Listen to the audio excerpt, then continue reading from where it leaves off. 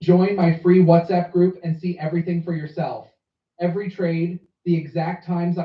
Wake up! Version 7 of Midjourney has finally been released. Yo, Chocolate, what's It's up? 5 in the morning here. I haven't had time to play with it. Let's take a look together. Version 7 is the first model to have personalization turned on by default. You must unlock your personalization to use it. Okay, it says it'll take about 5 minutes. If we go to personalize, we're going to see a completely new personalization page. It's much smoother and faster than before, so props to them for that. We can see up here on the right, if we click V6, we'll see all So of our I've, version 6 profiles. I've already Currently, been I here already for have about an 206 rankings.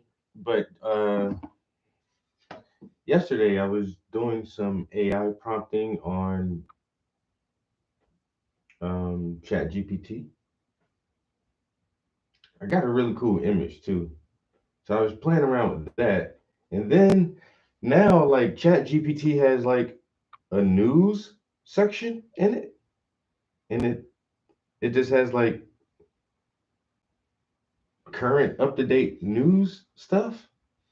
And I'm like, okay. So I'm scrolling through the news articles and it's all like tariffs, Elon Musk and Donald Trump, and it's just like, oh my God. And then I get to this one article about, hey, Midjourney just dropped their new version. And I'm like, what? And so I'm looking at the time and it literally was like just hours before. I think the article was posted like 7 or 8 hours before. I'm like, yo, that shit happened today? So happy I'm scrolling on this shit right now. So literally, I came up in the studio last night about 9 o'clock and played around with Midjourney for a little while because it has a new version and I have a paid subscription. So I'm like, let me check this out. And there's some really cool features in there. And so this morning as well, I was in Midjourney for about an hour or so. Actually, if you look at the thumbnail from this live stream, I just made that with AI. It's a really cool picture too of like this young prince standing in a field or something. Yeah, I literally just made that this morning. I'm like, let me try my new little AI shit. And the images are just wow. Looks really good. So yeah,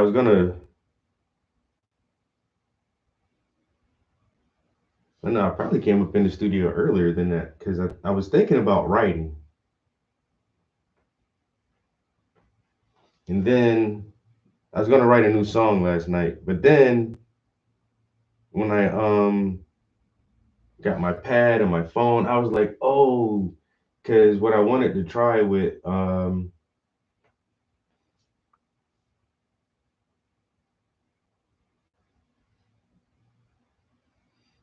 oh no, that's not a real picture of a real, that's not a real person.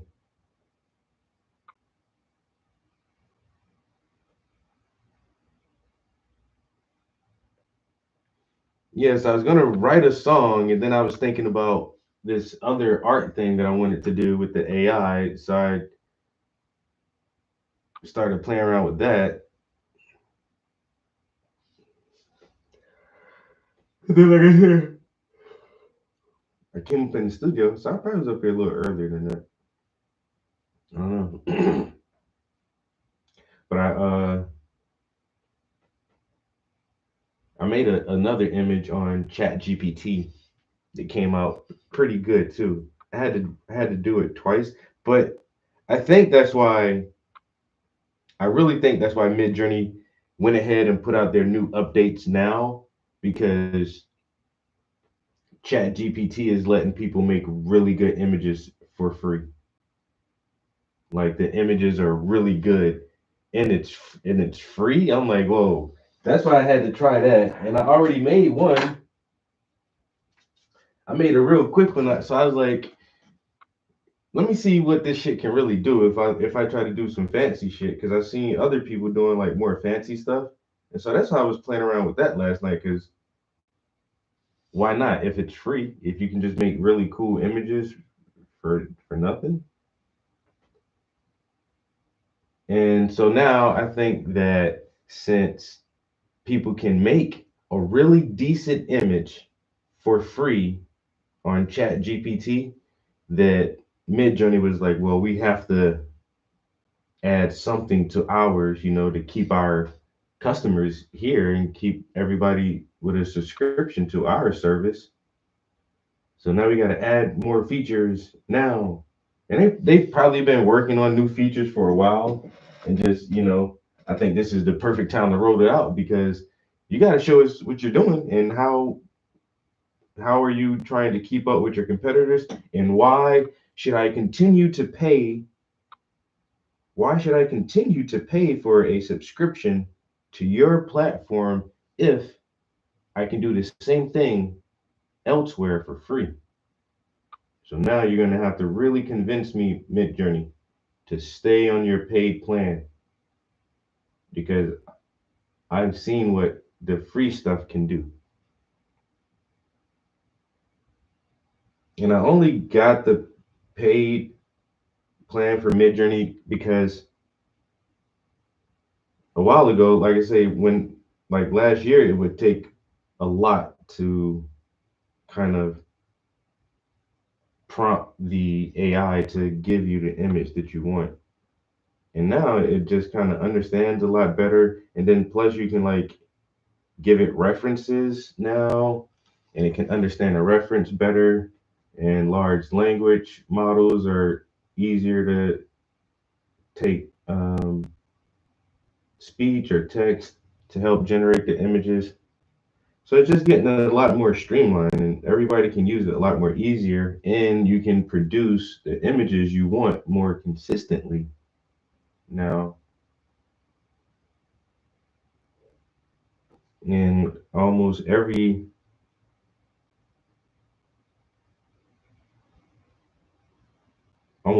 platform can do this image generation. So now it's like a real big competition of, who's going to keep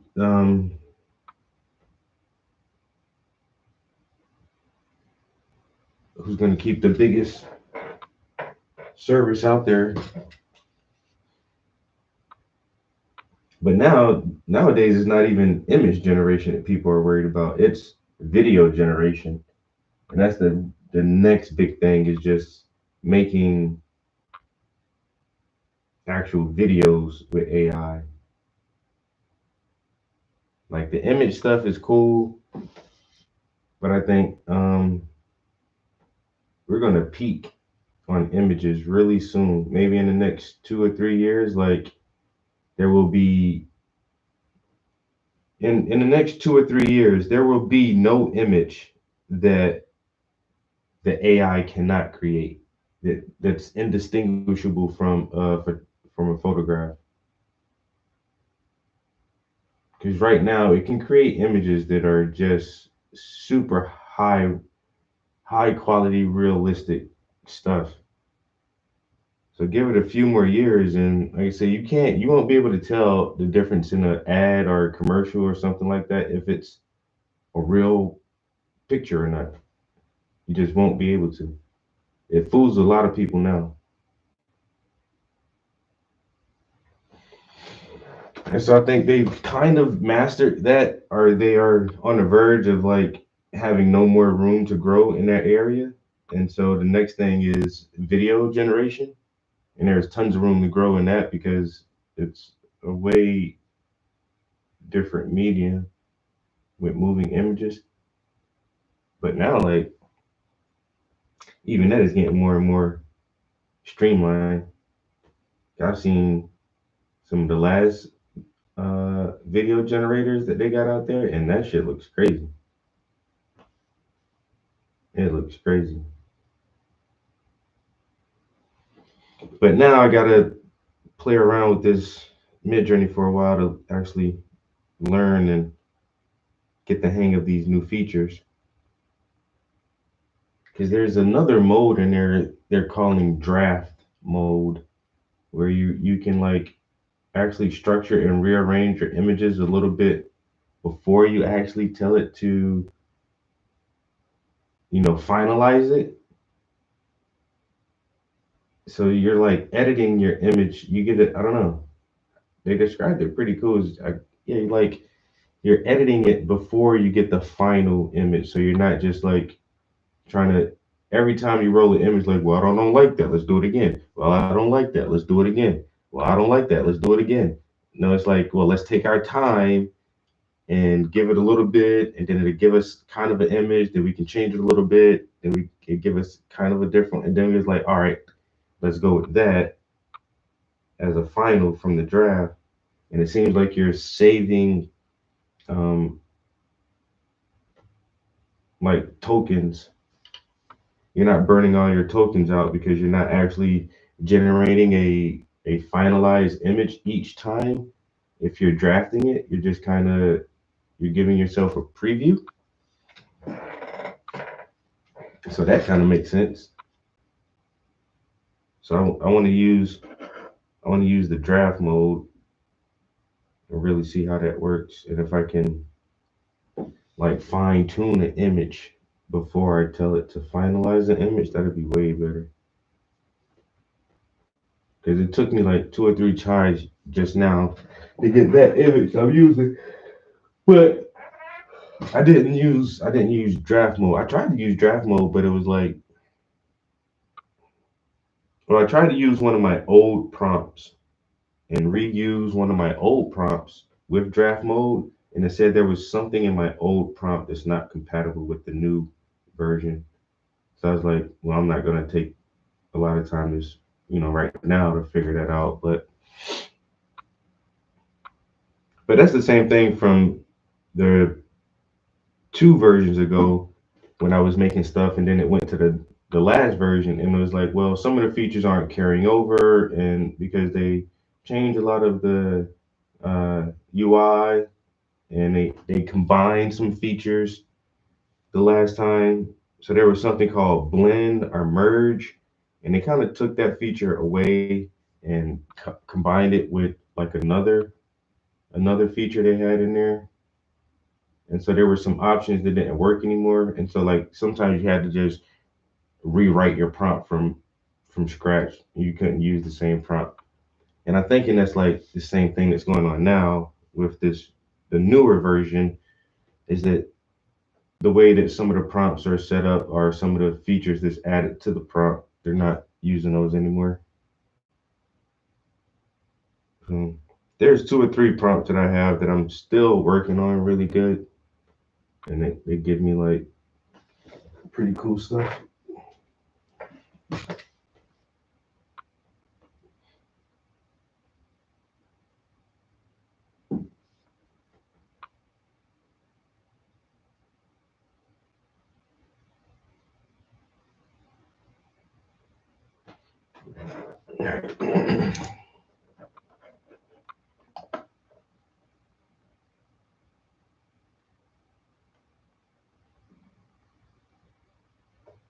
You're not fond of the AI? Well, it's here, and I don't think it's going anywhere anytime soon. So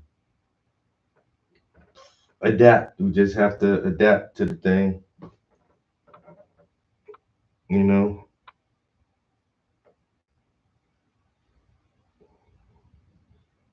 people say that about all technology. People say that about cars. Before cars were really popular, everybody had horse and buggy carriages. Motherfucker, what the fuck is this horseless carriage? A horseless carriage? Man, that shit ain't gonna. How can you have a horseless carriage? And then the shit caught on. Everybody said the same thing with television. Like, who the fuck has time to sit down in front of this box all day? I don't like it. And then everybody said the same thing about the internet and emails and the internet. The www. What the fuck is a www? Well, it's the World Wide Web. The World Wide Web. What the fuck is this shit? Well, you can send people an email. An email stands for electronic mail. Electronic, man, this shit ain't. I don't know about this shit, man. And now, Google. And the same thing with AI. I don't know about this. I don't know about this AI stuff, man. This shit gonna be,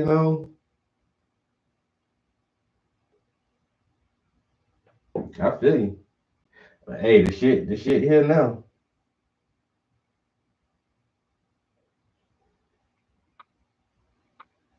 They gonna use TV to brainwash everybody. Probably.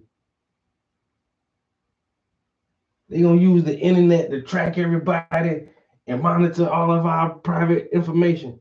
Probably.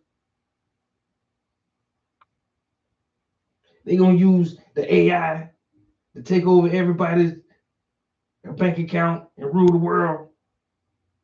Maybe. Maybe.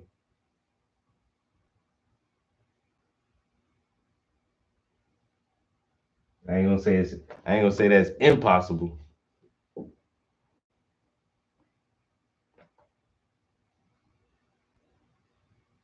And everybody want to go to sleep on their commute to work now. Everybody want to get a pizza delivered with nobody in the goddamn car. Waymo.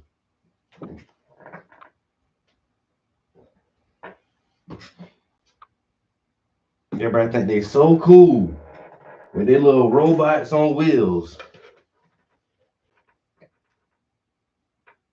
I ain't gonna lie. I can normally make it a little bit further than this in the morning without eating, but this morning I feel just super hungry right now. It's only 6 o'clock. No, I can make it about 8 or 9.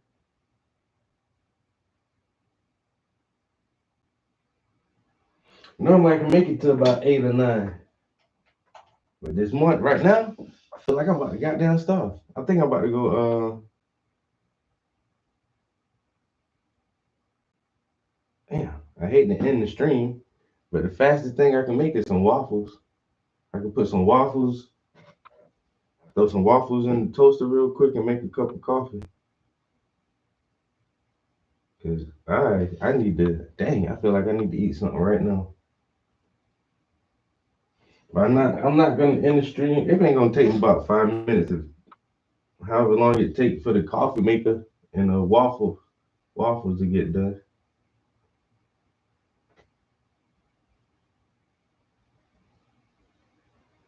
So we got to do about 5 hours in the studio today, at least. That's on the low end.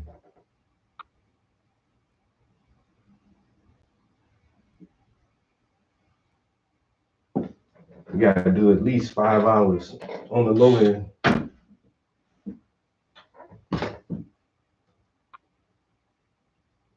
We got a lot done yesterday, though.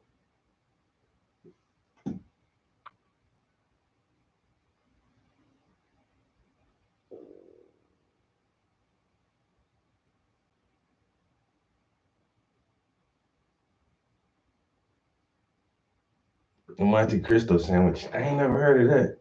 Jelly and toast and eggs. That's what y'all call it.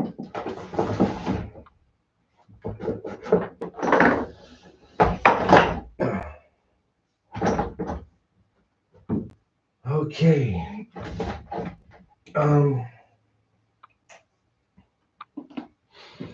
Yeah, give me dang. Can I get 5 minutes to cook? Well, not to cook, but give me 5 minutes to go make some coffee and waffles.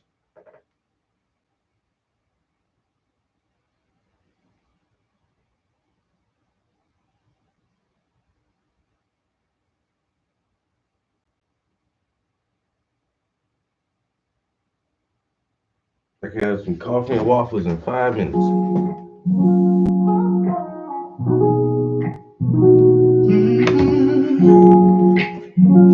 Trap House Entertainment. I was kissed by the sun, so I'm blessed with a heliopic essence, shining like I'm made of gold. 666, connected to the nexus.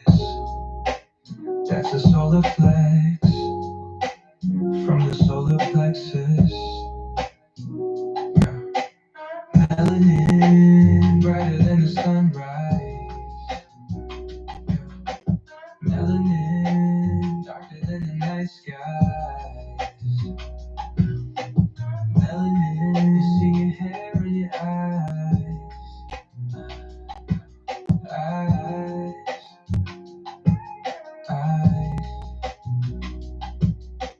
Melanin brighter than the sunrise. Melanin darker than the night skies. Yeah. Melanin, skin, your hair, and your eyes. Eyes.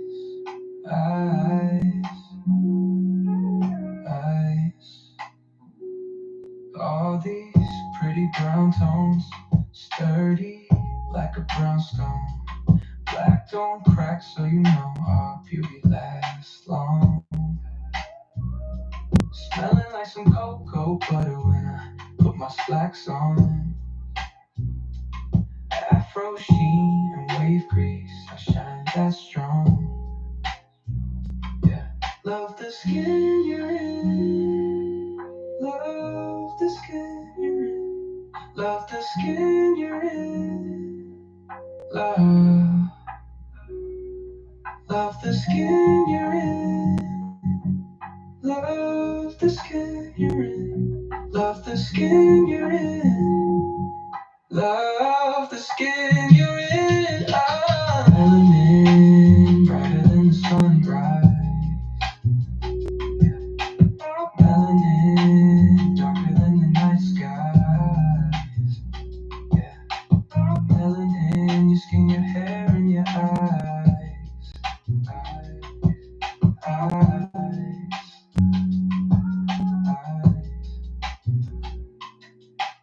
Melanin brighter than the sunrise.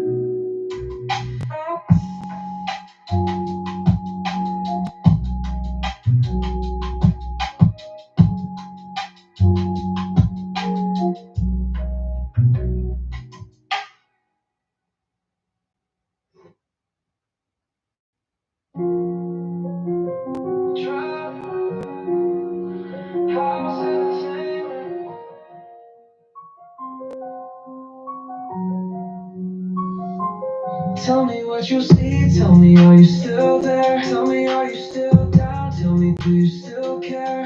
Tell me what you see, tell me are you still there? Tell me are you still down? Tell me do you still care? Communication shut down and my pillow's wet now. Acting like I slept wrong, eggshells I gotta step round. Treat me like a stepchild, and that's foul.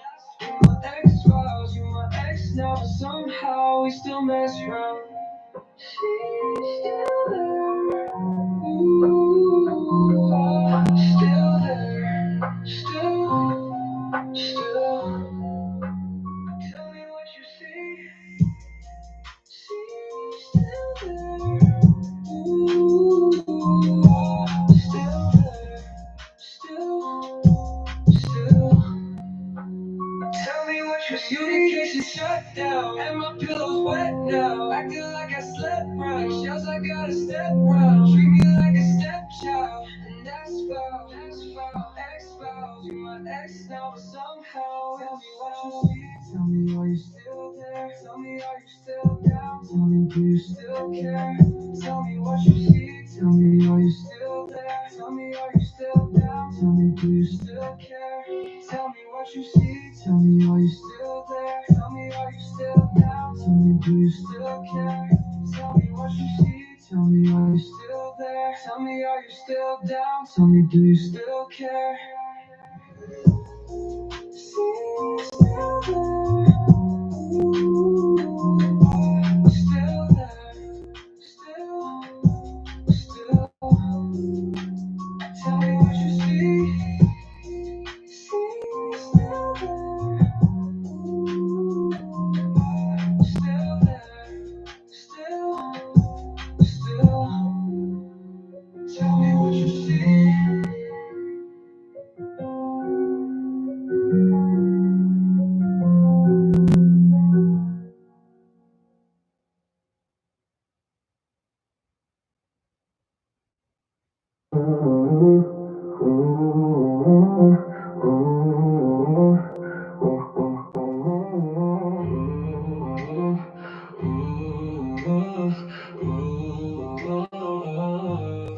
Watch how you make your bankroll. Them J's be playing in plain clothes. My niggas will bang when I say so. You niggas be banging the same hoes. You mimic and copy the same flow. You jacking and copping the same clothes. I clap at your top for them pesos.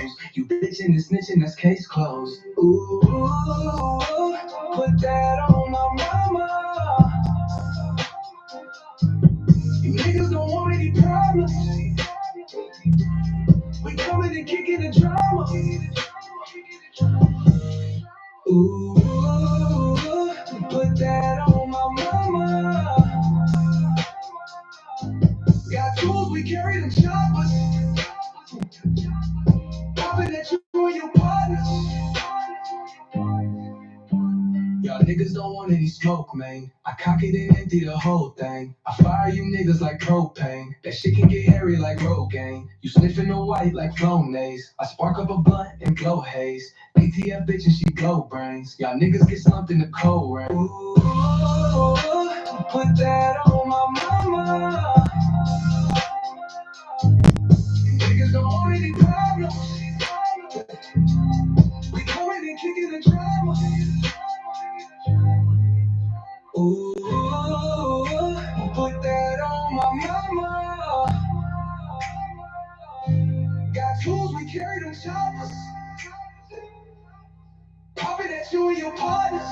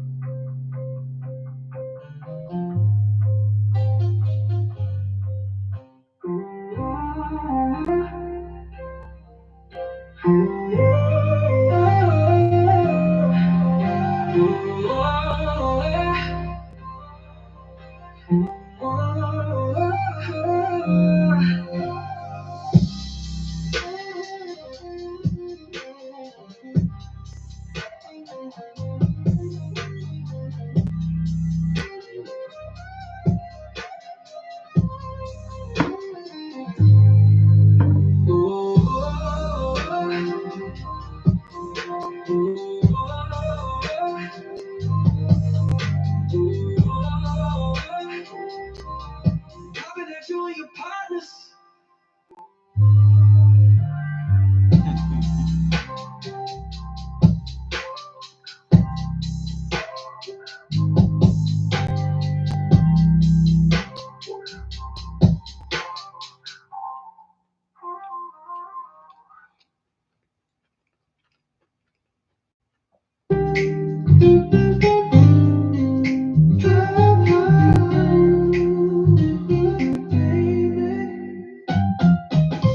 Give us a chance at romance. Give me your hand and let us go dancing. Late nights in Houston, vacations in France. Beat the weather like Helly Hansen.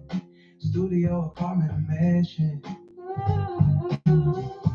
Long as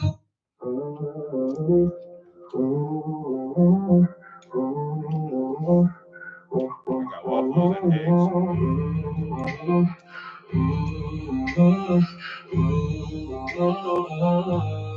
Watch how you make your bankroll. Them J's be playing in plain clothes. My niggas will bang when I say so. You niggas be banging the same hoes. You mimic and copy the same flow. You jacking and copping the same clothes. I clap at your top for them pesos. You bitching and snitching, that's case closed. Ooh, put that on my mama. You niggas don't want any problems. We coming and kicking the drama. Ooh, put that on my mama. Got tools, we carry them choppers. Popping at you and your partners. Y'all niggas don't want any smoke, man. I cock it and empty the whole thing. I fire you niggas like propane. That shit can get hairy like Rogaine. You sniffing the white like Flonase. I spark up a blunt and blow haze. ATF bitch and she blow brains. Y'all niggas get slumped in the cold rain. Ooh, put that on my mama. You niggas don't want any problems. We coming and kicking the drama. Ooh, put that on my mama. Got tools, we carry them choppers. Popping at you and your partners.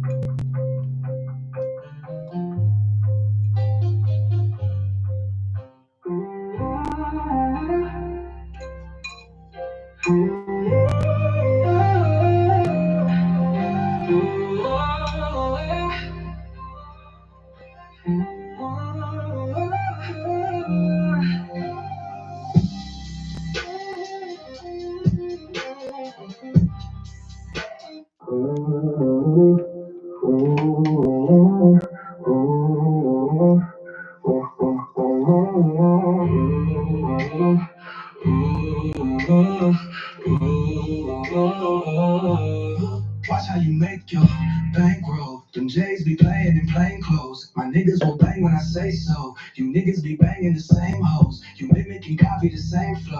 You jacking and copping the same clothes. I clap at your top for them pesos. You bitching and snitching, that's case closed. Ooh, put that on my mama. You niggas don't want any problems. We coming and kicking the drama.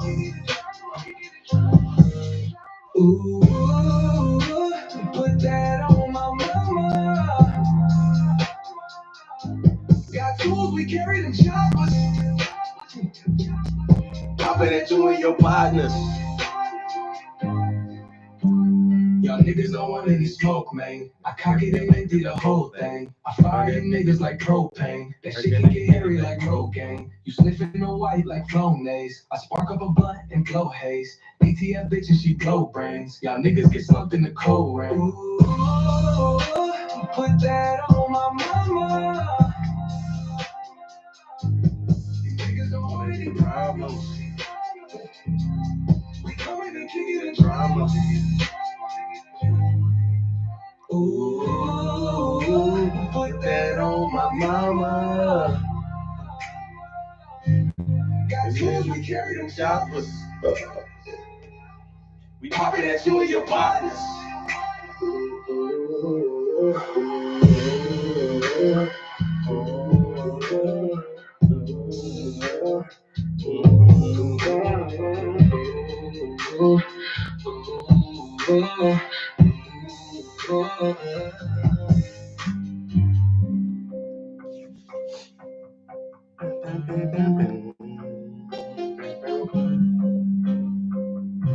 That was the last song I did. Actually, I was going to write a song last night until I got on Midjourney. And I was like, yo, fuck that writing shit tonight.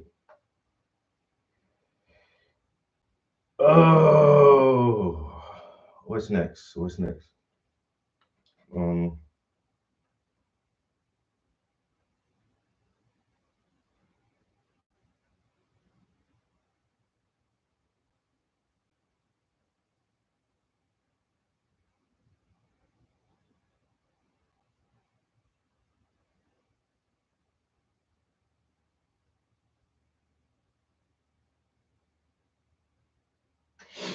Is Beam first. There's a new Beam plugin, which you've seen me working with, and it's an absolute blast while at it. Meta just dropped Llama 4, 10 million token context window, which is absolutely insane. It comes in 3 different versions, small, medium, and large, and I'm going to tell you everything about it.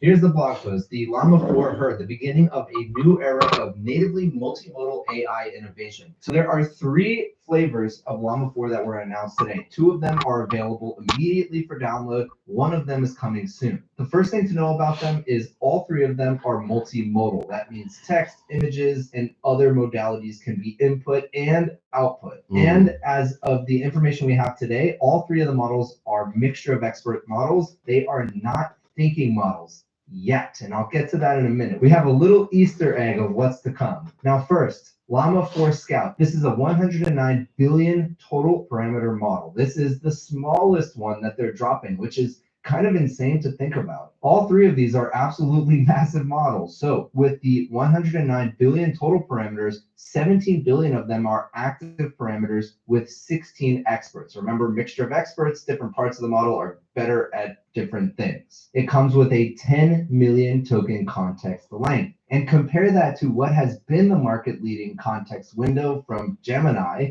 which is 2 million tokens. And 2 million was really kind of the cutting edge.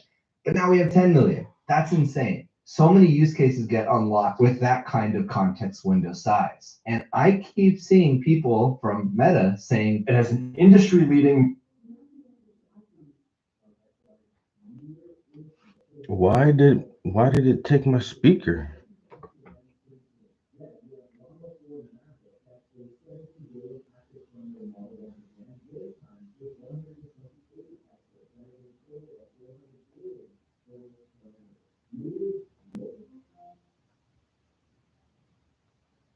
Text length, and I suspect that million is only going to increase. Then the model that is announced but not yet released because it's still baking, Llama 4 Behemoth. Listen to this: 2 trillion total parameters. That is a massive model. That is a frontier grade model. That is on par with the size of Claude's models, of OpenAI's ChatGPT models, the most intelligent teacher model for distillation. Absolutely incredible, and that's coming soon. Now, this is also, so far, what we know, not a thinking model, but adding thinking to it is going to be very straightforward for that team. All right, a couple facts before I show you the benchmarks. Llama 4 Scout, their smallest, quote unquote smallest, has 17 billion active parameters, 16 experts, and is the best multimodal model in the world in its class, and is more powerful than all previous generation Llama models while fitting in a single NVIDIA H100 GPU. Llama 4 Scout offers an industry-leading context window of 10 million, and it delivers better results than Gemma 3, Gemini 2.0 Flash Lite, and Mistral 3.1 across a broad range of widely reported benchmarks. Now, that's good, but these Gemma 3, Gemini 2.0 Flash Lite, Mistral 3.1, these are much smaller models in total size. So I'm not really sure they're apples to apples, but in terms of active parameters, they are.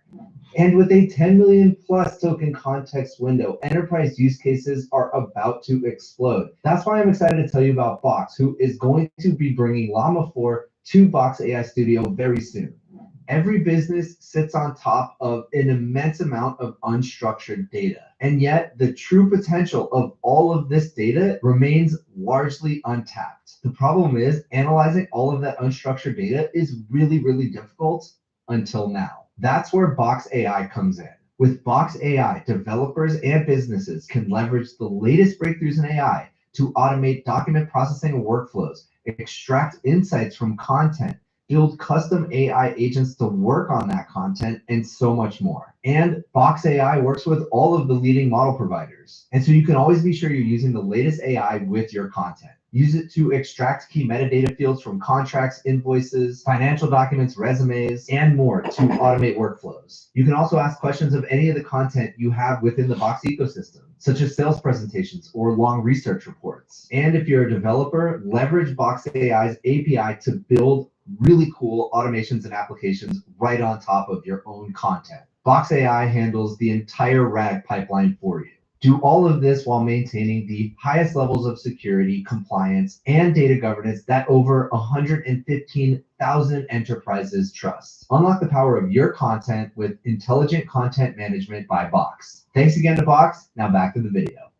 Next, Llama 4 Maverick beats GPT-4o and Gemini 2.0 Flash across the board and achieving comparable results to the new DeepSeek V3, which just came out on reasoning and coding at less than half the active parameters. And really where it shines is not only the context size, but the cost. It is very cheap to run. And again, I'll show you that in a moment. So Llama 4 Maverick offers best-in-class performance to cost ratio with an experimental chat version scoring an ELO of 1417, bringing it to number 2.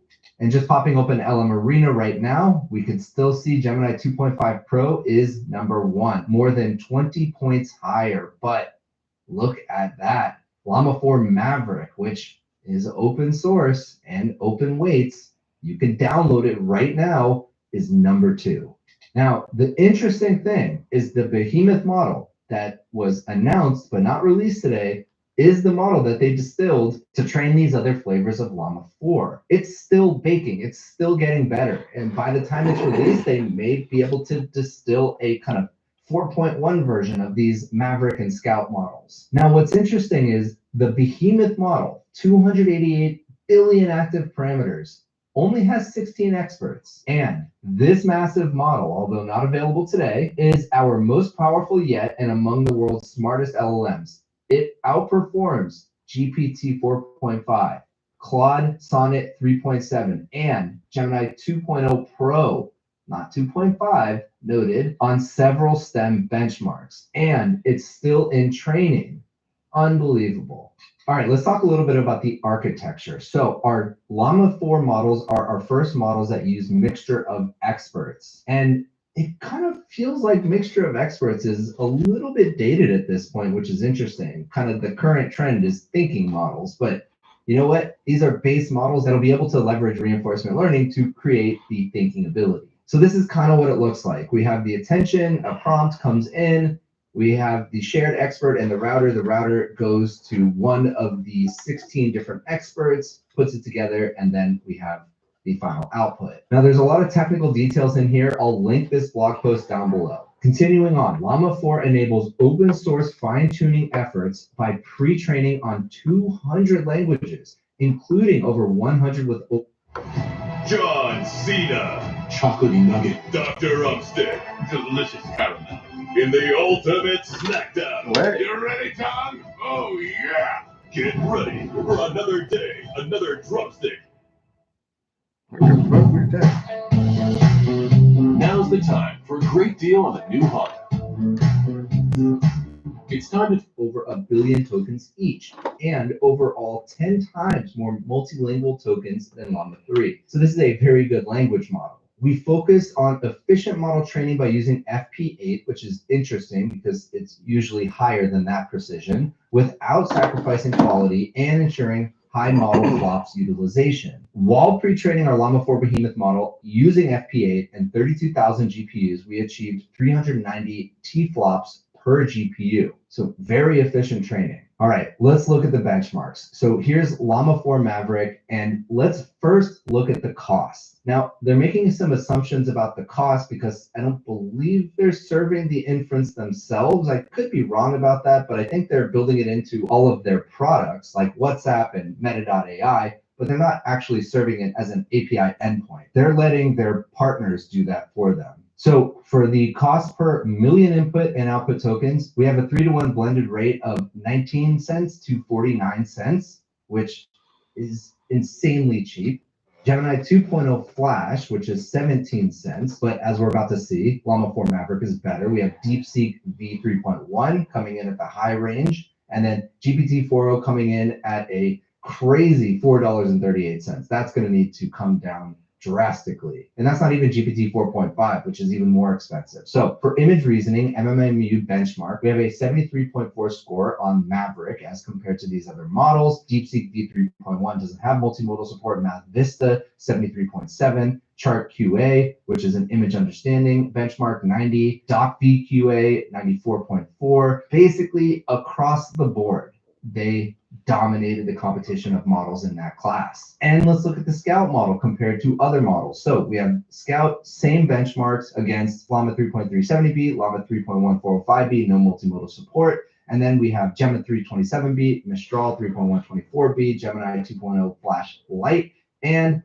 yep, across the board, you guessed it, Llama 4 Scout 1. Now, the one exception, which is interesting, is right here. Live Code Bench, Llama 3.370B, still beats it, just edging it out, which empowers the base model with advanced length generalization capability. So basically, it was trained using a much larger context window than usual, giving it the ability to have an even larger context window when it actually gets served. All right, and here is the needle in the haystack test. So blue means success, white means fail. Llama 4 Maverick, all the way up to 1 million tokens. We have a couple little failures, but look at this. Llama 4 Scout, 10 million tokens, a sea of blue, not a single failure. Very, very high performance in terms of being able to recall information in a massive wall of text. Here's Llama 4 Scout with video. Remember, it's multimodal. It can understand video, image, everything. Video length in hours. We have 20 hours of video, 20. And here we have a couple little failures, but overall still really good. Okay, so I mentioned these are not reasoning models. However, we have a little Easter egg about what might be coming soon. Check this out. This is llama.com/llama4 reasoning is coming. And we have a nice little llama video telling us, hold our llamas. It's coming soon. Now, there are some issues. The biggest issue seems to be the licensing. And this was a problem with Llama 3, and it continues to be a problem. They're not using standardized licensing like the MIT license. Listen to this. This is from Maxime Laban. Llama 4's new license comes with several limitations. Companies with more than 700 million active users must request a special license, and Meta can grant or deny that. That was the same exact thing with Llama 3. You must prominently display built with Llama on websites, interfaces, documentation, etc. Once again, this was the case with Llama 3. Still not good. Any AI model you create using Llama materials must include Llama at the beginning of its name. That doesn't seem like a big deal. You must include the specific attribution notice in a notice text file with any distribution. Again, seems pretty lightweight. And you must comply with Meta's separate acceptable use policy, which I'm not going to read right now, but if it's an open source model and you're giving it to me, go ahead and let me do what I want with it. All right, now AI leader Jeremy Howard had something to say about Llama 4. Basically, even the smallest version you can't really run on consumer grade GPUs, but maybe you will. Let me read this. The models are both giant MOEs, mixture of experts, that can't be run on consumer GPUs, even with a quantization. That's kind of crazy to think about. However, perhaps Llama 4 will be a good fit for running on a Mac. Macs are particularly useful for MOE models since they can have a lot of memory and their lower compute perf doesn't matter so much since with MOE fewer params are active. That sounds cool. I mean, I just bought this Mac Studio with 96 gigs of RAM, so I'm excited to test it out. I have my two RTX A6000s to test them out on, so definitely going to be testing these models. Jeff Dean, chief scientist at Google DeepMind, says, why can't you run them on consumer GPUs? Well, Jeremy responds with 4-bit quant of the smallest 109B model is far too big to fit on a 4090 or even a pair of them. And then apparently somebody from Meta says cooking now. What's cooking? We'll see. Emad Mosik, founder of Stability AI, says 1.58-bit for the win. So yeah, you're going to be running it at hyper quantized, if at all. All right, so we got more models coming soon. We definitely have a reasoning model coming soon. We have a nearly infinite context window model that is super fast. Yeah, we are in the days of open source. I'm so excited to play around with this. If you enjoyed this video, please consider giving a like and subscribe, and I'll see you in the next one.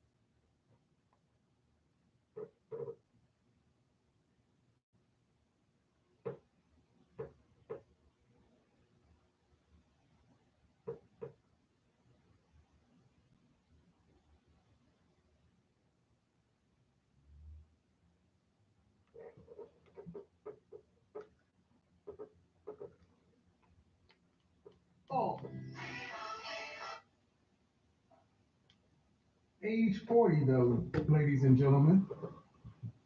Ladies and gentlemen, age 40 is where the game changes. How's the game changes? At age 40, you have put in your 20 years. You have done the work of getting your body right, work of networking, failing, trying better, failing again, and now you've gone into the second phase of life. You should have been promoted at least three times by 40. 40, you should have been promoted at least 3 times. And sometimes you may have to move companies to move up. You should have moved up at least 3 times. This is when you should be at the director phase of life, the regional manager, vice president, are ready to win. The phase of life to where you take no prisoners. And this is the phase of life where guys got to become more and more aware, because this is the phase of life where I'm a PhD. It can no longer ride on the fact that black don't crack and they still look like they're hot enough to get in the club. I know so many women who are 35 plus who, when you look at their bodies, they are beautiful, but you touch them and they're soft. Work out, but it's not firm, it's not tight like it used to be. Gravity and time is the same on all of us. Why is this important? You need to understand at age 40, your mindset needs to remember at age 20 how you had to eat shit. So many women will be coming along your way who had nothing for you back in the day when you were beta. Yeah, back in the day when they had nothing for you, and they hit you with the hey big head. Like, so, into hell, talk to them, pick their brain, work with them if possible. If you won't, dust a few of them off. But by no means do you get involved with them. That's a Minister Jap. He has a phrase that I'm going to take. He says, "You're too old to mold." There used to be a brother running around the Manosphere, on the Manosphere Street, talking about he doesn't deal with women over 25. I think that's a bit young. But the general sentiment is, if you are a woman and you are cute, pretty, beautiful, and or gorgeous, 6, 9, and or 10, and you have never been married, there's something wrong with her. 100% of the time, there is something wrong with her. She might be feminine, likely beautiful. She may say all the right things, but but somewhere there is a flaw in her mindset. Those are the women who are going to start coming out of the woodwork. These are the women I talk to with the most to try, because they're really trying to understand, how do I correct this behavior? Hear this information growing up. I didn't see it growing up, but look, I have mismanaged my prime years, and I'm trying to salvage it. They freezing eggs, all kind of tests. And here's the thing, I don't begrudge them any of this stuff, except one problem. They're dating in their late 30s, in their 20s.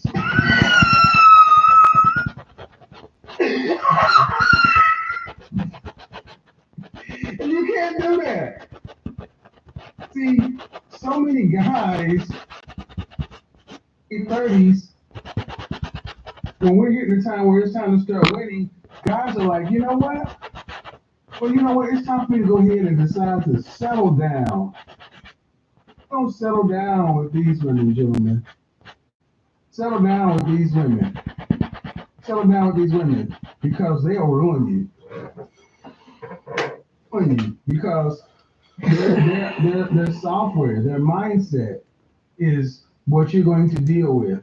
Remember, you don't deal with a woman's what comes out of her mouth. You deal with her actions, and her mindset will tell you everything you need to know. Mindset is modern woman. I don't care what they say, her mindset is modern woman. And a lot of women get mad at me for saying that, because a lot of women think that they are traditional women, but no, they're not traditional women. There's no way you could get to be a traditional woman and you're still single in your 30s. No way. No way you could have been a traditional woman and got to be single, especially if you have the cute, pretty, beautiful, and/or gorgeous. Because guess, they've had men come by. They've had suitable men come by. They've had relationships. Many of them have been engaged. Women that you'll find at this age who, well, if they're honest with you, they'll tell you, I've had opportunities, but it's always something. What it tends to be is their job.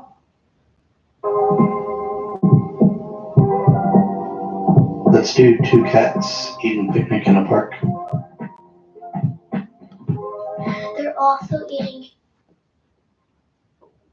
It's not being able to follow men. So why are men winning in this area of life? Because you are nothing but a dirty, stinking, low-down hyena. Because there are a lot of women that got the hyena mindset. Got the hyena mindset at this time and phase of life. And the most important thing you can do is understand that that's who they are. Mad at them. Avoid them. Because there is nothing you can do with the hyena.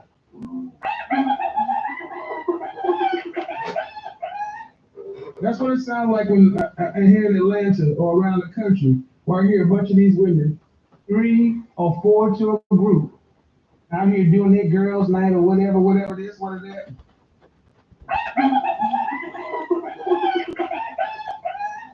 That's what you hear. A bunch of hyenas get mad at you because you come in here doing this.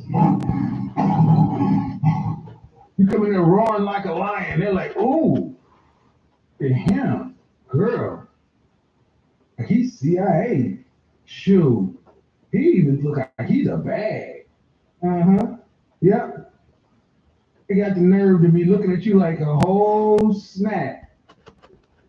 They're looking at you like a whole snack. And then you roll over it. But then here's the funny thing. You know what the funny thing about all this is, guys? They're looking at you like you're still back on the college campus, right? What do you see when you see these women? She like, hey, how you doing? Hey, big head. And they roll up to you, and you're like, I can't get with you. And then if you have, and they ask you or your opinion about something, then out of your mouth comes traditional man, masculinity, manhood, hierarchies, gender roles, all that kind of stuff. Then the next thing you know, you spot the undercover Shirley, and you call it out. Hey, Shirley, and what do you hear? Shirley, you can't be serious. I am serious. And don't call me Shirley. Shirley, you can't be serious. And she's like, I am serious. Don't call me Shirley. Let me get this right. You are 5'4", 170 pounds, $200,000 in student loan debt.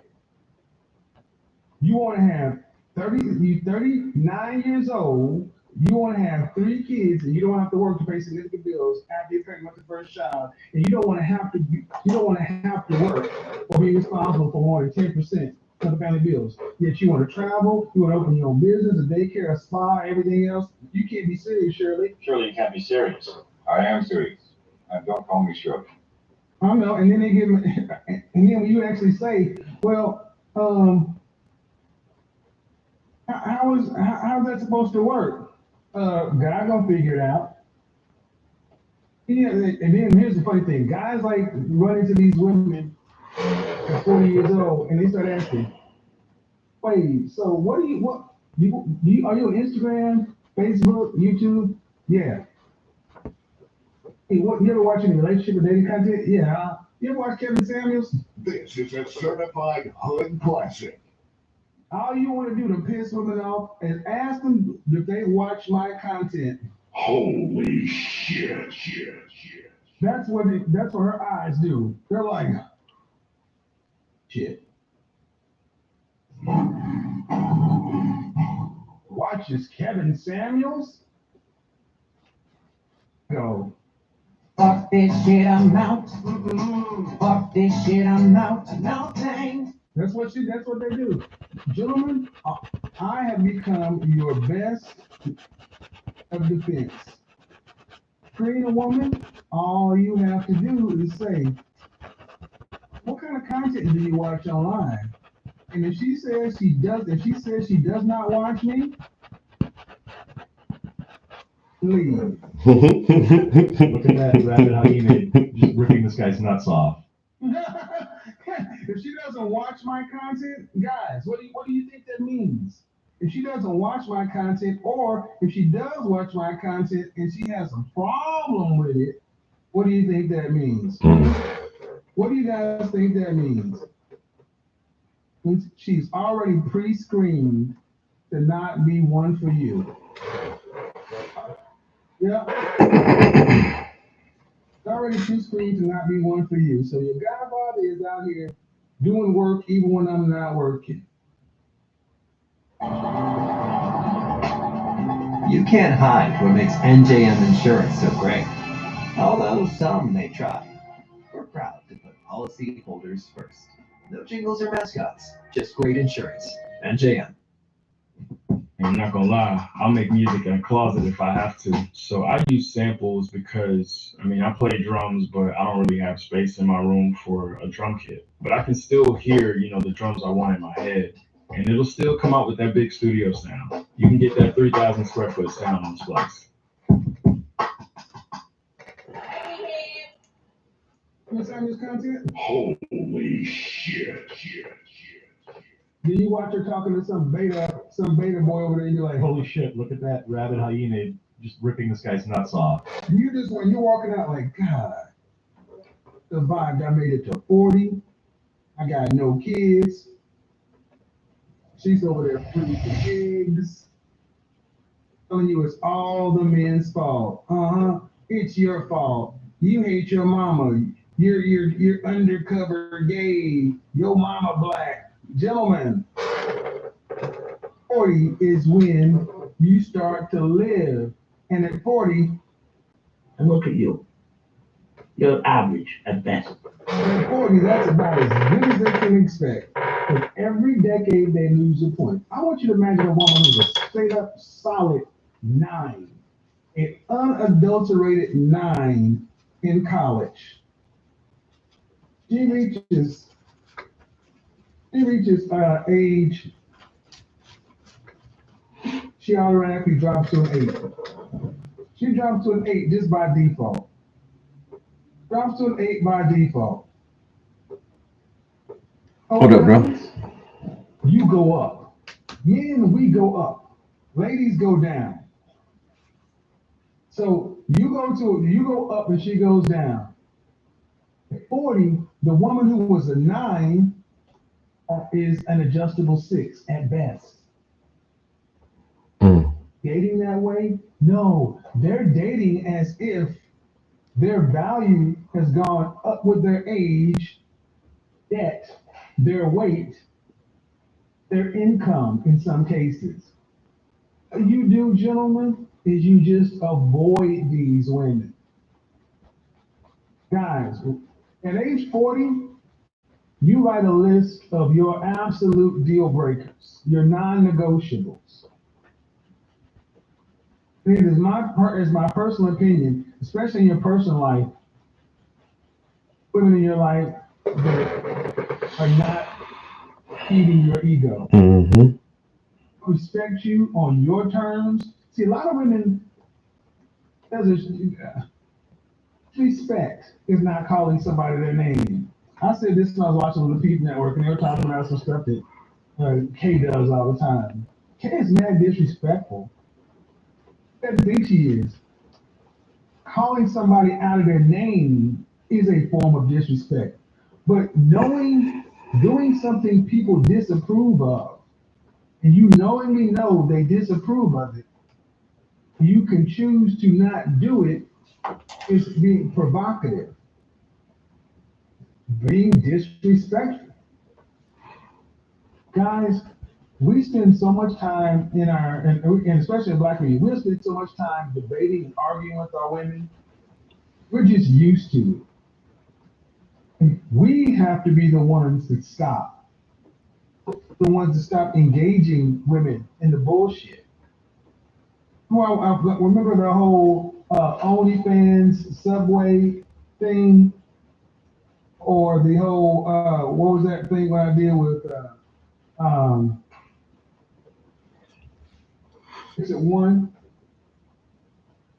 Don't engage. It's not a debate for women who are serious women who are not just wanting to travel, have fun, this and such and so forth. So at 40, life begins for a man at 40. Best part of life. He'll get the benefit of being a young enough man. You are wise enough to get shit done. You got some gray hairs, and you know that you don't have to rush. Good for a man who's done the right things. But if you haven't done the right things, 40, gentlemen, if you're not putting in the 60 hours, because this is where it shows up. Many of you guys are football fans. And you know the fourth quarter, where the work in the gym shows up, the road work, the conditioning. At 40 is where all this shows up.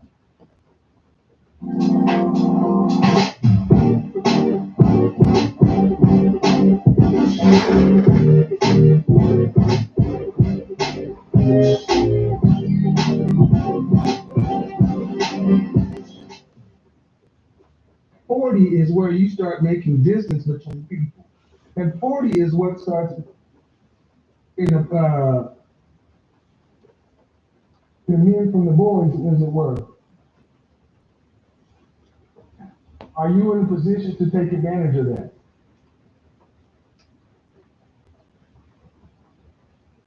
Are you in a position to take advantage of your 40s? That's the real question. A lot of guys aren't in a position to take advantage of their 40s. What you need to do is look and say, do I have my wolf pack?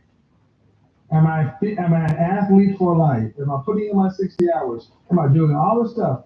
Do I have my network together? I have my masculine image together. And this is one area where most men fail. Many men have all this stuff on their career and everything else, but you're still dressing like you dressed in college. Sorry, gentlemen, it won't work. Take off the damn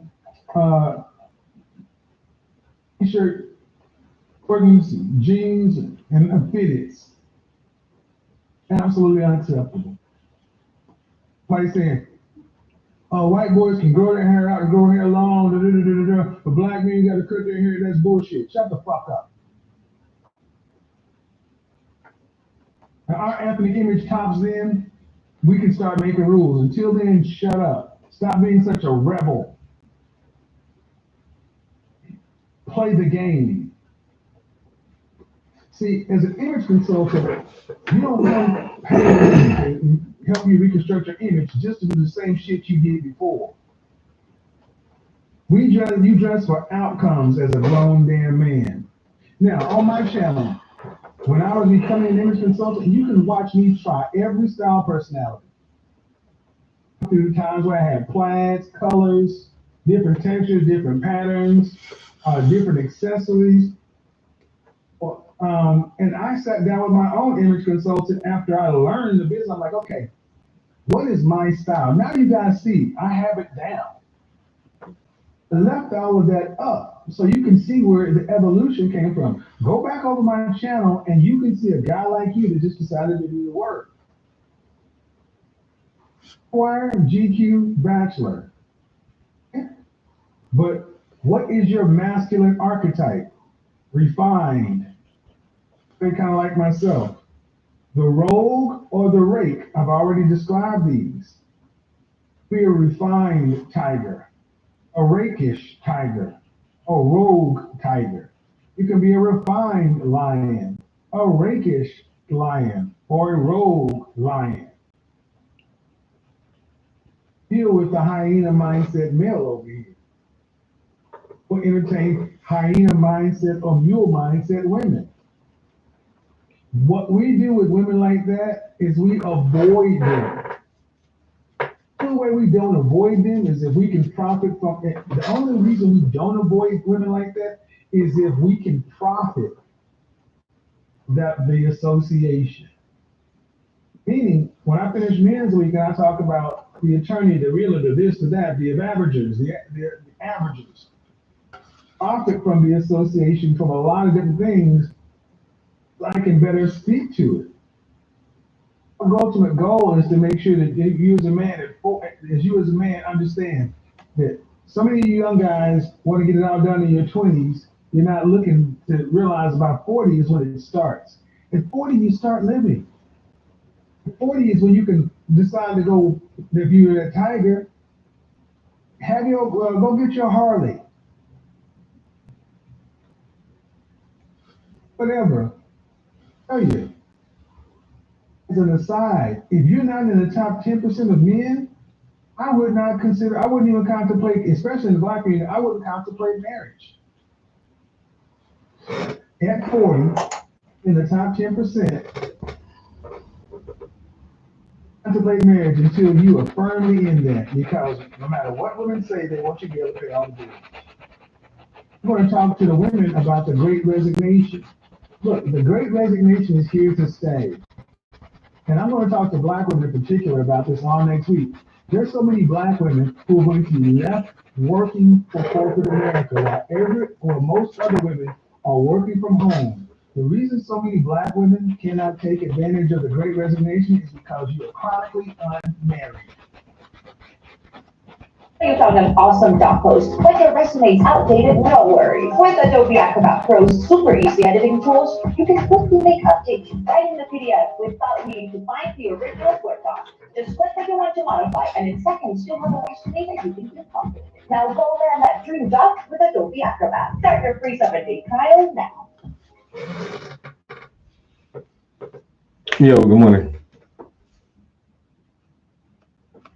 Stuff with minority mindset, Josh seeing some other things, talking about the Great Resignation, talking about how companies are starting to go back to women to renegotiate, and y'all's dumbasses are taking the packages. The women I know of who are working long, crazy hours, getting underpaid, came back and offered them $5,000 extra. Now they're going back and doing like they could have gave you that money a long time ago. Resignation on top of inflation. Most of you ladies, if you could get along with a man, you would be set to come. The Great Resignation. But you're not in the top 10%. 75,000 or more. Maybe you don't live in a big city. Maybe you live in Tulsa.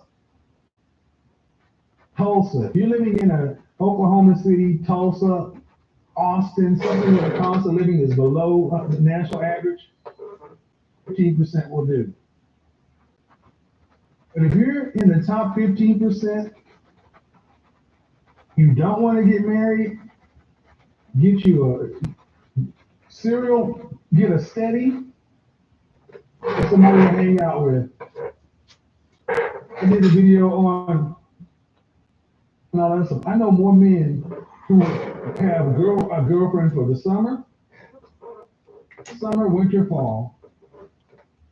Got a cold weather girlfriend, got a warm weather girlfriend. I'm not talking about running a rotation per se. I'm talking about all your relationships with women need to be above board. Need to be clear up front.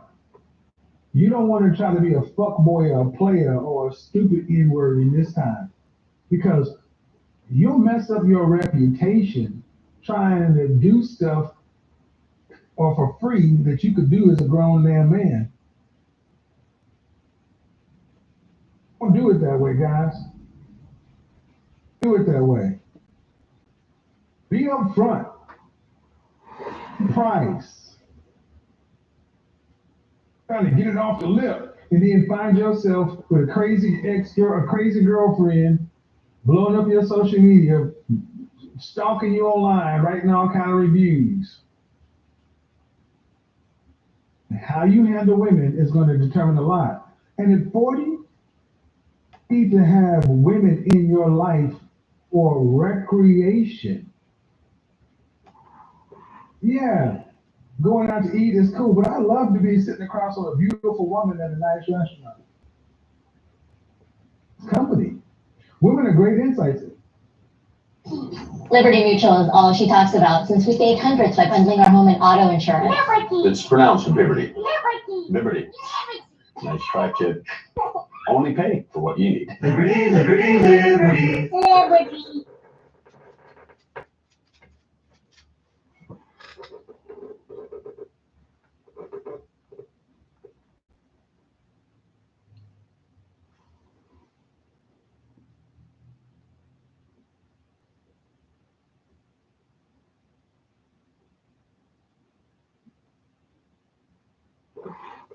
Yo, the Godfather Kevin Samuels. Yo, he used to be dropping that knowledge. Relationship advice.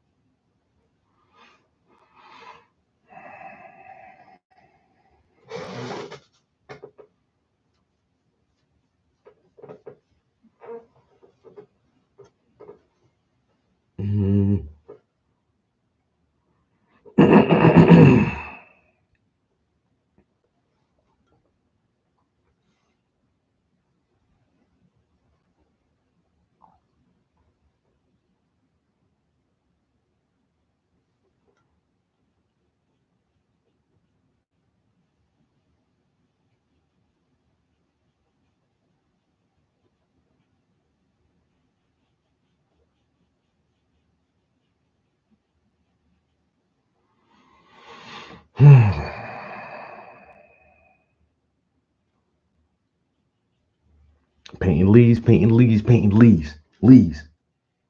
Early in the morning, painting leaves. If it's sunny, if it's raining, if the wind start to blow, when I get a little breeze, I'm painting leaves. Leaves, leaves, I never did leave. Sitting on the ground and I got them on my sleeves, painting leaves, painting leaves, painting leaves.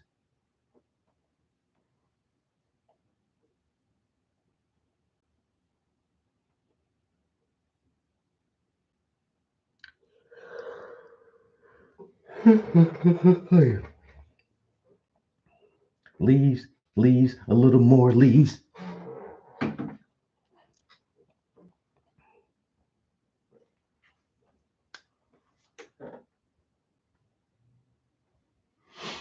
The more leaves I paint, then the more release I get. Hey, leaves, leaves, you know we painting leaves.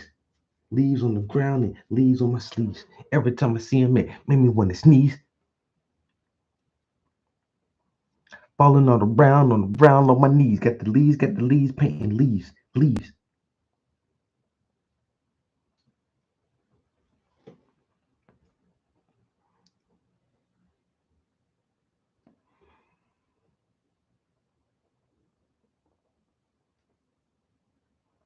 And every time I think I finished, then I turn around and witness something falling from the trees. I can't believe it's more leaves, leaves, leaves. Man, I'm painting leaves early in the morning, painting leaves, painting leaves. Sitting on the ground, on my knees, on my sleeves. Every time I see him, it made me want to sneeze, painting leaves, leaves, leaves, leaves, leaves. When I'm in the city, man, it make me want to leave.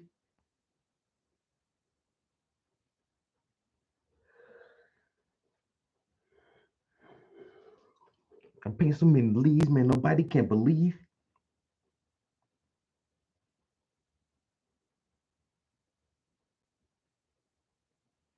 I grab it by the trunk, then I shake the whole tree, and what's falling down? Leaves, leaves, leaves, leaves. You know I'm painting leaves on the ground, on my sleeves, painting leaves. Every time I see him, it made me want to sneeze. Paint so many leaves that you wouldn't even believe.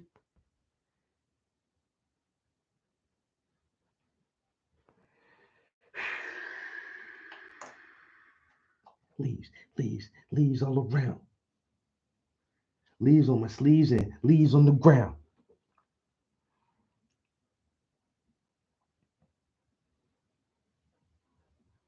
Walking through the forest on the thing that I found.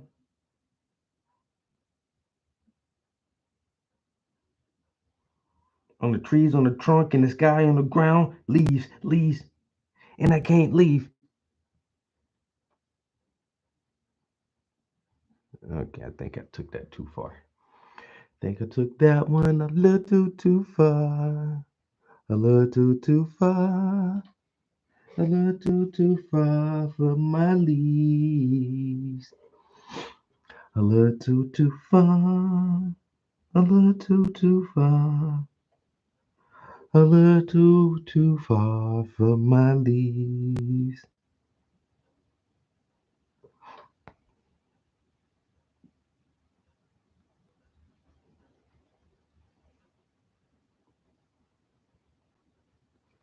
Well, it's a rainy day. And what do I do on the rainy days? I go in the studio and paint. And what do I paint? Leaves, leaves. You know we painting leaves. Even in the rain, I can still paint some trees.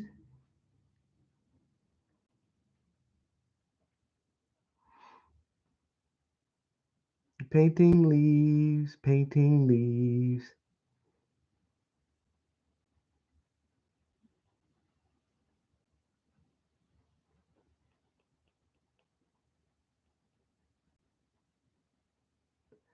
Just a little bit of leaves, please. Can you paint some leaves, please?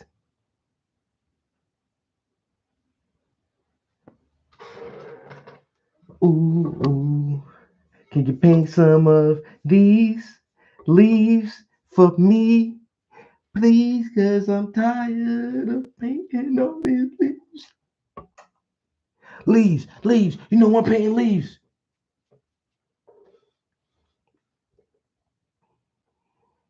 Every time you see me, man, you know I'm painting these. Leaves, leaves, leaves. Leaves. All on the ground because they fell out of the trees. Leaves. You know we painting leaves. All on the ground because they fell out of the trees. Leaves. On the ground, on my knees, on my shirt, on my sleeves. When I see him, I can sneeze on the leaves. And it made me want to leave. Okay, that's enough of that one. That's enough. That's gonna stop right there. Gonna do da right there. Okay. All right. Good Sunday mornings. Sunday morning. Ooh. Sunday morning.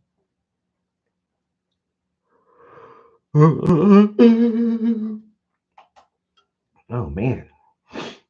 We got an hour and a half. Why I feel like I've been here for 17 hours already? It ain't but an hour and a half. Okay, all right. So I was in the Art Boss stream yesterday. She was watching, and I've been seeing like clips from Kanye West's last interview. As you guys may know, this is art and education. I really don't deal with like populism or celebrity shit. But yo, Kanye with his shock value, I mean, this motherfucker will grab your attention. And so I just like the past couple of weeks, I've been seeing like the little clips of this motherfucker, man. This nigga with a guy. He went and got the big swastika, goddamn medallion. This nigga is wilding. Now, I will say, true story, entertainment purposes only. Try not to offend anybody. But I remember one time I was on the construction site and we had to wear hard hats, right? And I was just I just had the regular white hat. But I would take my Sharpie marker and just draw shit on my fucking hard hat all the time when I'm bored at lunch or whatever. Because some guys would put like different stickers or insignia and stuff on there, like, like work equipment, like what kind of power tools you have. Sometimes when you buy new stuff, you'll get a sticker with it or something. Cobalt, and then you can put that shit on your hard hat or whatever, or your toolbox. So I wasn't the only person who like would have stuff on their hard hat or, kind of like design it or spruce up their hard hat to make it like unique or stand out.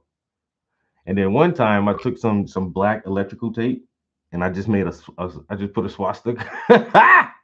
I just put a swastika on my motherfucking hard hat, yo. And I was like, well, this is a more ancient symbol than the Nazi. Like Hitler didn't like invent this shit, bro. That infinity symbol is thousands of years old. That shit has been around for 1,000 years. You can find that shit in Africa, Asia, like everywhere. Like people know that symbol, what we call the swastika or whatever. So, I don't look at it the same way most people do. Is like, oh, when people say it's like Nazi, it's like no, it's a symbol that the Nazis use, and it really means like peace and unity. And so I do remember like I've done that before. so even like when he got the medallion, it's like, that's funny. You're such a troll, my nigga. Why are you trolling that hard? My swastika was made out of fucking electrical tape. You know what I'm saying? My shit was like 12 cents.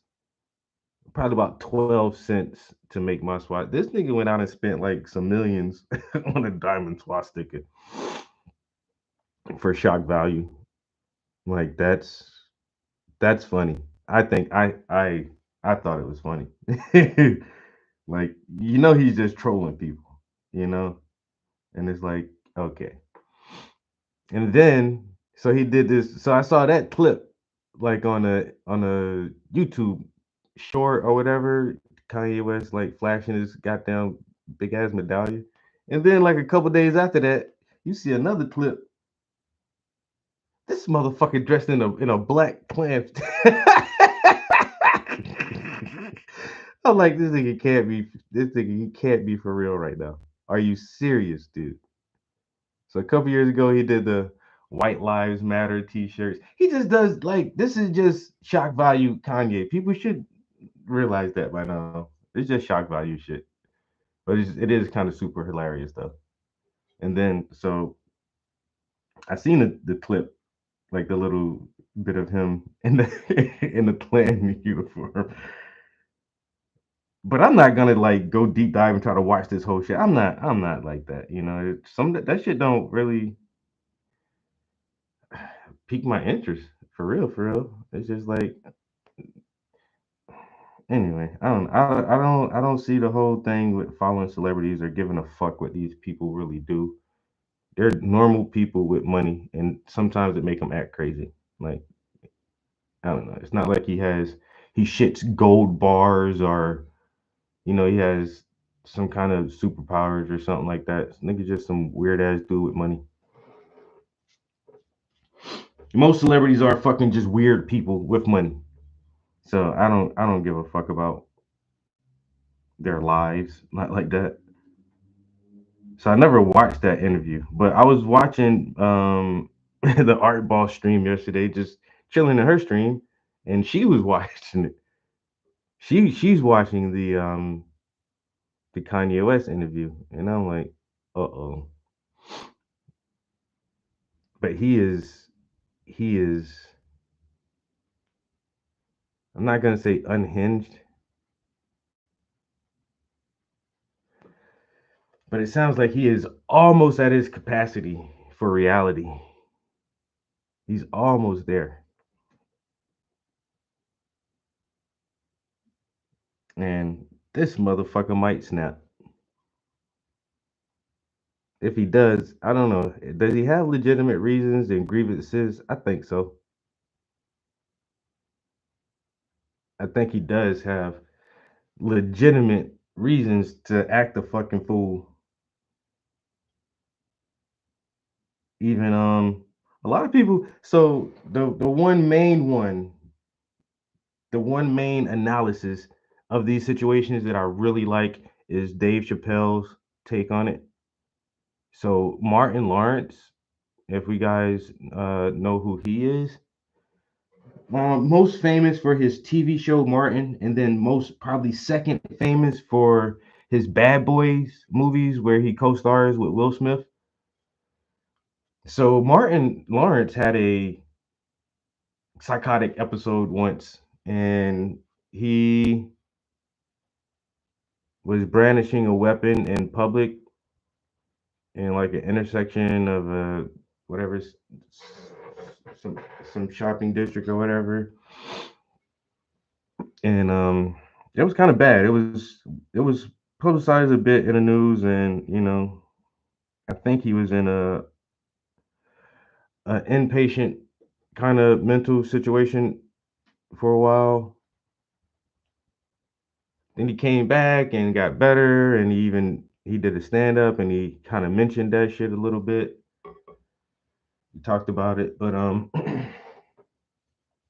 Dave Chappelle gave his perspective on the Martin Lawrence incident, and he was like, I know Martin.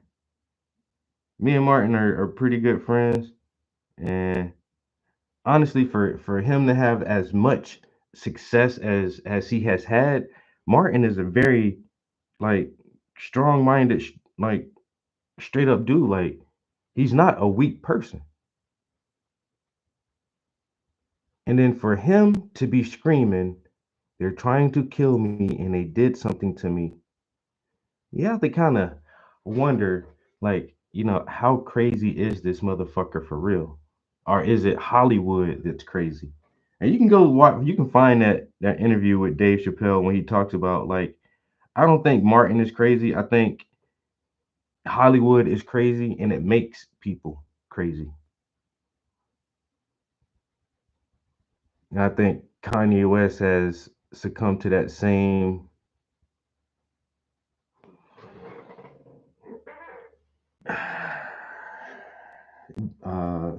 diabolical scheme of Hollywood using people as pawns to promote whatever agendas they seek to put out in pop culture.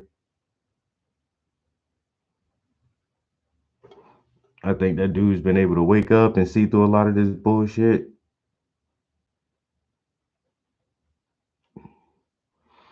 And like Michael Jackson, if you start talking about this shit, man, hey, it just don't sound good, man. The shit they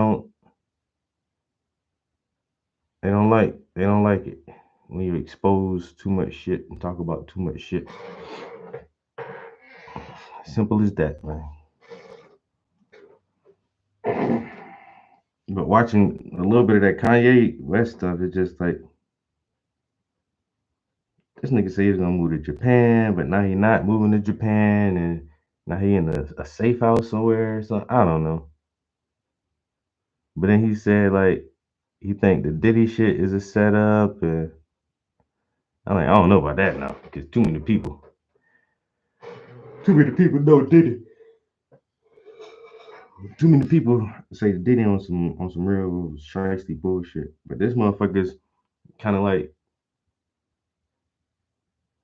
almost defending Puff Daddy in a way. And I'm like, I don't know about that, Kanye.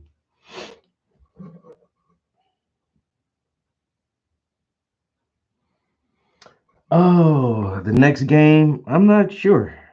Honestly, I don't know. I don't have anything really piquing my interest. Like I said, I could go back and try to finish God of War, because we did put a couple hours in on that thing.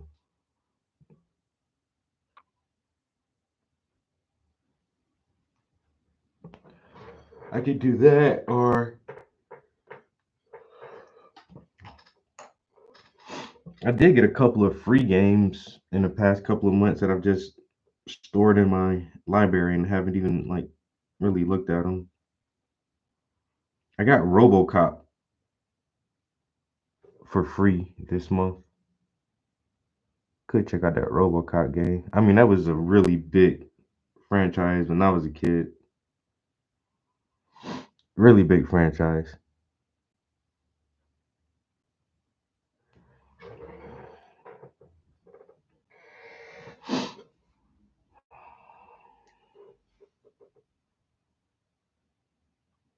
There was movies and video games, and did RoboCop have a cartoon?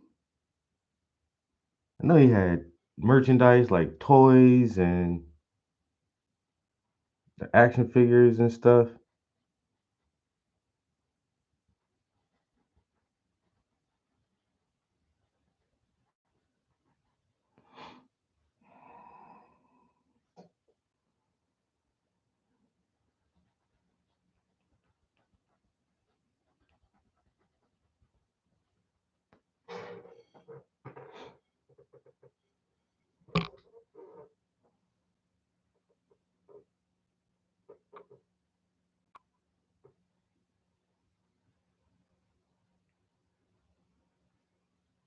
Oh, they coming. The new RoboCop bots. They'll be out there patrolling the mean streets. I guarantee you they coming.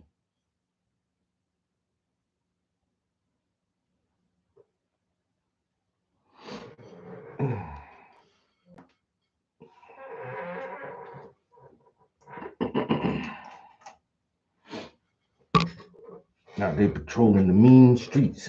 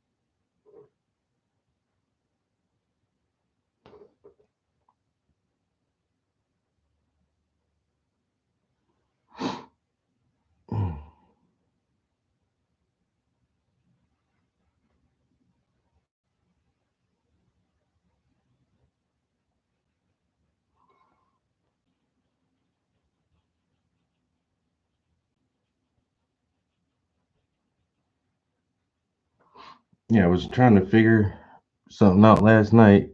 Like I said, I went back. I did start that Jedi game from the beginning just to see what it's like with all the level up perks at the beginning. And there's one perk you don't get. So the little dash, like when you jump in the air and you dash forward, and it helps you get through like those green and red power, like electrolyzed doors, or they're not like a door, it's just like a force field or whatever. So you don't have that at the beginning. That that dashing motion. All right, okay, that's not too bad though.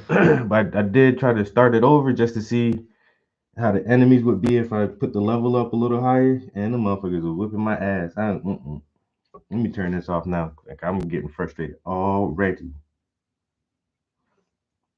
Y'all motherfuckers already frustrate me. That shit was hard. I'm like, damn, I got all my scrimps and everything. And robots is like, none of that, sir.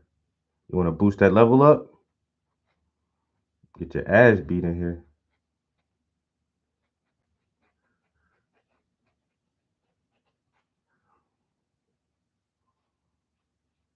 Yeah, they showed me a thing or two. I turned it off, and then I sat there and thinking for a minute. I said I was gonna write a song. And then I started playing around with the Chat GPT prompter thing, image maker, because I meant to do that earlier yesterday. So I was like, all right, I got bored on the game. Pull out Chat GPT for a second, and then while I was looking through Chat, trying to get that image off of Chat, I noticed that I came across an article saying that Midjourney had recently did an update, and so I actually was in the studio last night for an hour or so, again, right before I went to bed, trying to make some new images on Midjourney. That thumbnail that's on this stream right now, I just made that this morning.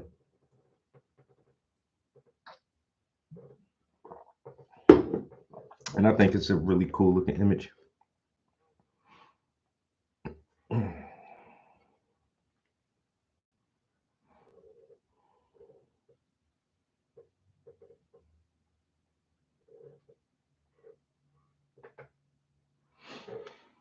All right.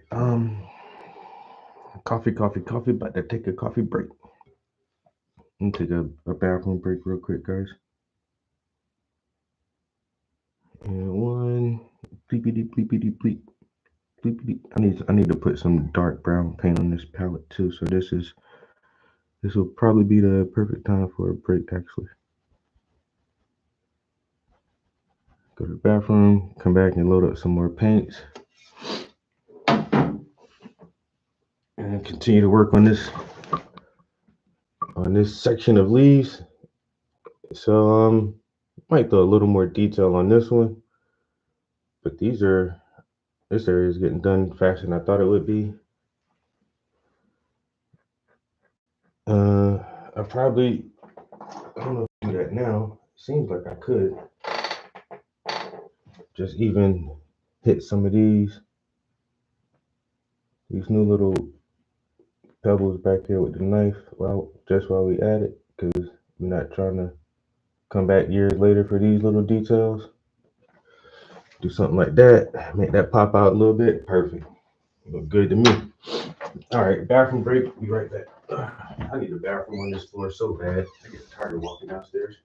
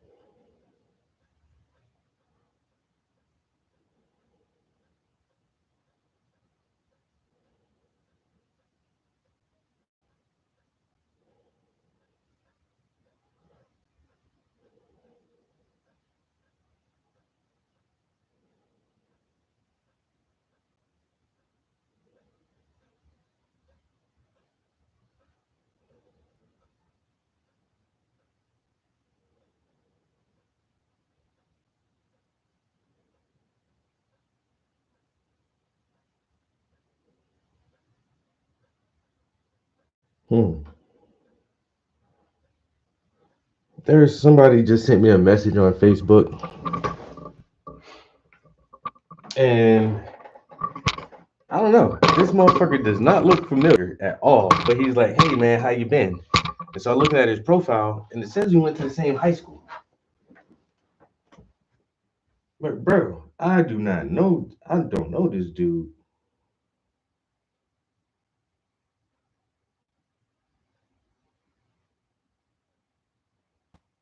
He does not look familiar to me.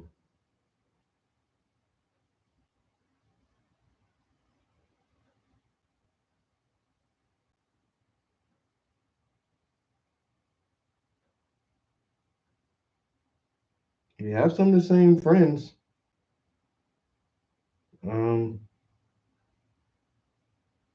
And it's the friends that we share. I went to high school with those kids. Like so he knows people from my high school. Like I don't know you though, bro. How you must have been like younger than me, like a year behind me or something, because you don't look familiar. And I don't know, when I was in high school, my shit was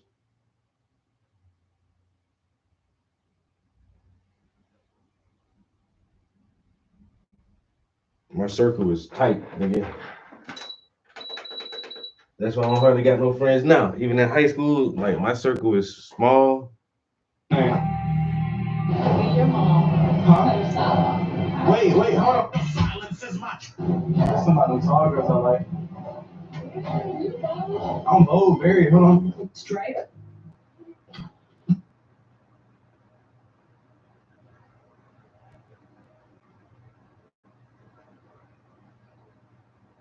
Yeah, I don't know who you are, dude. Sorry, I'm not gonna accept your message request. And it's just some weird shit like, yo, how you been?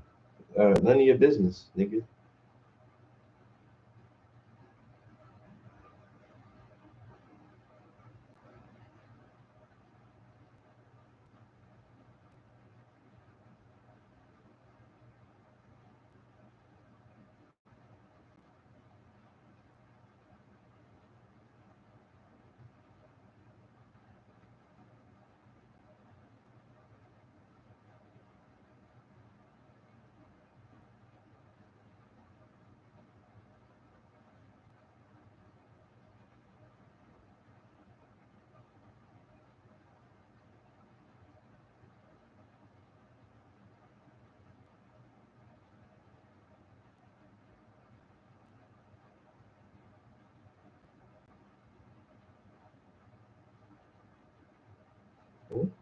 Oh, man, can't get fooled again. Only one time, shame on you.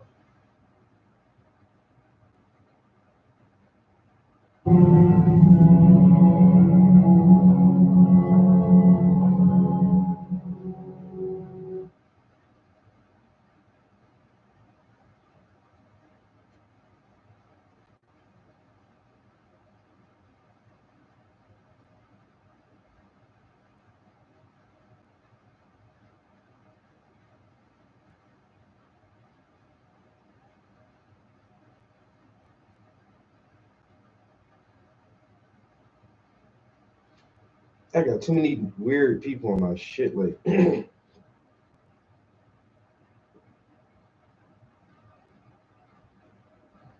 just had somebody else. Like,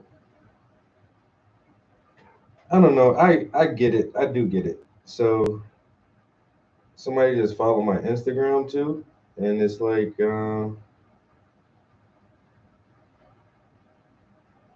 but the motherfuckers be having like their whole page be private. You can't see nothing on their page, and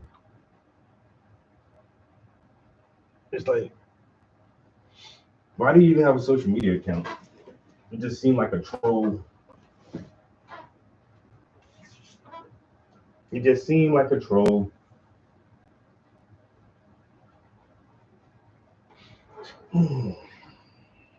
Cooking with the Prince later. I don't know. Probably not. Like I said, I'm not doing a lot this week. I'll probably do salad.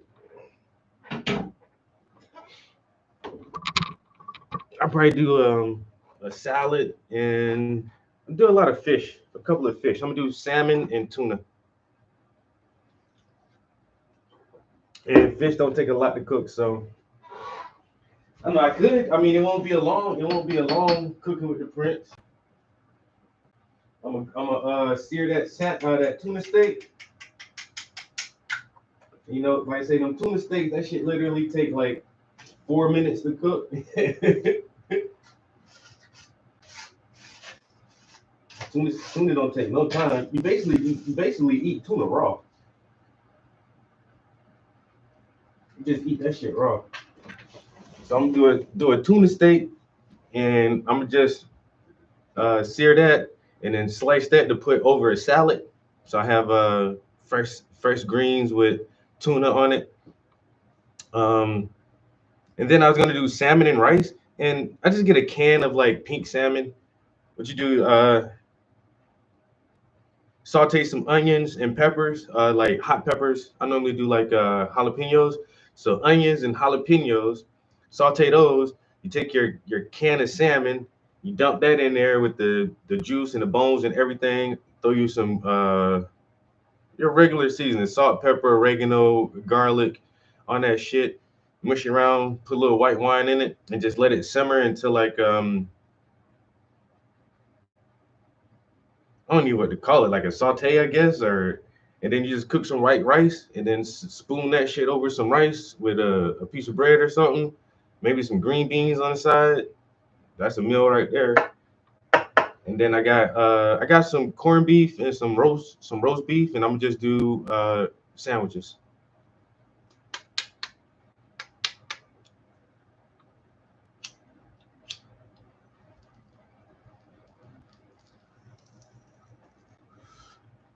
Got some butcher sliced meat and some nice rye bread, some Swiss cheese, and some Russian sauce. I'm gonna do some Reubens.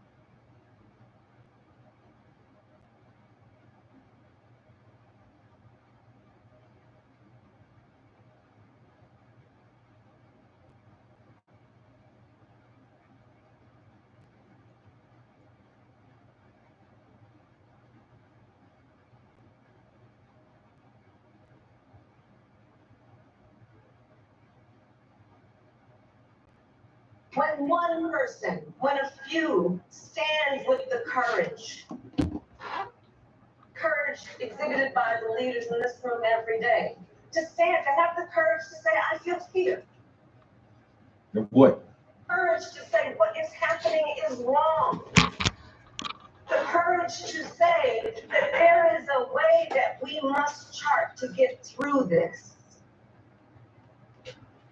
Standing our power, prophecy we still have if we hold on to it. Courage is contagious.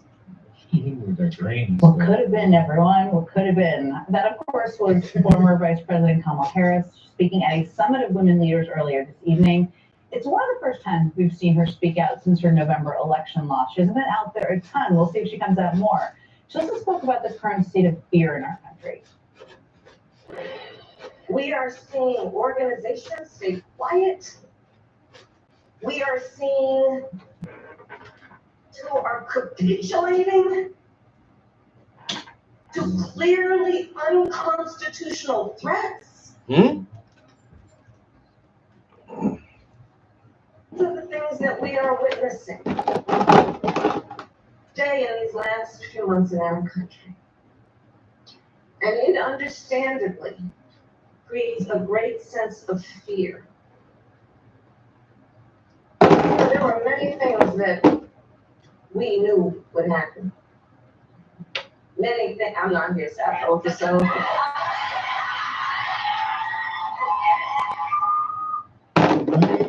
She makes my blood boil. I don't understand why she chose this time to come back and. It's because the markets are With the same tactics. I don't know. She's doing the same It's thing. just like the gaslighting is absolutely absurd. It's the fact that the American people chose the Republican Party by large margins and are denying you guys from the president, from swing states, from the Congress people, from every legislation that you guys control. You guys don't have an up on anything, and the American people aren't deciding Democrats on anything. And the fact that you guys are continuing to do this, We gotta keep it 100. it's crazy. I mean, so based on what we've seen from the polls and the data, this is what their party and the people who still believe in their party want. So based on the polls and the data, they said who's the most favorable candidate of the Democrat Party? Kamala Harris leads. Who's the leader of the Democrat Party? She leads. So knowing that, I mean, it's only inevitable that she was gonna come back at some point. It's only inevitable. So I mean, the fact that she's back now, I'm not excited about it, honestly, but it is what it is, you know. It looks like they're just scrambling because, you know, it's always something. It just boils my blood, the fact that they keep saying anybody or anything in the Republican Party is a threat to anything. And when we literally just found out that you guys were sending $40 million a week to terrorist organizations. I mean, you guys have been exposed for extreme money laundering.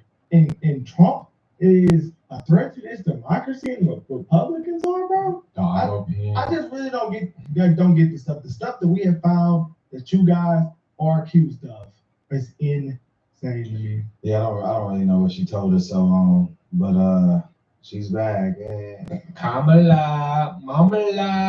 Well, yeah, I mean, elections are ultimately about choices. They aren't, you don't have them in a vacuum. And I would just argue back to Kamala Harris that, I told you so. I agree. I told you so that Donald Trump was going to close the southern border. I told you so he was going to bring order to immigration. I told you so he was going to drag this country out of the left-wing cultural ditch and put us back towards more mainstream, middle of the road. You think he's going to last me? I did tell you so. Now, he's also executing, as you all have acknowledged, his economic agenda, just as he said he was going to do. He's enacting tariffs, and he's asking the Congress to make the tax cuts permanent, and he's unleashing American energy. So I agree. It is I told you so, and about half the country is okay with it, and about half the country voted for it. So it strikes me that this is a healthy level of copium going on right now among Democrats who are telling themselves stories that the people who voted for this are not happy with it.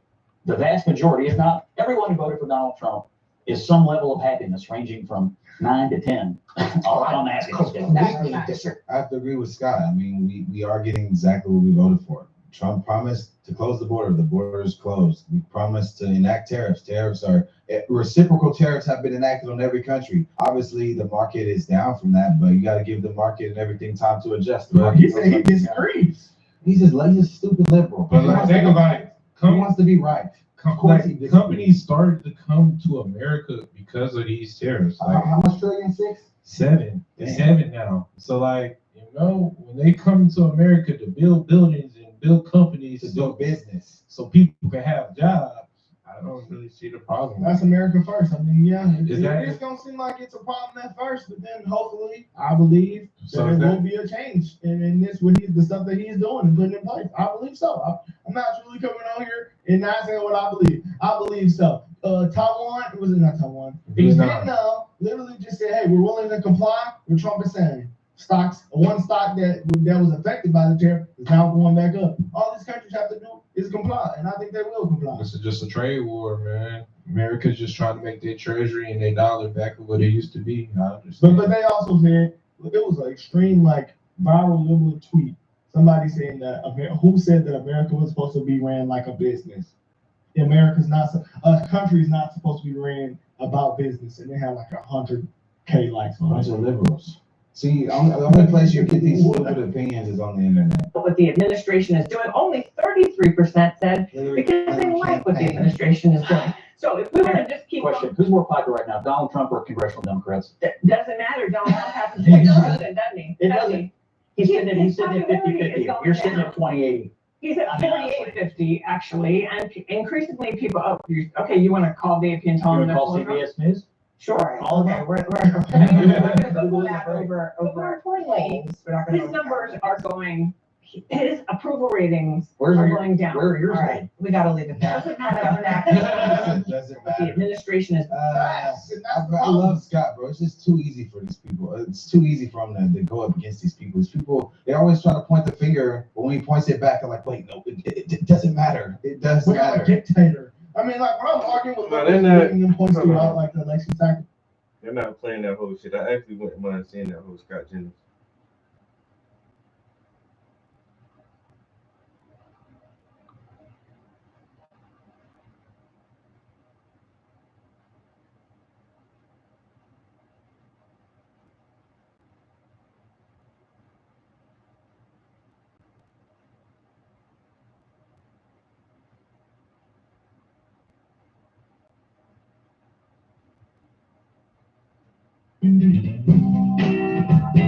DQ is celebrating 85 years. So we're giving you an 8. The Republican caucus about 2 months ago had this screening of Ronald Reagan. And I went for the movie. And they should have another screening. And they should play Ronald Reagan on terrorists. And Ronald Reagan will say, it seems like the patriotic thing to do. But those people in Congress, they're just bowing to special interests. And tariffs always raise rates. They cause inflation. They hurt competitiveness. They hurt innovation. And it's a false patriotism. Don't fall for it. And they should just watch that over and over and over again. This seems pretty straightforward if you're a conservative. What also makes this, I think, somewhat absurd is they put out this formula here. I have it here. It's a chart like this that the president held up. And in the blue and white Can't find a whole column, clip. they basically had a made-up formula. Here's how Larry Summers describes it. It's now clear that Donald Trump's administration computed reciprocal tariffs without using tariff data. No tariff data at all. This is to economics what creationism is to biology. Astrology is to astronomy. Or RFK thought is to vaccine science. The Trump tariff policy makes little sense, even if you believe in protectionist, mercantilist economics. I don't understand. I mean, I guess they think nobody is going to bother to check, but making up numbers and then saying, oh, we're going to half that number and be generous is not math. It's also not economics. It's kind of no way to run the economics of the greatest economy in the world.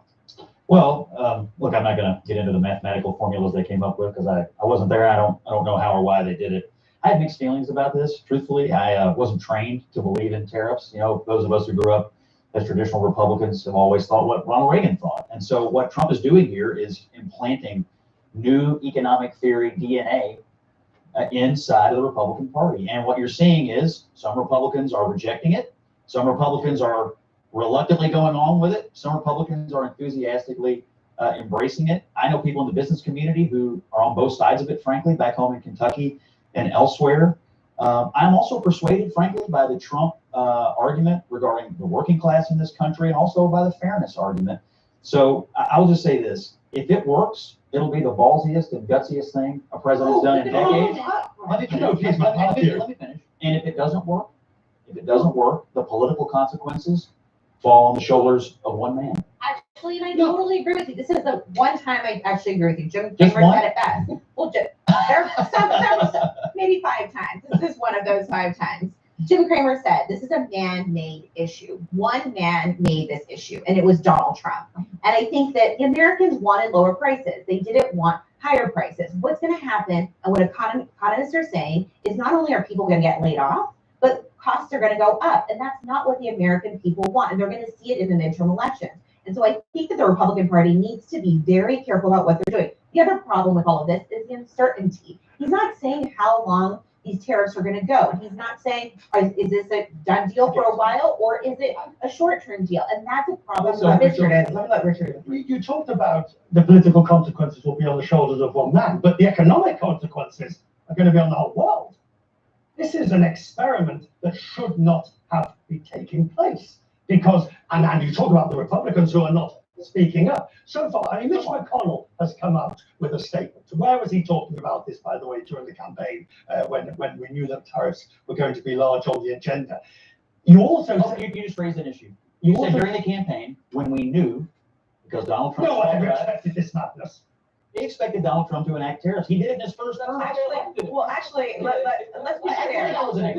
This is economic vandalism. I mean, this is actually not. I would think a lot of Hold on working a class second. Americans would say what was done to them was economic crush. But the jobs that are going to come back, according to the Peterson Institute, the very jobs that Donald Trump says are going to come back are the jobs that America doesn't need. America needs high-paying, high-skilled, digital, a new age, AI-based economy. What he's talking about bringing back is old stuff. Basically, look, Well, no, here is a shoe. It's my shoe, right? It is made in China. You talk about these luxury products. Right, but you take your shoe off and see where it's made. Made in China, made in Vietnam. This is going to be 34% more expensive. It's an ordinary shoe bought in a discount store. Look, I represent Silicon Valley, but I think this country needs more than tech and AI jobs. We definitely need manufacturing, and we need to be a manufacturing superpower. Here's my problem with the tariffs. On the one hand, he's saying, well, this is not permanent. This is just a negotiating technique.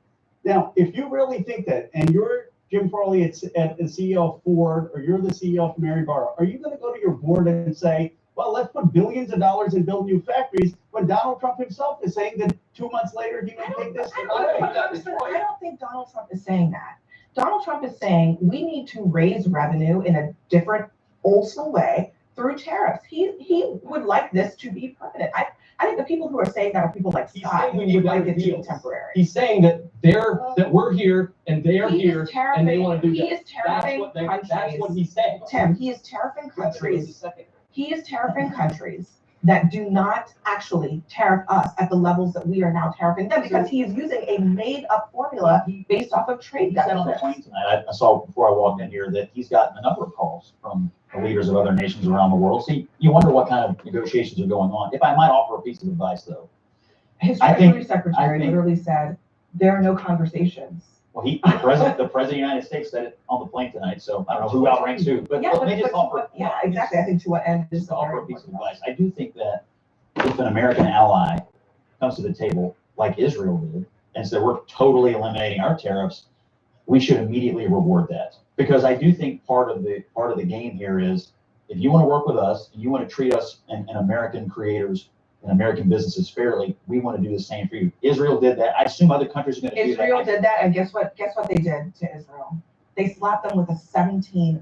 I'm saying we should treat them. We should treat them the same. 17% tariff. If all the countries do what you say, Scott, and everybody does sort of come back to this level playing field, then the president is not going to get this other renaissance in manufacturing and renaissance of new jobs, because the level playing field, you make goods and services where it is economically advantageous to do so. And at the moment in the United States, Let's start digging up some diamond mines and exporting those, and then it will justify the tariffs that we placed on small African nations for diamond imports. Some of this does not make logical sense. You sick of reading? Well, Speechify makes it easy to learn on the fly. I have to do a lot of reading for my job, emails, contracts, PDFs. To stay focused, I use a free Google Chrome extension called Speechify. It's like the voice of the internet. I get a play button everywhere. So if I click play on email, it reads. If I click play on PDF, it reads.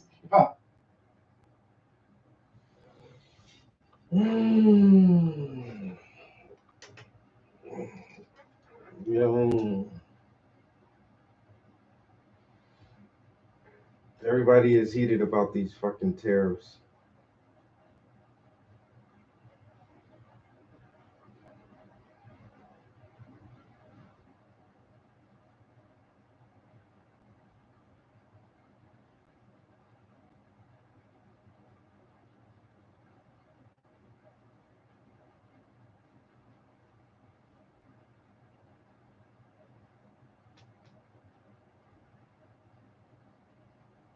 On tour in Syracuse, New York, Atlantic City, Levittown, New York, Cohoes, New York, Los Angeles, Bakersfield, San Jose, Buffalo, Toledo, Montreal, and Toronto. Go to jimmydore.com for the cheapest tickets. We just had Liberation Day in America. That is what Trump is calling his unveiling of some of the sweeping tariffs that the U.S. has imposed on foreign countries in many decades.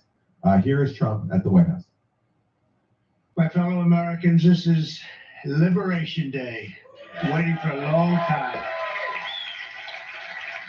April 2nd, 2025 will forever be remembered as the day American industry was reborn, the day America's destiny was reclaimed, and the day that we began to make America wealthy again. Gonna make it wealthy, good and wealthy. For decades, our country has been looted, pillaged, raped, and plundered by nations near and far, both friend and foe alike. American steel workers, auto workers, farmers, and skilled craftsmen, we have a lot of them here with us today. They really suffered gravely. They watched in anguish as foreign leaders have stolen our jobs, foreign cheaters have ransacked our factories, and foreign scavengers have torn apart our once beautiful American dream. We had an American dream that you don't hear so much about. You did 4 years ago.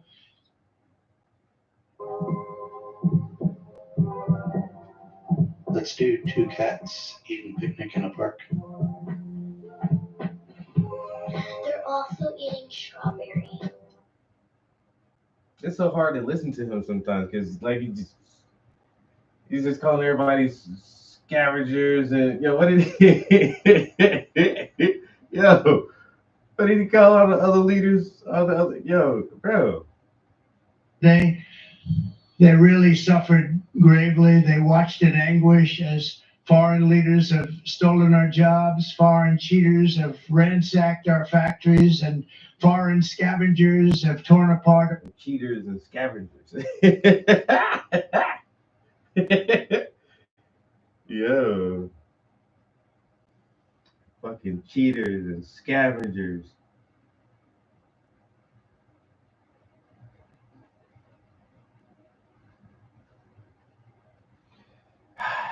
Like I said, I can only take that shit in little doses at a time. It's just hard to process, like, that he is the president. Like,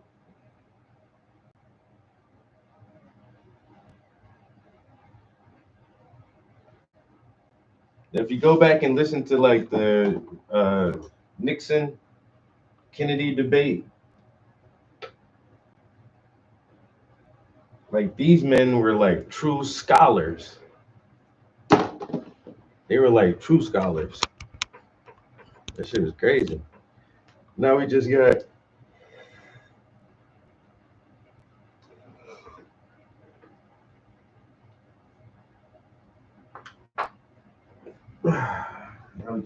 your average guy. Well, not average, because he's definitely had a very different lifestyle than an average person, so.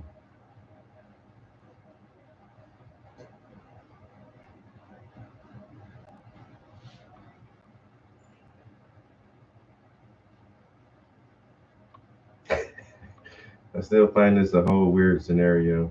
I'm here for it though, but yeah, this is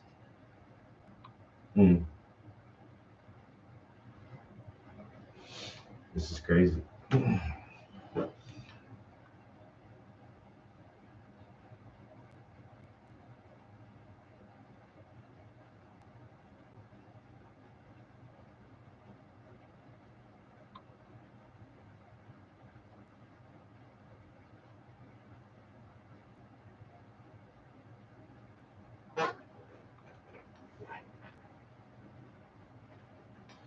But I mean, this has been going on, like you said, since my lifetime. Like we've just been slowly offshoring everything for the last 40 years. But that's not even slow. That's pretty rapid. Just 40 years, like our manufacturing industry is barely there. It's barely there. And a lot of stuff we make, our build is like foreign shit. Like there's Yamaha and Honda plants and like all that shit here, and it's like that's not even our brand. Because close to my hometown, they built a Honda plant down there, and everybody was excited, like super excited that the plant was coming because that's a lot of jobs for people. And it's a ATV assembly plant, so they make all the big Honda four-wheelers. But still, it's Honda. Like,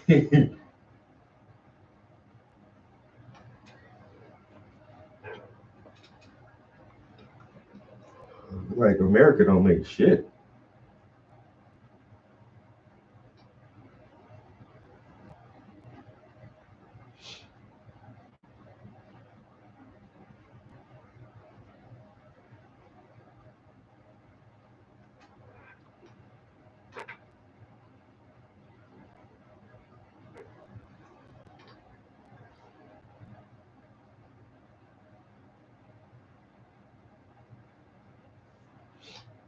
I kind of remember like stories about Detroit when the auto industry started to decline and the car car plants got shut down and shit.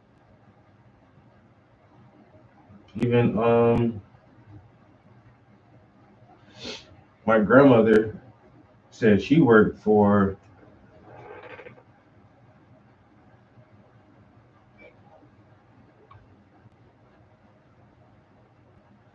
some kind of sewing manufacturer.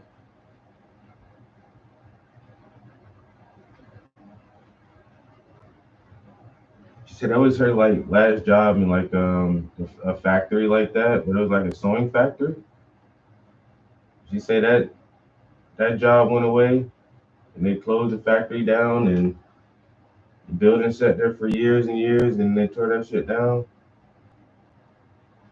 My uncle, I remember he said he had a factory job and I forgot what he was doing, but that job went away. I guess they just offshored that shit to fucking China or Taiwan or somewhere. I remember when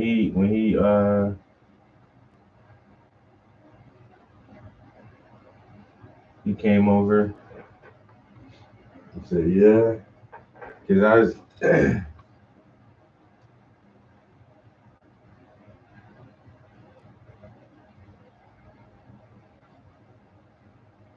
I forgot it was it a weekday or a weekend, but I was home.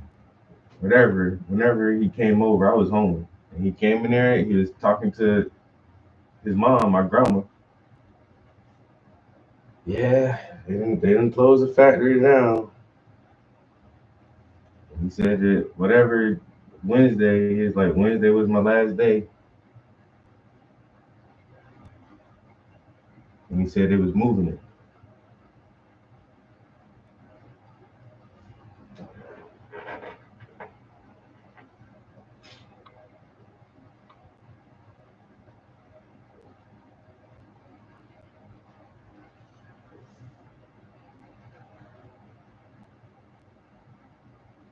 And at that time, I was thinking like, how the fuck you move a factory? It's a building. How do you move it? You gonna move the whole factory? What the hell? They move it. They moving the factory.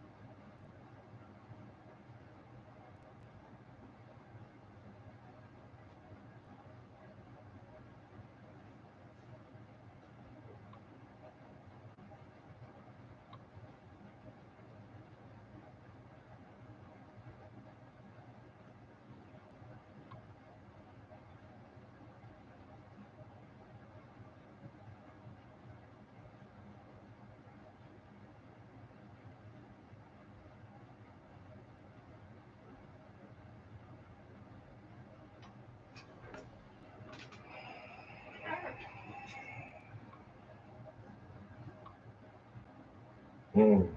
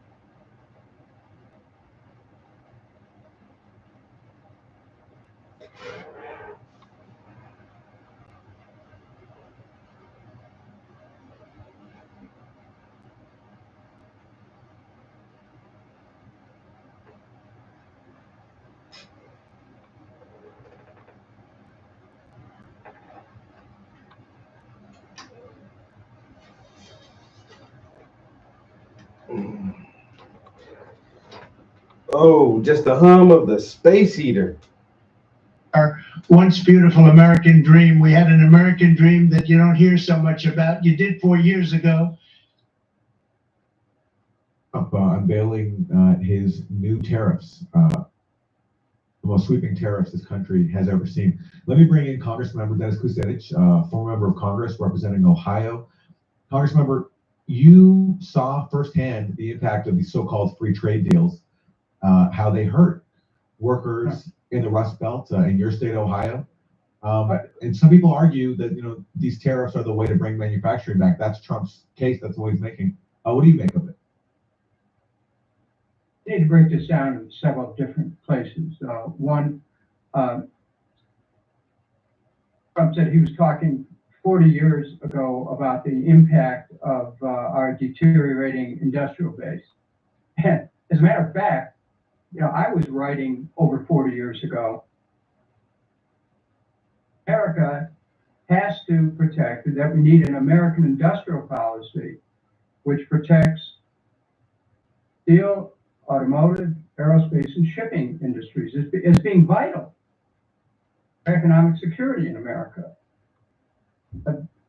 The trade deals, NAFTA, the General Agreement on Tariffs and Trade, the Uruguay round, all of these trade deals contributed to the destructive undermining of our industrial base. I campaigned for president being vital to our economic security in America.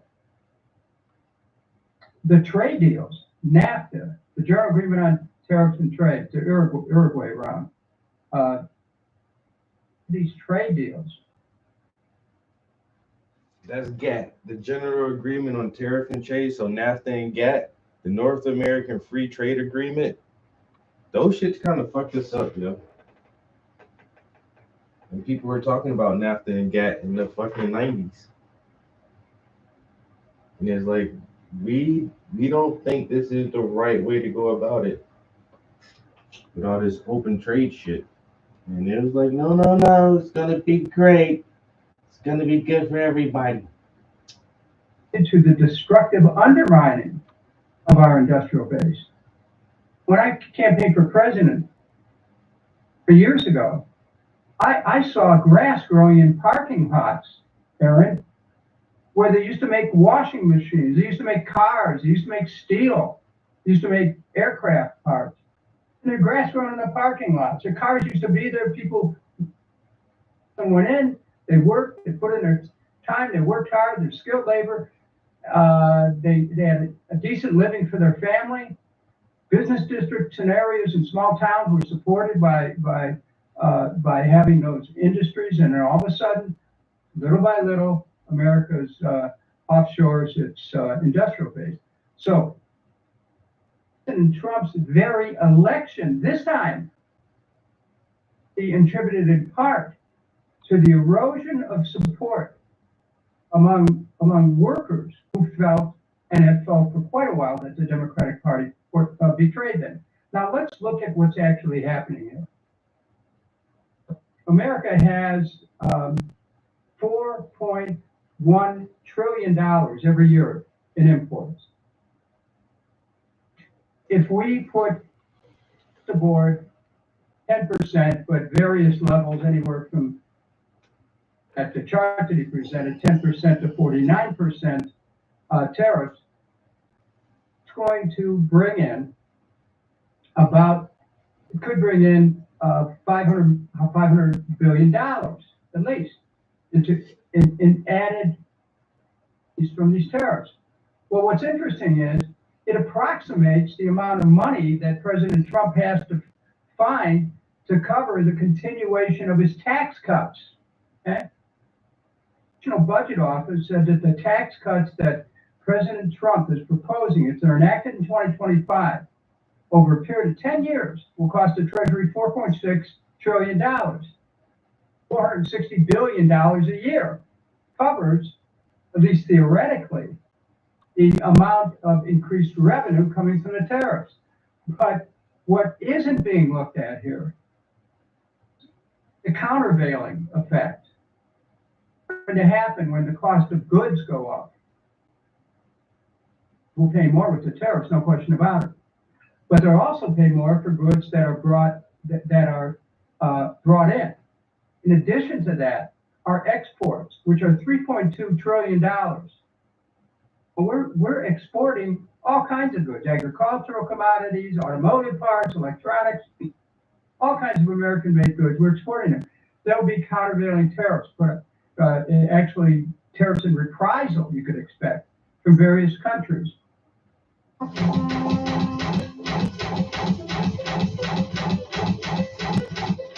So here's the problem with all this.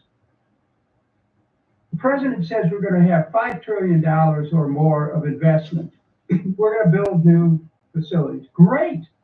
However, the time lag, years, takes to build a factory, workers, to build supply lines. You can't do that overnight, but the impact of the tariffs will be immediate. Underlying inflation rate, on top of the hundreds of thousands of workers who are losing their jobs in Washington, with the tax cuts and these tariffs, I think we're looking at an economic circumstance that could push us towards a recession. And if the United States does attack Iran, the price of oil absolutely is going to go up to $150 a barrel. It could go up to $200 a barrel, and gasoline will go from $3 and change that it is now to $6 and $7 a gallon. In some states with high taxes, it could be $10 a gallon. You want to talk about the makings of an extraordinary economic situation that could plunge us to conditions that are not unlike what the Smoot-Hawley tariffs did, same kind of dynamics, plus you had war on top of that. It's like, oh my God. So I applaud President Trump for wanting to rebuild American industry. Oh my gosh, that's long overdue. But the economics behind this, look out, because if you do try to use this to finance the tax cuts, over half of the tax cuts go to people making over $450,000 a year. Consumer spending is about 68% of the economy here. The tax cuts are going to people in the upper bracket, looking at, the least fortunate Americans and whatever's left of our middle class, taking it right in the neck with higher prices, lower buying capacity. So, we're going to hear more and more as this thing unfolds, how it's going to work out country to country. But like President Trump, I'm concerned about America first. And the way I look at it, I don't know how this is going to work out for Americans or Americans in the short run. And think about this, Aaron. In another country running a business, and there's a lot of American multinationals that are involved in this because they were the ones who were pushing for NAFTA. If you're in another country and you're told, okay, we want you to build in America. Okay, if you're pay tariffs, and you got to put together the capital to build in America. How does that work? I mean, there's something about this that doesn't jive, and I think at the core of it, desire to be able to get money in to justify a continuation of the 2017 tax cuts. Well, on the point about the tax cuts, I want to get your response to a historical argument that Trump made, where he seemed to suggest that, a century ago, basically the U.S. cutting tariffs and also imposing an income tax, a progressive income tax, that helped lead to the Great Depression. This is what Trump said. Price from 1789 to 1913, we were a tariff-backed nation, and the United States was proportionately the wealthiest it has ever been. So wealthy, in fact, that in the 1880s, they established a commission to decide what they were going to do with the vast sums of money they were collecting. We were collecting so much money so fast, we didn't know what to do with it. Isn't that a nice problem to have? What do you think, Marco? Good problem? Marco would love that problem. But we don't have that problem anymore, but we're not going to have it very much longer, I will tell you. But they collected so much money, they actually formed a commission to determine what they were going to do with the money, who they were going to give it to, and how much. Then in 1913, for reasons unknown to mankind, they established the income tax so that citizens, rather than foreign countries, would start paying the money necessary to run our government. So he's saying there, for reasons unknown, we established an income tax. I mean, I'm not a big history buff, but as I understand it, we introduced an income.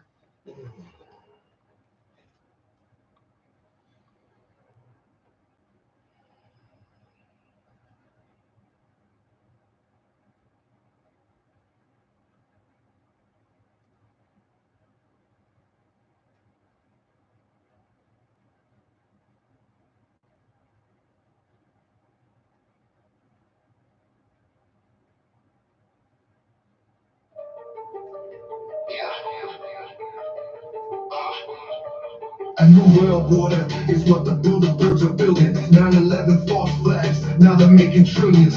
Trained all the terrorists, now they want to kill them. Martial law is coming, so think about your children. Say we need a bigger army, so they gotta train the youth. Mandatory military service, what they gonna do? 18 to 25, 3 months of boot camp. Sending money overseas, and I still can't get food stamps. 110 stories collapse, 10 seconds flat. Man, how the hell they do that? You must be kidding through math. When I talk about this stuff, a lot of people do laugh. Police state put you in a FEMA camp, too bad. The average person stressing the recession got us too mad. Big banks getting bailouts, the feds losing cash. Soldiers still dying every day out in Iraq. They trying to sell the country out, the people gotta take it back.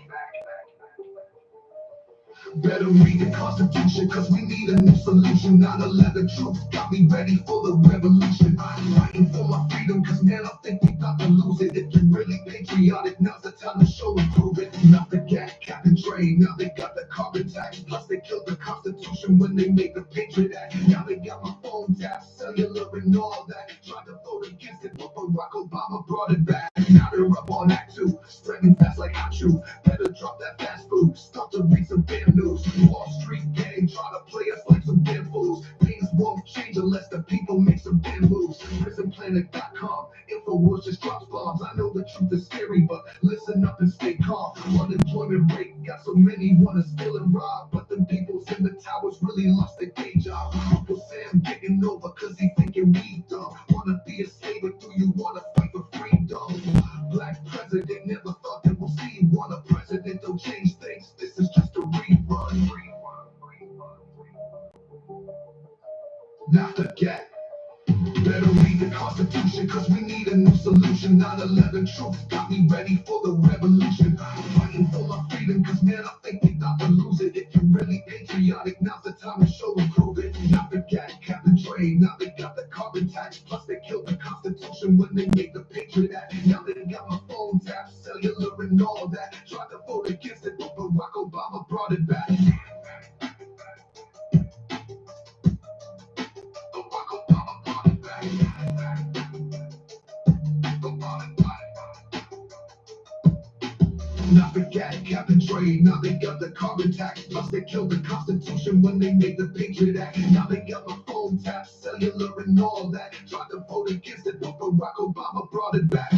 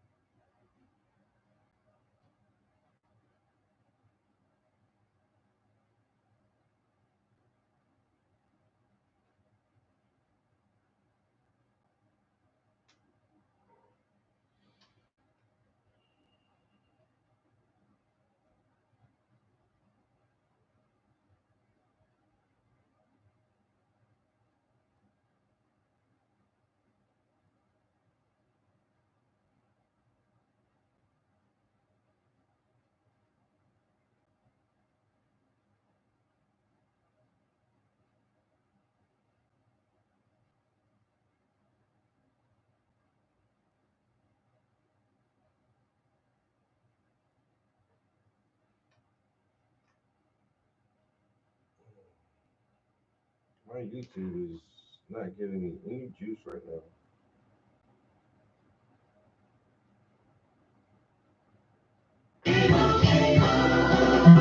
Doug. You'll be back. Emus get Little Rock, Arkansas. Please make some noise for Josh Johnson.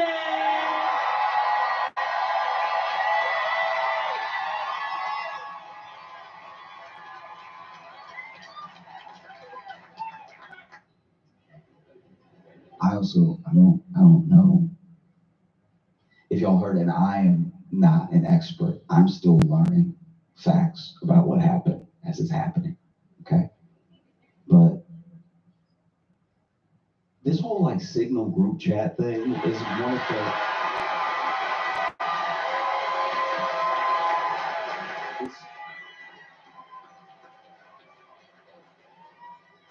it's truly one of the more insane stories I've seen in a while. Because look, let's be clear with one another, okay? I can only pass so much judgment because I'm not good with two things: phones and secrets. Don't tell me a secret. Don't. You know, I try to be a good friend, and sometimes being a good friend comes with people trust you with their secrets, and I wish they wouldn't. I really wish they wouldn't, because as an example, I have a friend who she went to Barbados, and I don't think she was drinking or anything, but they drive on the other side of the road and stuff, and she came back from that trip. I try to be a good friend. I asked her how her day's going. I asked her what her trip was like, just inquiring about her life, trying to make a memory together. Oh, it wasn't so funny when I told you that story about ha ha ha, right? And so sure enough, I asked her how was the trip, and she looked at shell shocked. She like, I'm like, hey, you okay? What happened? And she was like, I was driving at night and I forgot which side of the road I was supposed to be on. I just felt a thump, and then I didn't know what to do, so I just kept driving. And now I just know that. Even if I want to turn her in, I don't know who to call or anything. I'm like, hey, anybody hit recently? By a woman driving on the wrong side of the road? And not only do I not know what to do with that, because I was trying to be a good friend, I was trying to listen, right? That was a mistake. Not only do I just know that now, but I just told all of you, like, look, trust me with a secret. I'm also not great with phones. I'm really not. It's embarrassing. I have Gen Z friends who look at me like I'm super old because I don't know what anything is. And then it doesn't help that anytime they helping me download a new app or get on a new game or something, I don't know what happens to you. I used to judge people that were older than me so hard, but I don't know what happens to you when a young person is showing you something and you just can't seem to keep your mouth closed.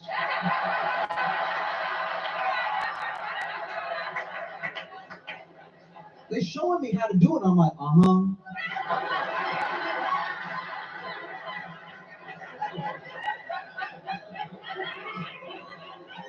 not old enough for tongue yet, but that's coming. You know, I used to show my granddad something. He'd be like,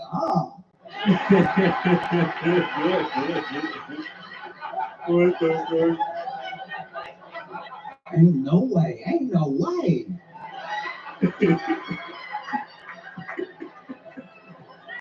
And so they're showing me how to use stuff on my own phone. I can't keep my mouth closed, so I know I'm not good with phones. Okay? I'll be handling my phone. You'd be ashamed of me. You saw me on a day with my phone, flashlight on half the time. Out here struggling, wondering why the battery died. They don't make them like they used to. They don't make them at all. I also talk about how they used to make phones. That's how I know I'm also getting older. I remember other phones. They don't make them like they used to. That battery used to last you the full week. Meanwhile, I'm spotlighting my feet. Look like my feet are on patrol.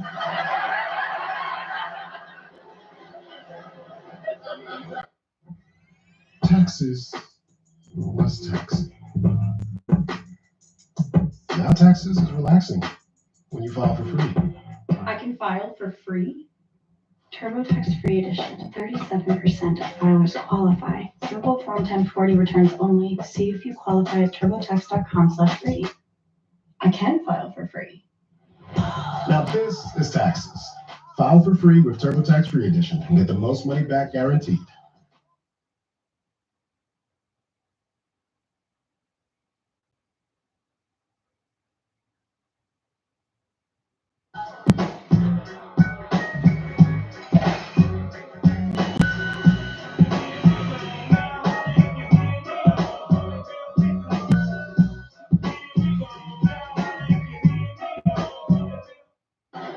No, it's insane. And so they're showing me stuff with the phone. I'll be honest with you, I didn't know what Signal was. When I saw the story break and I saw that all of these higher ups, all these people who are supposed to be handling sensitive information at all times, classified information at all times, were using Signal. They were using the Signal app. In my head, this is how bad it is. In my head, I was like, well, didn't the government isn't that the government app? Like, weren't they just using the government app? And then someone explained to me that Signal is just like American WhatsApp.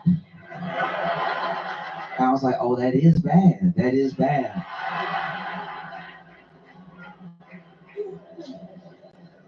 I'm all for modernization too. I'm all for keeping things as modern as possible and learning new stuff. I love when these Gen Z kids are, yeah, that is a loud one. I was trying to, I didn't know what would be ruder. You know what I mean? Like, because I almost said bless you, but then I was like, gonna call attention to it. But y'all are like too polite. That is crazy. I was gonna try to talk a little louder, gloss over it and everything, but y'all really at home together. I think that's beautiful that y'all could be like in the mezzanine. Bless you!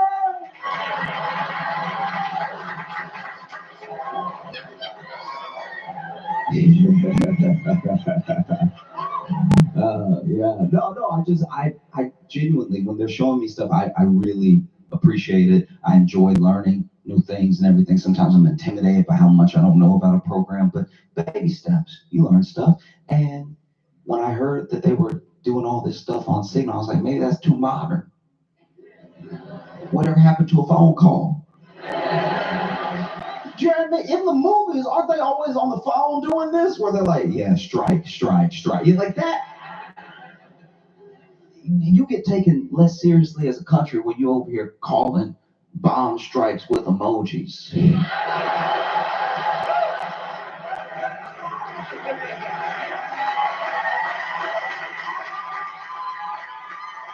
you know what I mean? When they make the movie of America Now and you're in it, you don't want to be in it going, boop, boop,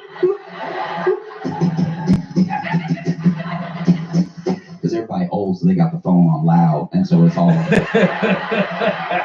you know, because you keep it on loud when you type and when you old and everything. I do anyway. Yeah. You know what I mean? Way less badass than like, yes, okay. 1,600 hours, all right. All right. Mission go. Like that's at least in that Top Gun Maverick world. Imagine, when I saw Top Gun Maverick, I was like, I get it now. I get it. A part of me was like, I get it. And Top Gun Maverick did a great job of like not saying which country they were killing people from or anything exactly. You know, it's kind of Russian, but like, is it really? And then sure enough, John Hamm standing there. That last sequence, they're about to fly off that mission. You worried about Tom Cruise and everything. It's like, hey, these kids are his responsibility, you know. You worried about Rooster. Is he gonna rise to the occasion, you know? He gonna feel his daddy's footsteps. And then John Hamm standing there, arms crossed, and he just goes, send them. That is wild. Imagine if that movie was just John Hamm being like, tick, tick, tick, tick, tick,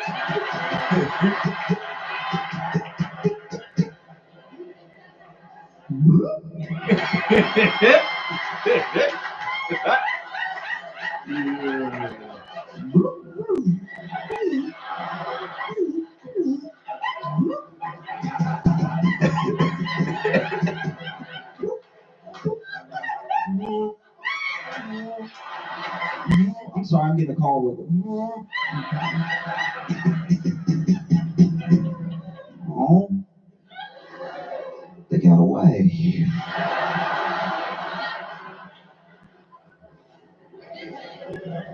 And so there's all the talk around it as well.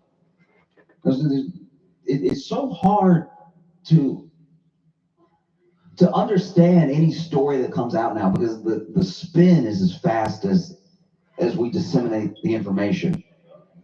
You know? So as soon as we were even hearing about this, there were people that were like, actually, they leaked that on purpose. They added this journalist to the group chat on purpose so that they could look like such a cohesive administration, and then he would leak it, and then they'd be like, yeah, we all friends. Because if you're not familiar with what happened, there was a strike that was being planned in Yemen, right? Okay. And there's a journalist that accidentally got at. So my coworker tried to fill me in on this. So I was actually at the conference when this shit happened, and then I got back, and she was like, "Did you hear about the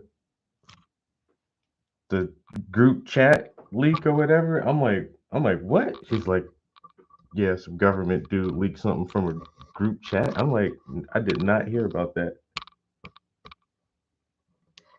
I was like, "No, ma'am, I don't know what you're talking about."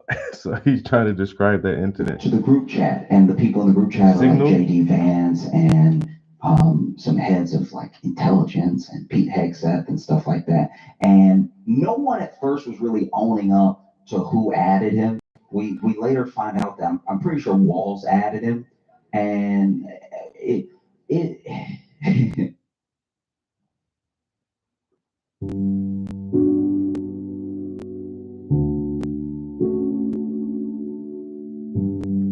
Let's not do that.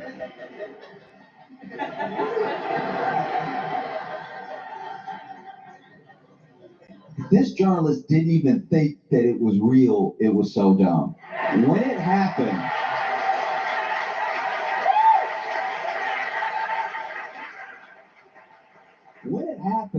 this dude, you know, I'm assuming, because he's also a bit older. No.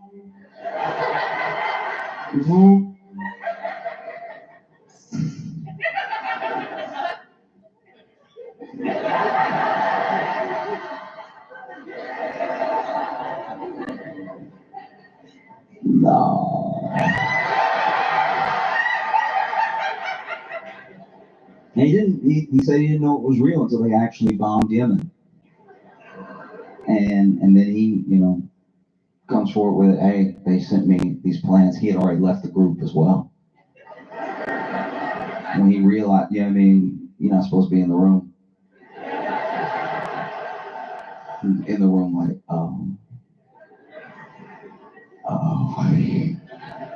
let me go ahead and notify the right people. Because I've been added to a group chat before that wasn't supposed to be, and it happens, you know? You just type in these random numbers, add people to the chat. One time I was chilling on Saturday. Because I'm also opening it up, and it's just like 6. No. The group chats I get added to the most are on PlayStation Network. And I've over the couple of years I've been trying to like really delete people from my PlayStation friend list who I don't actually play games with anymore. Because you'll play a random game with somebody one time and they want to like add you on their friend list. And for years I used to do that shit. But now I got like 1,000 fucking people on my PlayStation list, and I don't play games with all these people. But sometimes when they make a open friend chat, it like adds me to their group chat all the time. And now I'm playing the game and I'm getting these messages, such and such sent a picture to the group, and I'm like, I don't know who any of these people are. Like, I don't think I even supposed to be here. And just one text. So we clearly just started it. And it says, "You coming?"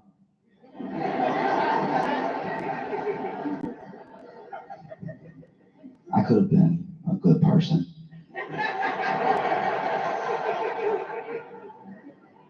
I could have let them know, hey, everybody, wrong person in here. I don't recognize any of these numbers. I don't think y'all know me, but have a blessed day. But I didn't do that. That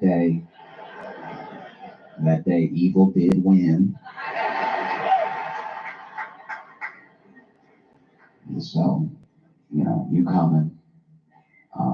We're waiting on you, right? And so I was like, trying to make up my mind. And then they text back in all caps, "What?" with exclamation point and a question mark and an exclamation point. What? And I was like, yeah, I'm not sure about it. I don't know if I feel like it today.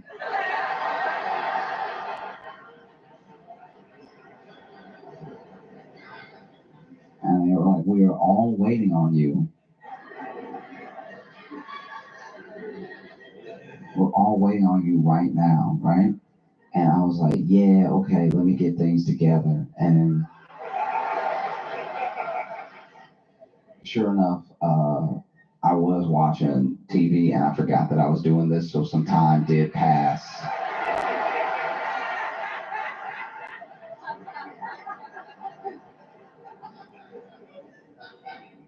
And finally I got another text that was like, "Hello," all caps, question mark, question mark, question mark. So they mad.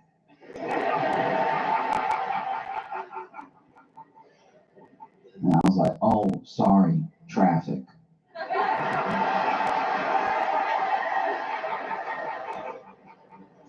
And they text back, "Traffic with a question mark."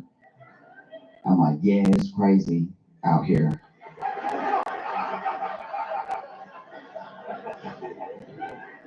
And they text back, "Aren't you upstairs?" What?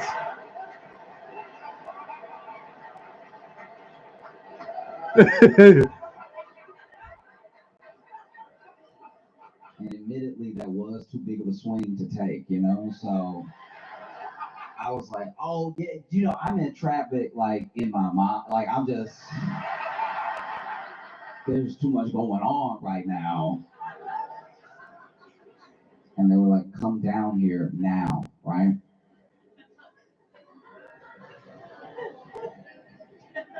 And then I text back, what if I don't feel like it?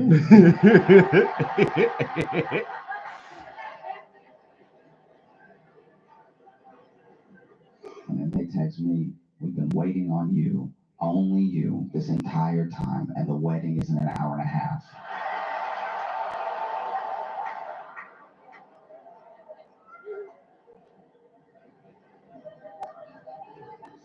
So I text back, I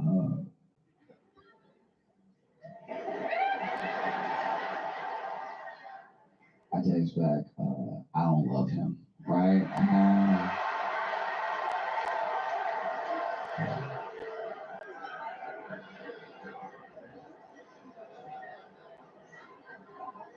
And I see bubbles, right?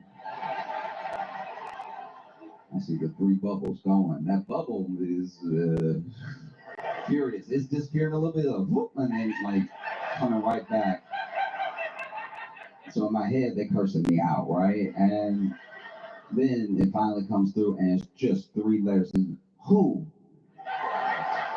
And I was like, okay, thank goodness. That was too big of a swing to take. I'm glad that I'm not the bride.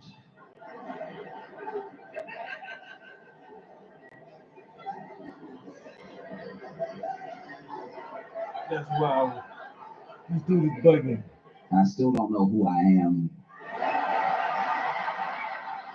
in the group. And so now I'm like, hey, because now I'm curious. Now I'm more curious than I am worried about being caught. And genuinely, I was like, why didn't they just, like, if we in the same house, why didn't they just yell? Like, why didn't they? Like, most families would just be like, come on now, why are you texting? So then I text, don't even respond to the who. I just text, how big is our house? Because to me, this must be the Home Alone house. If they are texting me, and I've been upstairs this entire time, and they waiting this long, it must be such a big house. No one can be bothered to walk up. And they text back, how big is our house? With a question mark. I'm like, yeah, how big is it? And then they text, are you not at your apartment? I was like, okay, downstairs does make sense now. It makes sense why they wouldn't come up. Okay, I get you. Everybody is on point except for me. I understand now. And so then I text back, look, yeah, I've thought about it. I've thought it over. And I just don't feel like coming, right? Quickly text back, it is your sister's wedding and you will support her.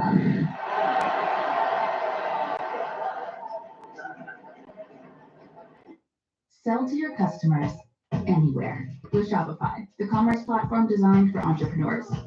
Online, on social.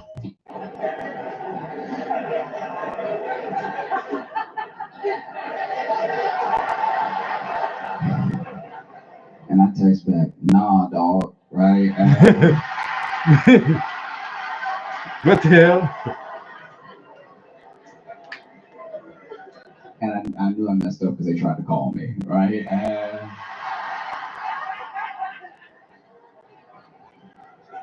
finally I had to be like, okay, look, I'm not your relative with a question mark. I'm just like a random guy. I was just joking. But yeah, you should probably text whoever you think you're texting because they are very late. Damn. And I just see bubbles, gone, bubbles, gone,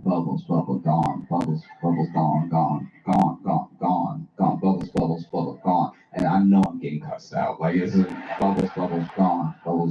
And then finally the message comes through and it says, I don't have time to deal with you today. Today.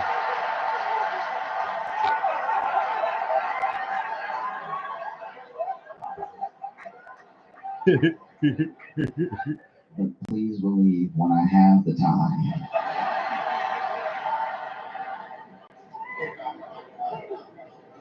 I will be addressing you thoroughly. Damn.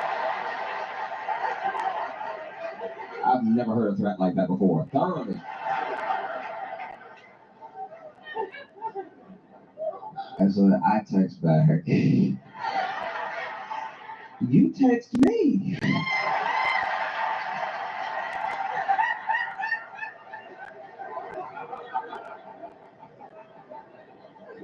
So it comes to the Signal chat, I'm just glad it didn't happen to me. Because I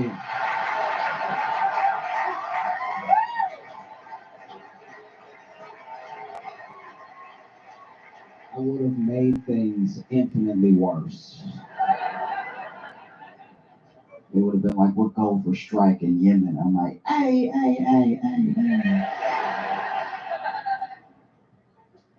Y'all ever ate there though? Like, some good spots. Why don't we just let the plane take a day off? Chill.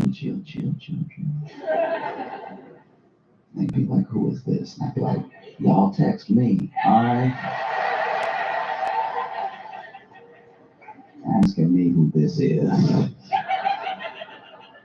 That's like one of the top 5 Southern pet peeves is like calling the wrong number. And you called the wrong number. And then you're like, who is this? And they're like, you called me. Explain yourself.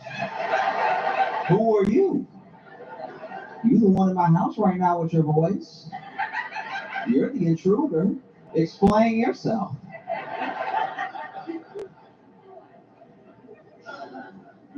And so, you know, there's this whole thing. We still don't even know the half of what's been going on with Signal, because we also don't know how long they've been using Signal. We don't know why they weren't using more secure methods. And then through, I'm pretty sure, a German publication, they find that some of the top brass of the government are being like so unserious with their data that they were able to deliver messages just from personal emails, old emails, and I don't know, man, this is pretty bad. You know what I mean? I didn't recognize how bad it was. I think a lot of the general public don't really feel like it was that bad, because people say it's a successful mission. That's why some people think the leak was on purpose, because it's like all they did was leak a successful mission. And it's like, let's, morality aside, of what a successful mission means for a country that, I don't know, like, has anybody checked? Are we at war with Yemen? I don't know. Mission success, like, but you bombed it. Why? You didn't even explain why. I feel like no one's even asking why. They're just like, man, did you see that they text the wrong number? And so you have these people appearing before Congress getting grilled by Democrats, which just doesn't really mean much, if we're being honest. Like, getting grilled by Democrats is like getting grilled by a step parent. It's like, you're not my real.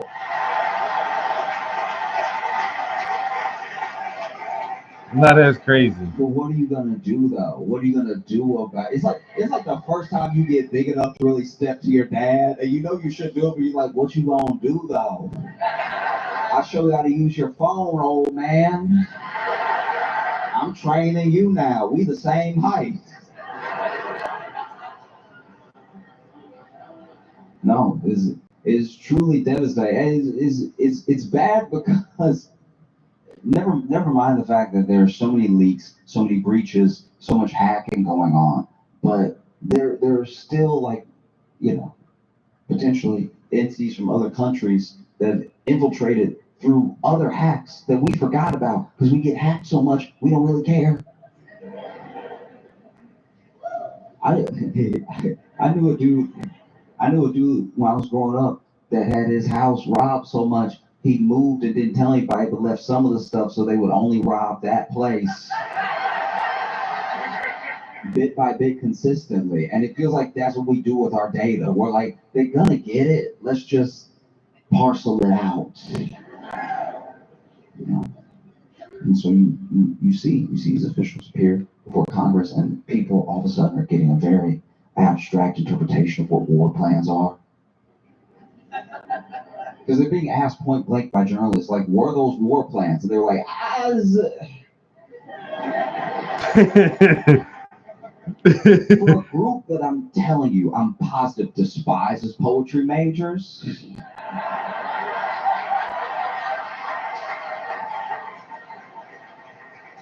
I know for a fact you hate liberal arts, but when they asked you to your face that they were war plans, it's like, what is truly?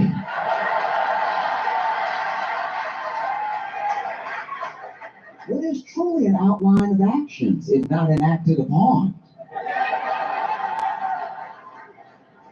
be fit for me? To speak truly of what war is. Does war not start in the soul? War as a concept is all around us. Love is war. Pain is war. Life is truly war. Yeah, but the text message where they said the date and the time and where the pilot was going to be are those war plans.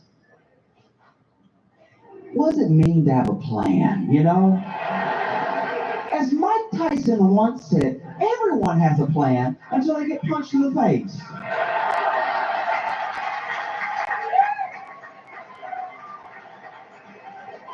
As the old Southern proverb goes, if you want to make God laugh, tell him your plans. You got to ask him for a Congress point blank. This was a huge mistake, right? I'm pretty sure it was Walls, maybe it was somebody else, but he was like,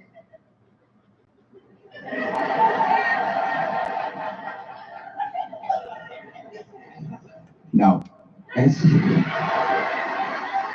All right, bro. Okay, do you?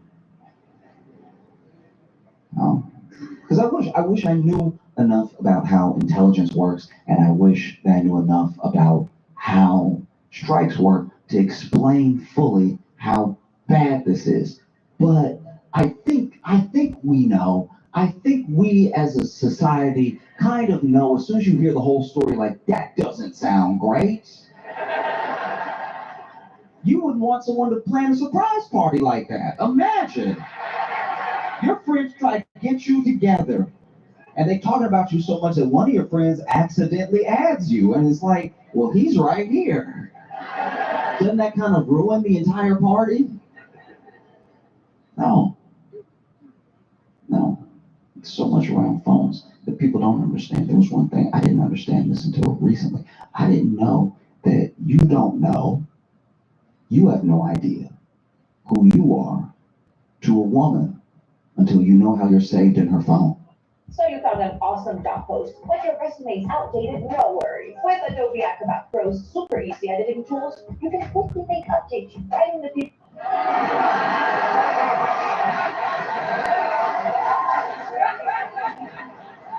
Guys,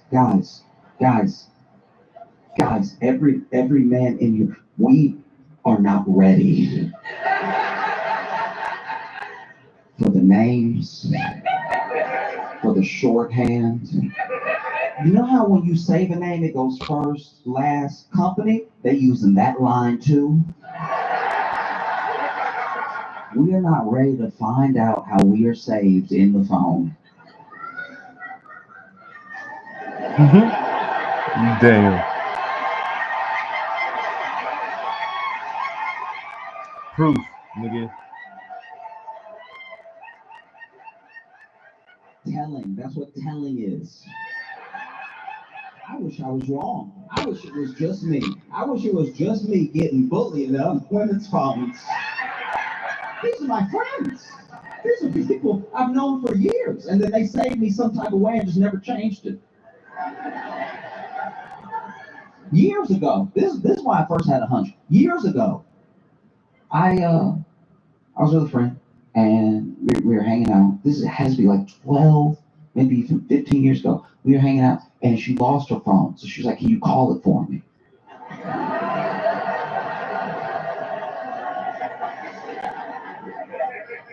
And so I called it. And look, we had never been romantic, you know? And we had decided a long time ago, just be friends, right?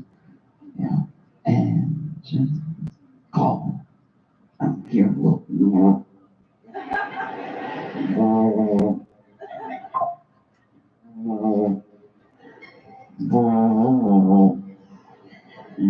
And then I find it in between the couch cushions, and my name saved at her phone was Nope.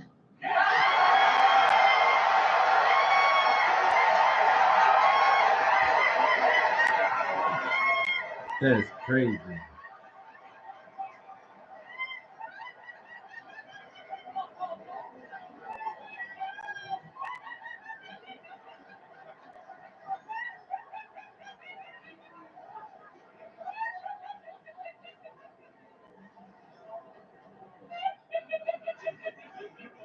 guys, we're not ready. There's no world where we're ready for how we are saved. And okay, all right. They are some of them are so accurate as well that it's like you'll never recover. Okay, I had a friend who, she was hooking up with this guy, and I guess it was a running joke between her and her friends. This is insane to me. This is insane. It's not my joke. This was what I saw. This is what I saw because I was being nosy, because I was like, I can't be the only one. I needed to not be the only one, because nope lasted. That stayed with me, okay? So I was like, let me see what other people are saying, right? And they say this one guy in her phone, and it just said little Hitler.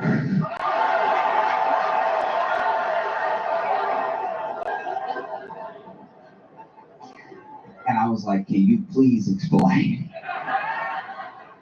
why little Hitler is calling you right now? Their reasoning was he had kind of a comb over that was a little messy. I was like, hey, you went straight to Hitler? What's wrong with y'all? There was one time where I was out to lunch with a friend, and her phone was going off, and it was facing up, and I wasn't trying to be nosy this time. I felt vindicated.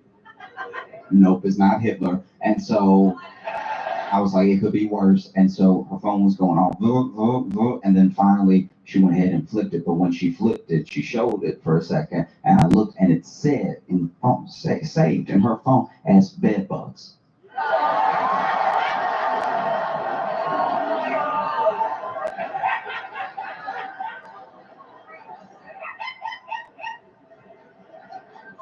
And so I was like, hey,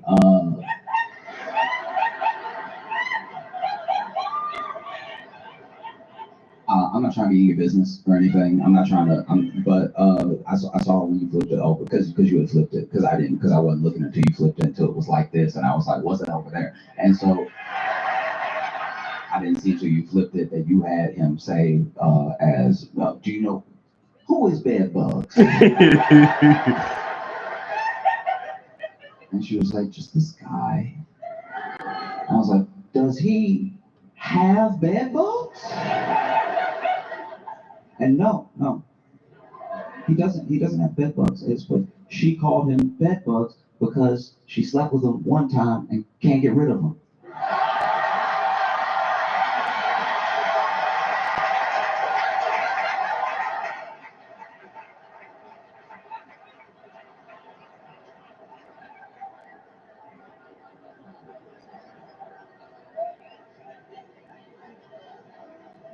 That's crazy. And so when Walls is like, hey, sometimes people get added to the group chat under a different name, under a wrong name. Hadn't that ever happened to you? And then the nation was kind of like, no, I don't think it has. Not like that, not exactly, unless you have them saved different. You know what I mean? Unless you have this journalist saved as like War Buddy. I don't know why you would accidentally add him to the chat. It's one of the first major screw-ups of the administration where they themselves are actually like, let's do 2 cats eating a picnic in a park. They're also eating strawberry. Add a unicorn in the background. Actually, do you understand better speaking Norwegian? Gjort alt det her, men de tar og flytter oss skikkelig norsk fjern. So they just told it to be a little bit more mystical, having like the Soria Moria feeling, which is an artwork from Norway. Wow, that's pretty cool. Create a cinematic shot of an egg-shaped witch in the middle of the autumn forest. Okay, make 100 of these little tiny chickens in a photographic style. Add a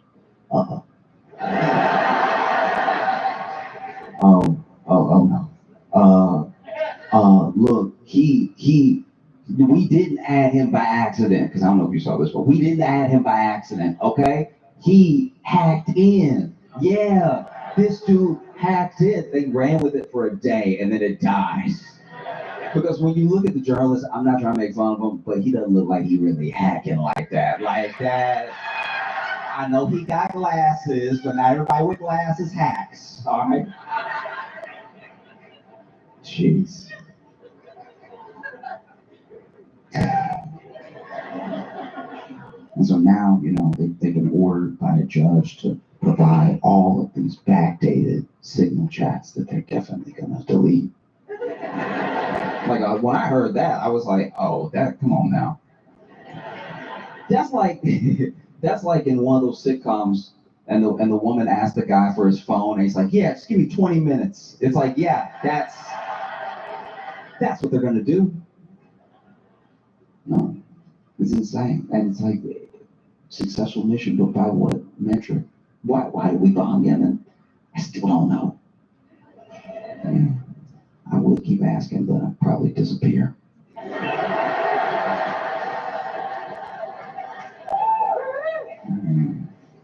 Curiosity killed me. And then when they were asked, like, okay, but you're definitely switching things up now, right? Like, you've learned from this mistake, and you're going to move on, and you're not going to use Signal anymore. And they, under, I think, oath, went, nah, dog, nah.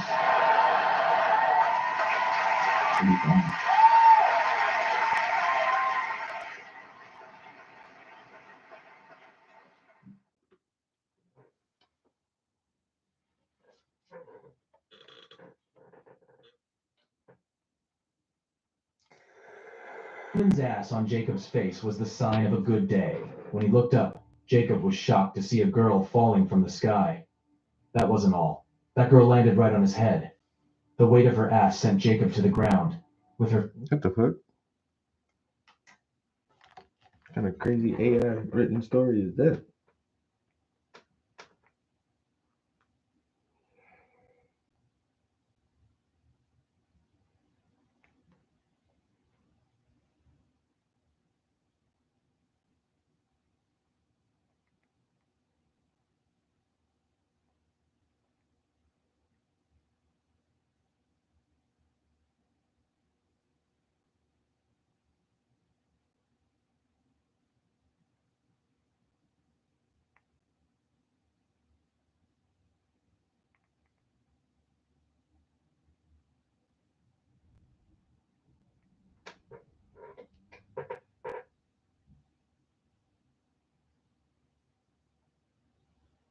Descended into the plains, and they chose each one woman that they desired to wed. That story is elaborated in the Book of Enoch. In fact, that's where the story comes from, is the Book of Enoch.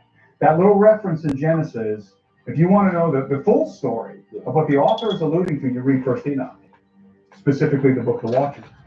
The antediluvian world was considered, again, almost universally by the primary ancient cultures around the world, the Golden Age. Of course, this is a term that comes from the Greeks, and they all have their own terms for it. For example, the ancient Egyptians referred to it as Zep Tepi, the first time.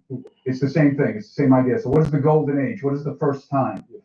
This is the time when the gods descended from heaven and co-inhabited the earth with mankind, and furthermore, populated with human women, and progenerated hybrid offspring. So I'm thinking now, we were just talking about the book of Genesis 6. Genesis 6. A confusing passage where church fathers are somewhat divided on it. One explanation of Genesis 6, the sons of God looked on the daughters of men and found them to be beautiful and went and did the thing that men and women do.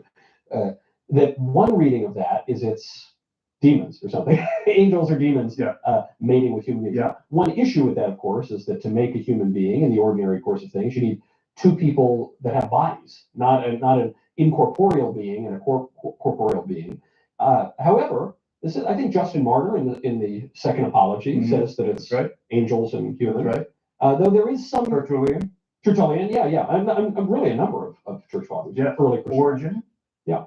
Now, but there is some disagreement. The one view is the Sethite view, that the sons of God refer to the descendants of Seth, and the daughters of man refer to the descendants of Cain, and then if you were to take an even more metaphorical and symbolic view, it's this notion that virtuous men are seduced Yes. by not so virtuous men, Yes, which is right. an anthropological fact of history. But your view is So you've covered the bases there. So the biblical view, and the only one that makes logical sense, is that the sons of God in Genesis 6, an angelic faction. These are angels. These are not men. Sons of God saw the daughters of men that they were comely, and they decided to take wives from among the daughters of men, and they copulated with them, and the production of their union was giants, the Nephilim. See, that story that's found in Genesis 6, of Genesis, when he's writing about the sons of God and this affair, and it's just a little snippet. Yeah. He does not elaborate. He doesn't enlarge on this strange digression in the Genesis narrative. Yeah. He just mentions this bizarre thing. You know, I've started to read the Bible since I was a kid. I don't want to read the whole Bible, but I wouldn't finish it often. So I would start it again eventually. I'd say, okay, I'm going to start it again. So I've read the book of Genesis a billion times or something. And, you know, every time you get to that, you say, wait, what? Hold on. Exactly. What was that part about? Hold on. That's right. To back up, elaboration on that.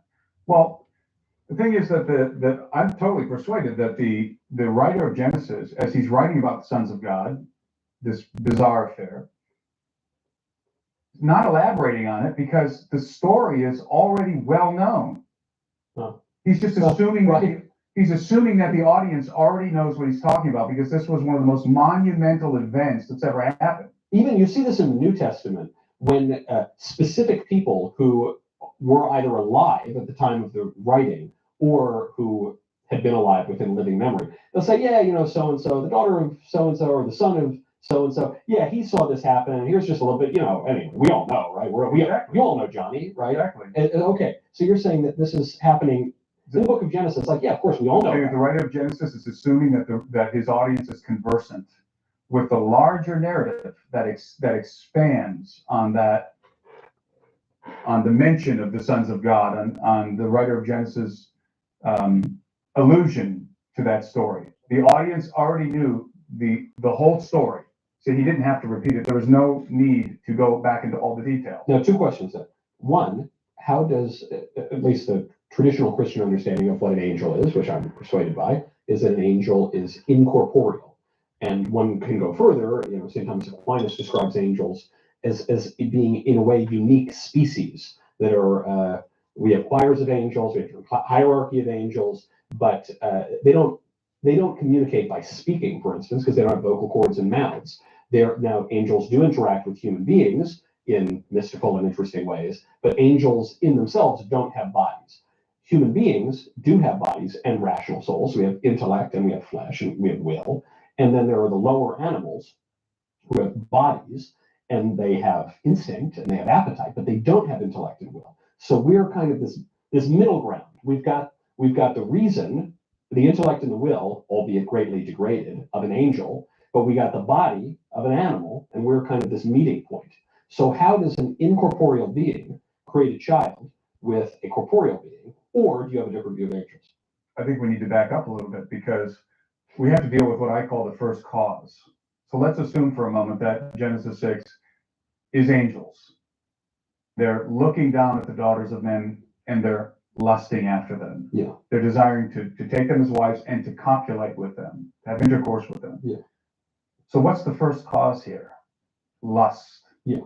In fact, when I was talking about the elaboration of that story, why the writer of Genesis didn't bother to elaborate on it, is because it was well known to the ancient Hebrews. Yeah. In the Book of Enoch, which was found among the Dead Sea Scrolls.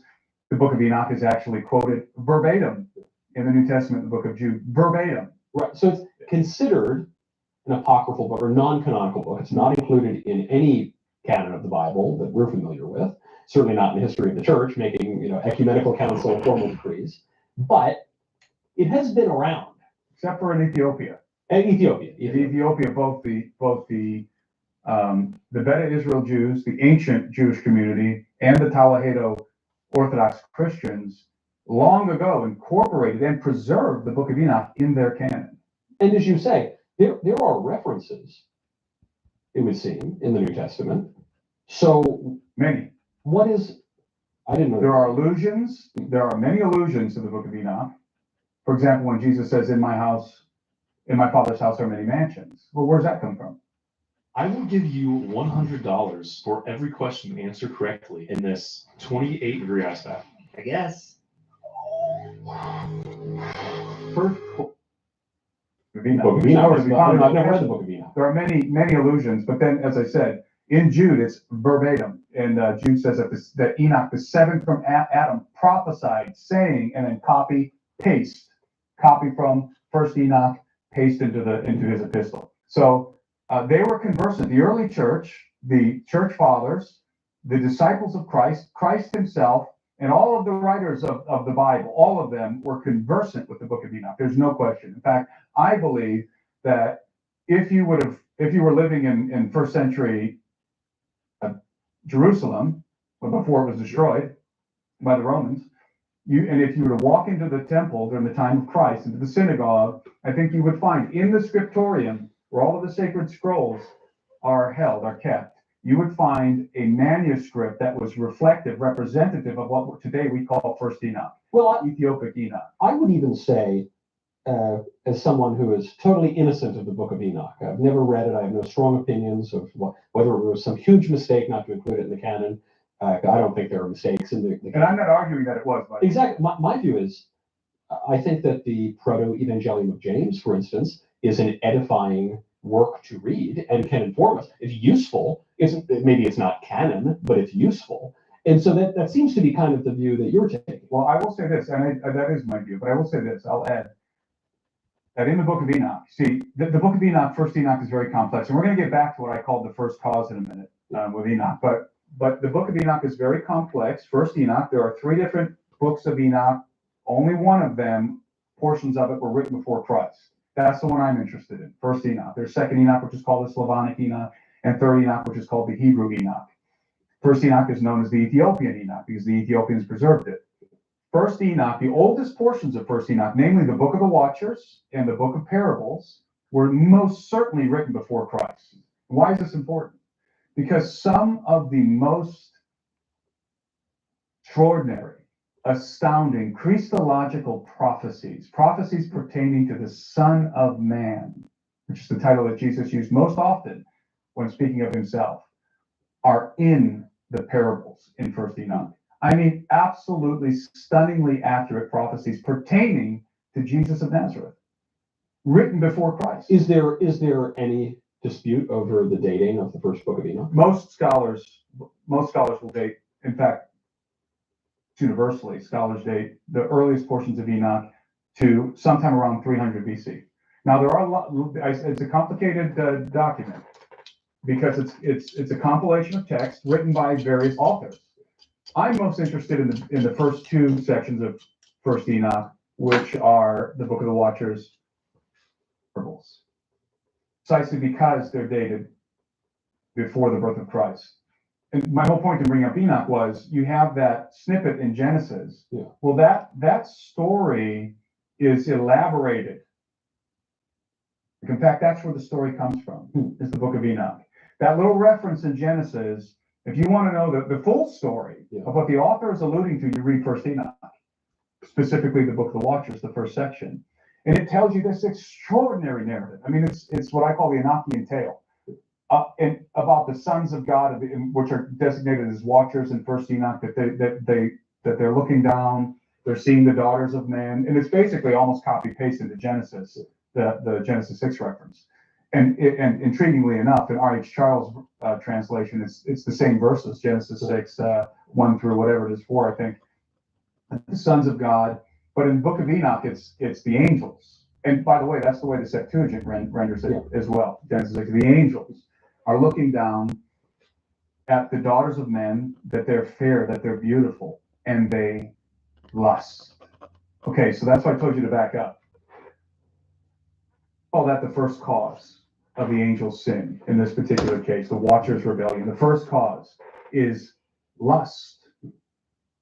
How do you explain lust for spiritual beings who don't have bodies? How do you explain incorporeal beings having sexual impulses. Very good question, but just before we get to it, you wouldn't say this is the first sin that the angels committed, because the rebellion of the angels, the rebellion of Satan, it would have had to. This particular incident, Yes, this was the catalyst for what they were about to do. Yeah, so how does an incorporeal being, become tumescent, to use a diplomatic term, for fair-looking ladies on the ground? That's right.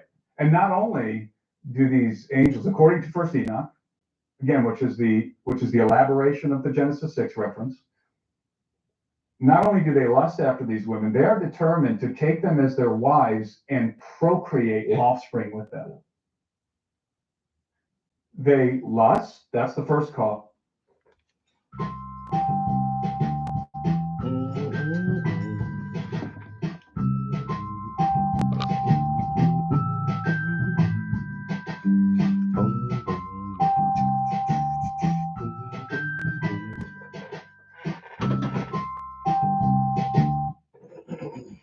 Necessarily a canonical work of the major religions, the Book of Enoch is certainly an interesting read. The text itself dates back to 300 BC and is noted as being more of an ancient Jewish text, in a place in some modern Christian and Jewish traditions. Enoch himself, which the book is named after, is referenced in the Book of Genesis and is detailed as being an ancestor of Noah.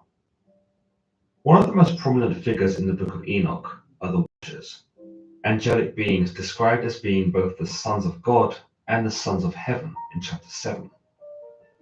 Many believe that the Watchers, referred to as the Grigori in Enoch 2, were angels who watched over the human race and would serve as earthly guides for the very first humans. They were tasked with the observing of human development, but were restricted from interfering with mankind, regardless of how compelled they felt to do so. It tells us in chapter 7 that human men and women had multiplied, and that the daughters of man were beautiful and elegant. It's understood that their beauty was so great, the attention of the Watchers, these sons of God, if you will, just conversed amongst each other in this chapter, and decided to take the women for themselves, impregnating them with their seed, thus going against the intended purpose of watching and directly interfering with the life of mankind. Of these angels, known as Samjaza, sometimes pronounced Samyaza, tell the Watchers that they should reconsider their choice, and that it would be him who suffered such a crime against God. However, the other angels weigh him down and tell him that together they will face the punishment, that they will each accept responsibility for any repercussions. Noted in total that there were 200 of them, and together they descended upon earth to take the women as their wives.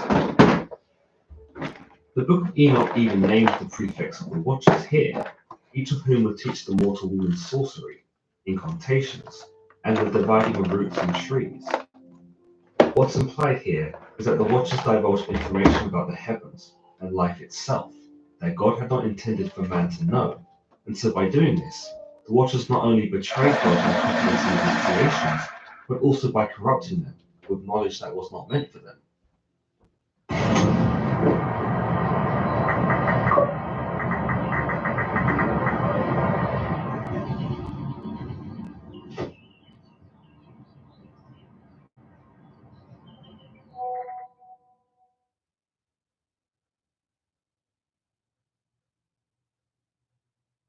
Hey, what's up, everybody? You know how you start scrolling sometimes and you're like, what am I doing? And then periodically you go, oh, that's what I'm doing. Well, this is what you're doing. You're going to stop scrolling. You and I are going to read a couple verses of scripture together real quick. That's why you picked up your phone today. Isn't that interesting? This is from the book of Joshua. I command you, be strong and steadfast.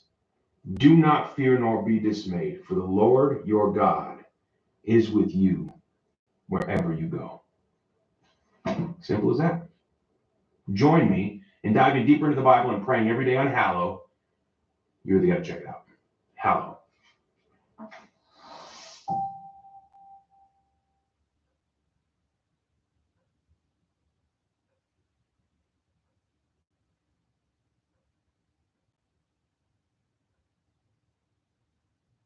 The women then gave birth to the children of the Watchers, and what they spawn are essentially a hybrid of angel and human, the Nephilim, as they are sometimes referred to as. Some debate as to what the Nephilim are. If we look at Genesis 6, 1 through 4, it tells us that the Nephilim were on the earth in those days, and also afterwards, when the sons of God, which we might say are the Watchers, went to the daughters of men and had children with them. The Nephilim are also described as heroes of old and men of renown. However, in Enoch, the spawn of the women are known as giants, and that these giants began to consume all that man had built. The spawn of Nephilim then began to kill man, and when they were tired of that, they began killing each other. During this chaos, we learn in chapter 8 that an entity known as Azazel, who is presumed to be a watcher, teaches man the use of swords, knives, and warfare, much as the Watchers taught mankind the secrets of heaven, incantations, and sorcery. Azazel also teaches mankind the use of paint, stones, and dyes, so that man can manipulate the world and alter it. In 8.2, we learn that these acts by Azazel caused impiety to increase, fornication multiplied, and that these transgressions corrupted all of man's ways. The rest of the chapter tells us that the other Watchers taught mankind astrology, science, astronomy, and that with their presence, men were destroyed and their cries reached the heights of heaven. In chapter 9, Archangel Michael, Gabriel, Raphael, and Uriel looked down from heaven and realized what was going on earth. In this chapter, they go before God and seem to pin most of the blame on Azazel, saying, "You have seen what Azazel has done, how he has taught every species of iniquity upon earth, and has disclosed to the world all the secret things which are done in the heavens." Also blames Sanjaza, saying he has taught the mortals sorcery, and that he and his Watchers have copulated with the women, creating ungodly giants. They ask God what he will have them do to bring restoration upon earth. In chapter 10, God then sends Uriel to seek the son of Lamech, which is Noah, to conceal himself, and to explain to him what is about to take place, in that all of the earth shall perish in a flood, and that everything which has come to be will be destroyed. He tells Uriel to tell Noah how to escape the flood, and how it is his seed that will remain in all of earth. He tells Archangel Raphael to bind Azazel by hand and foot, and to cast him into the darkness by opening the desert, which is in Dudael, a region of the underworld. He tells Raphael to throw upon him pointed stones, and to cover him in the darkness, so that Azazel will remain there forever, devoid of all light. Great day of judgment, God is set to task Raphael with casting Azazel into the fire. God tells Archangel Gabriel to destroy the Nephilim, the giants, or the offspring of the Watchers, by turning them against one another. He intends for them to perish by mutual slaughter. Finally, he tells Archangel Michael to confront the leader of the Watchers, Sanjaza, and to tell him that he and his allies, who had fornicated with the women, that they are polluted, and that their sons, whether their own angelic sons or the sons they have fathered with the mortal women, will be slain before their eyes for 70 generations. Then, after witnessing the butchering of their offspring, they will be taken to the lower depths of hell, where they will meet fire and be locked away forever. DQ is celebrating 85 years, so we're giving you an 85-cent Blizzard treat in the DQ app, now for a limited time. Because even if birthdays aren't your thing, getting your favorite Blizzard treat for just 85 cents, that's plenty of reason to celebrate. Hurry and get your small Blizzard treat for just 85 cents with a $1 purchase in the DQ app.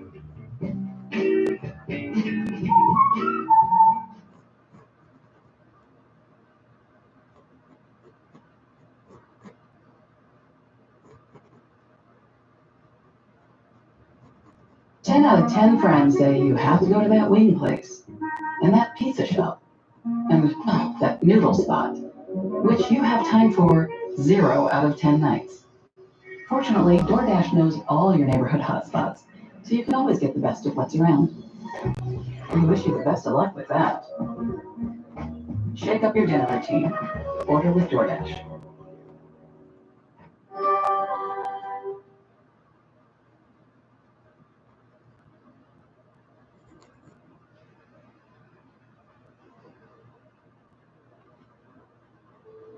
By chapter 12, we are told that Enoch was engaged by the Watchers, and that they called him Enoch the scribe.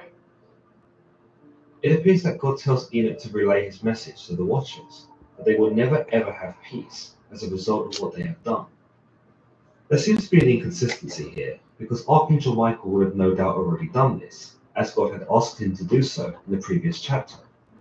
It could be that Enoch is told to do this so as to exemplify God's message, in that the Watchers are being told by both the archangels who are above them and by the mortals who are beneath them.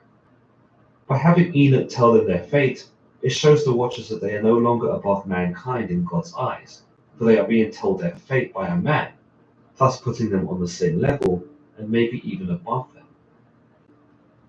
In chapter 12, 5 through 7, he states, "Then the Lord said to me, Enoch, scribe of righteousness, go tell the Watchers of heaven, who have deserted the lofty sky and their holy everlasting station, polluted with women, and have done as the sons of men do, by taking to themselves wives, and who have been greatly corrupted on earth, that on the earth they shall never obtain peace and remission of sin. For they shall not rejoice in their offspring, they shall behold the slaughter of their beloved, shall lament for the destruction of their sons, and shall petition forever, but shall not obtain mercy and peace." In chapter 13, it's interesting that Enoch only seems to confront Azazel, the apparent main culprit in all of this, despite the leader of the Watchers being Sanjaza. It's possible that while Sanjaza only sought to fornicate with the women and share some secrets of the heavens, he did not share the malice that Azazel did in teaching men about warfare. Notice, Azazel does not appear to take interest in the mortal women, but seems only intent on teaching man about swords, knives, and the altering of the world, which was already designed perfectly as God intended.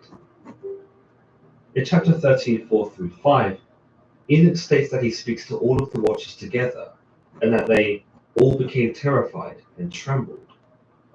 He goes on to say that the Watchers begged him to give God their regrets and their repentance for what they had done, because they themselves could no longer ascend to heaven, nor bring themselves to look upon the skies out of disgrace.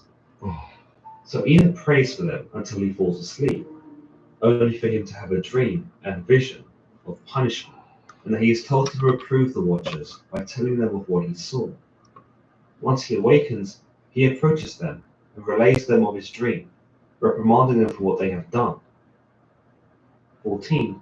Enoch explains that when he spoke, he was speaking with the word and voice of God. In this voice, he tells them that they will not be granted forgiveness as they had requested, and that they will never be allowed into heaven again, and that they will be bound to earth for as long as the earth endures, never knowing of peace. Of the Watchers, though, doesn't necessarily feel complete. We understand that they were bound for 70 generations under the earth, and will remain there until the day of judgment, where they are to be cast away into the lowest depths, to burn in the fires. This logic, some would therefore believe that the Watchers are still there, underground, imprisoned at the bottom of the earth, waiting to be cast into the fires of hell in the end times.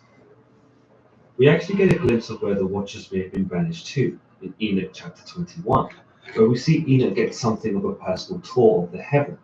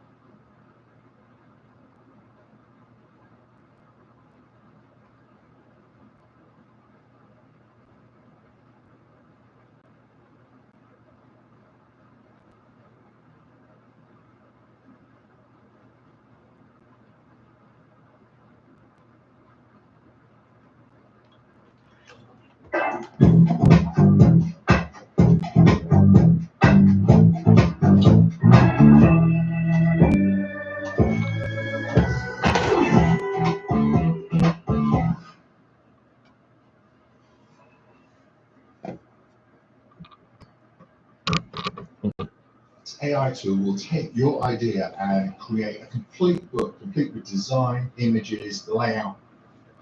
The gaming world is weird, and well, every month stuff happens. And every month GameRanks takes that stuff, puts it all together, and weirds you out with it. Hi folks, it's Falcon, and today on GameRanks, the 10 weirdest gaming stories of March 2025. Starting off with number 10, so you may or may not know, there's this game, it's an RPG of some kind. It's called Atelier Yumiya, The Alchemist Memories and the Envisioned Land. And it has a character by the name of Rysalind Ryza Stout, who, for whatever reason, has attracted a ton of attention to her thick thighs. First off, I see nothing of particular note here. Maybe I am poisoned from seeing, fan art of everything, but I'm not really shocked in any way by the thighs on this character, per se. That's not necessarily what's weird here. What's weird is that they are apparently based on Japan's economic recession. I don't understand this one, honestly. So weird is the right word.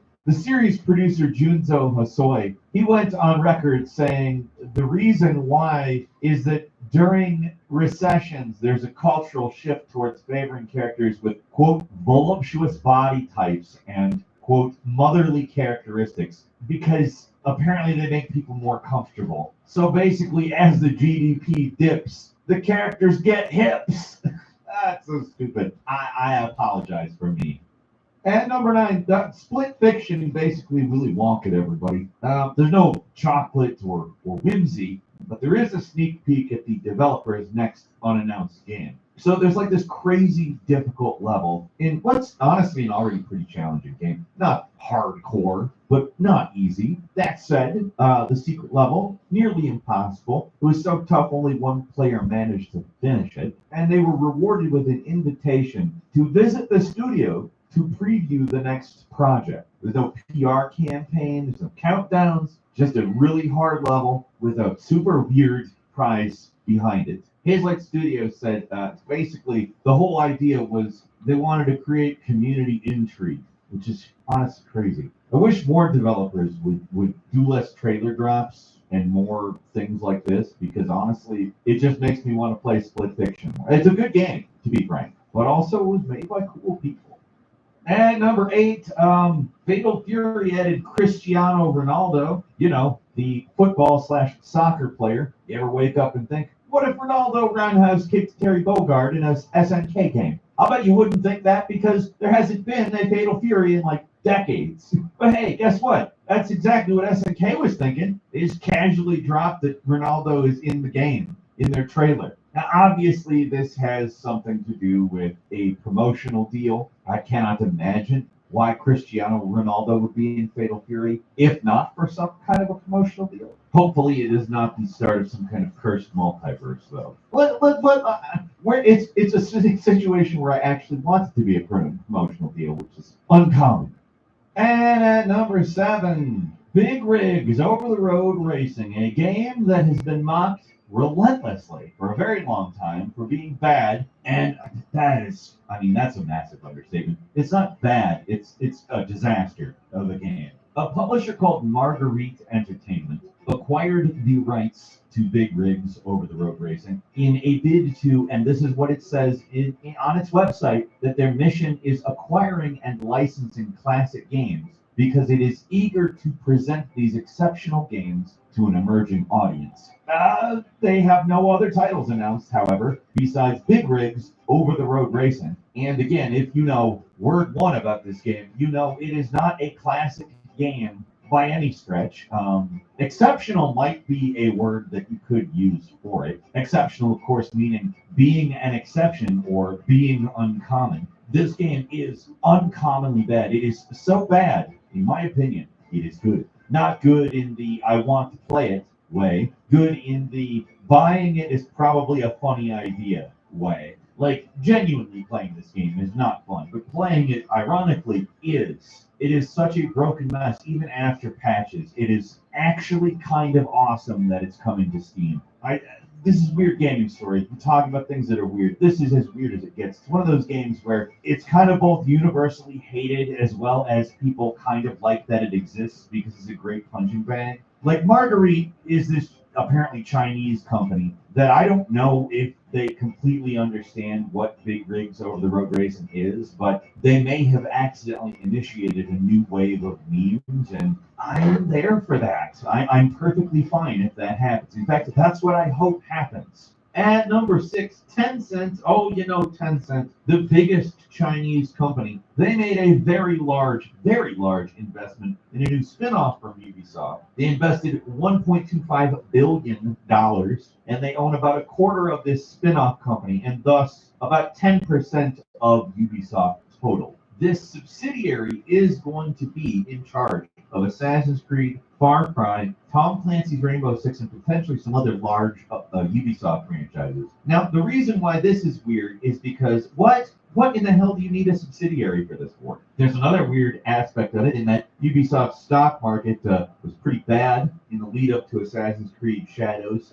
It's a little early to know exactly what effect that game is going to have on their stock, but it's an interesting time to drop that much money in Ubisoft. Interesting in a weird way. We'll see exactly what the implications of this are obviously soon. But for now, something to keep an eye on. Just keep an eye on it, all right? At number 5, Masahiro Sakurai, the Smash Brothers mastermind and, normally pretty chill dude, dropped a hot take that got people talking. Sakurai gently but firmly told other developers, stop trying to Americanize Japanese games just to sell more overseas. His exact words were, there's no reason to overly Americanize Japanese games, but to translate it, keep the charm, keep the hair and other physics intact. If there's JRPG nonsense abound, leave it there. Don't take it out. That's what makes the games unique and interesting to people in this country anyways. According to Sakurai, trying to mold them into something more Western waters down the creativity and identity. And I honestly have to say, I think he's right. The games reach success in the US not because they're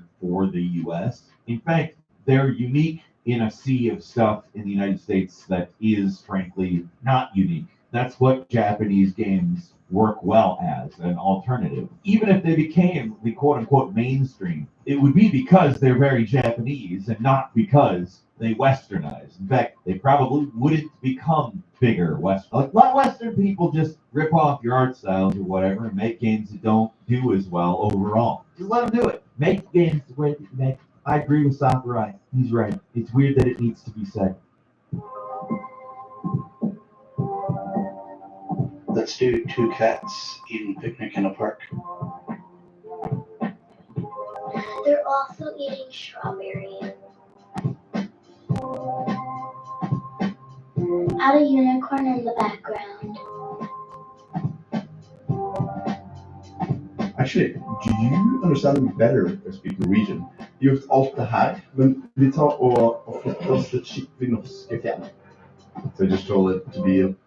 At number 4, in Japan, they launched a PS5 rental where you get the console for $6.56 for a week. Actually, 8 full days, 7 nights. That is less than it costs to buy a latte at Starbucks. You have all of these for the price of a coffee services nowadays. And coffee was like, hold my beer. $6.56. Not only is that less than a coffee, but it's obviously less than a coffee nowadays. Jeez. But I'll tell you what's extra weird about this one. There's a Japanese rental chain called GEO or Geo. I'm not 100% sure. It's like GameFly, except for it's in Japan, and they're also apparently completely insane because they ship it for free both ways. Now, to be fair, this is for first-time renters only. It's obviously to get you hooked on the idea that you can rent the PS5 for relatively cheap. I'm sure the actual rental service beyond the first time is still relatively cheap. Or maybe they want you to get hooked on the PS5 so you start renting PS5 games from them. I don't know. I think this is a genius loss leader strategy because it brings you into their ecosystem with something you cannot deny is a fantastic deal. It's weird that rental services in the United States don't understand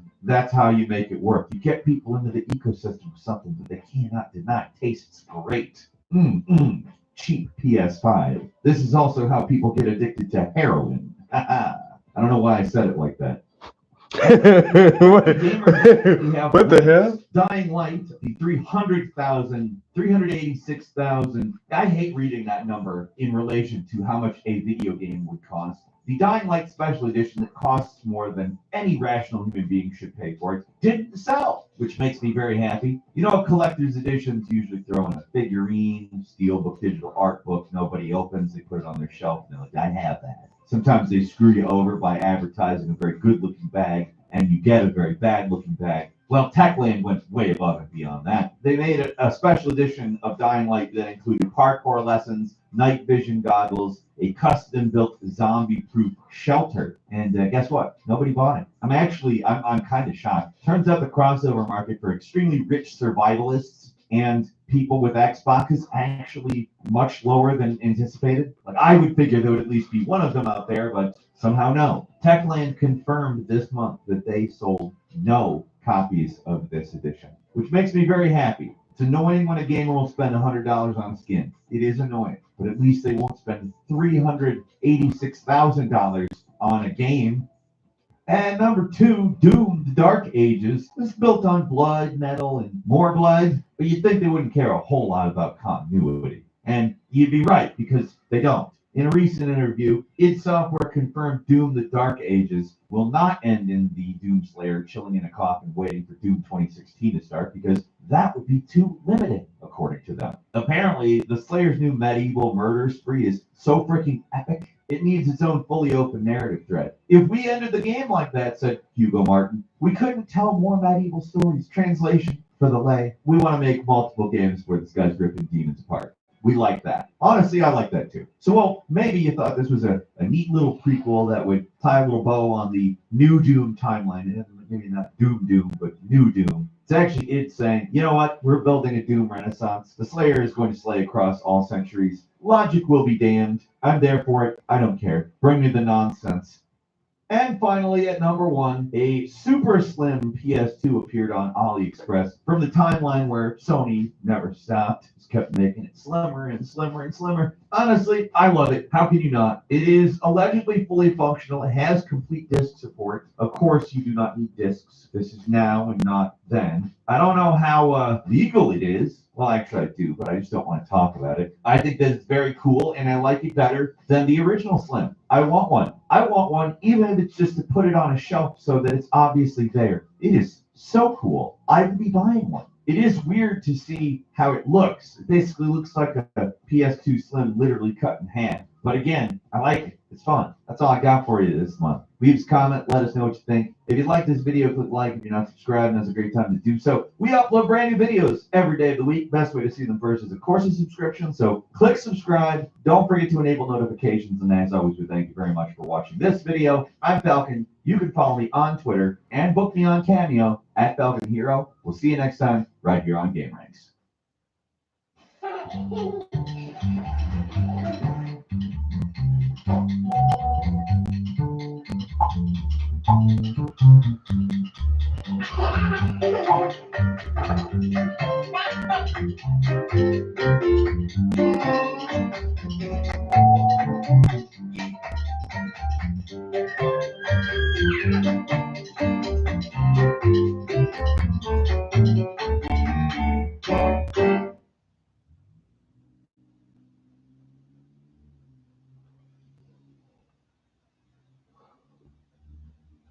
think I'm gonna start cutting carbs. I need to drop my belly fat. Almost everyone in the fitness space agrees that carbs shouldn't be a big part of our diet. Would you agree?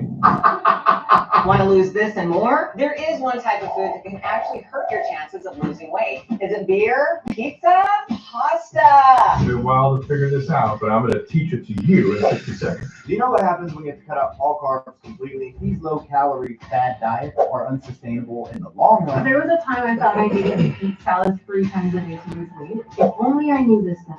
What usually happens is most people gain back the weight that they lost, and then they gain.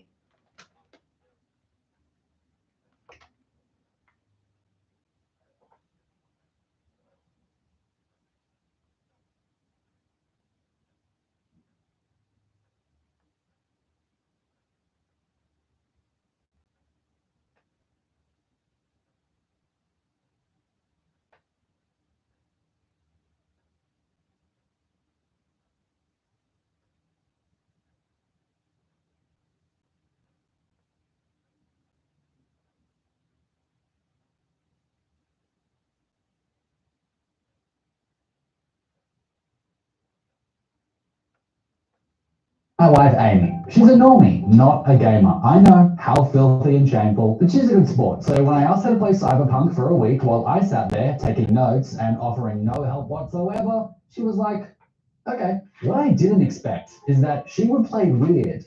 Very weird, often making the game a lot harder than it needed to be, but sometimes coming up with unusual and impressive solutions. Not to mention making some brilliant observations about the game that I myself had never thought of, all the while getting more and more invested in the story of this world, which will lead us to a... Why am I doing this? I was worried she would just breeze through normal, and seeing her struggle in the combat of a game is kind of my favorite thing. When I tried to reassure her that this game is a lot easier than Elden Ring, she said, but all games are hard for me. I was like, if it's hard for more than 4 hours, I do recommend you seek medical attention. At the next screen titled V's Life Path, Amy reads aloud the word life path, but I can tell she has no idea what the V is for, probably assuming it's a Roman numeral or something, so just skipped over it. When hovering over the middle option, she remarked, these street kid people are rogue. Then when hovering over the corpo option, said, she looks evil. These people, are they bad people? I was like, yeah, it depends on who you ask. Then she hovered over Nomad and repeated, are these good people or bad people? I said, I can't tell you. He was like, okay, but are they all bad people? Because I just want to be a good person. I will hate the game if I pick the wrong one and end up being a bad person. She sighed and continued, everyone just seems like they're out here for themselves, though. Eventually noticing that the nomads have honesty and integrity. So that seems like good, she asked. That does seem like good ass. When trying out different skin types in the character creator, she said,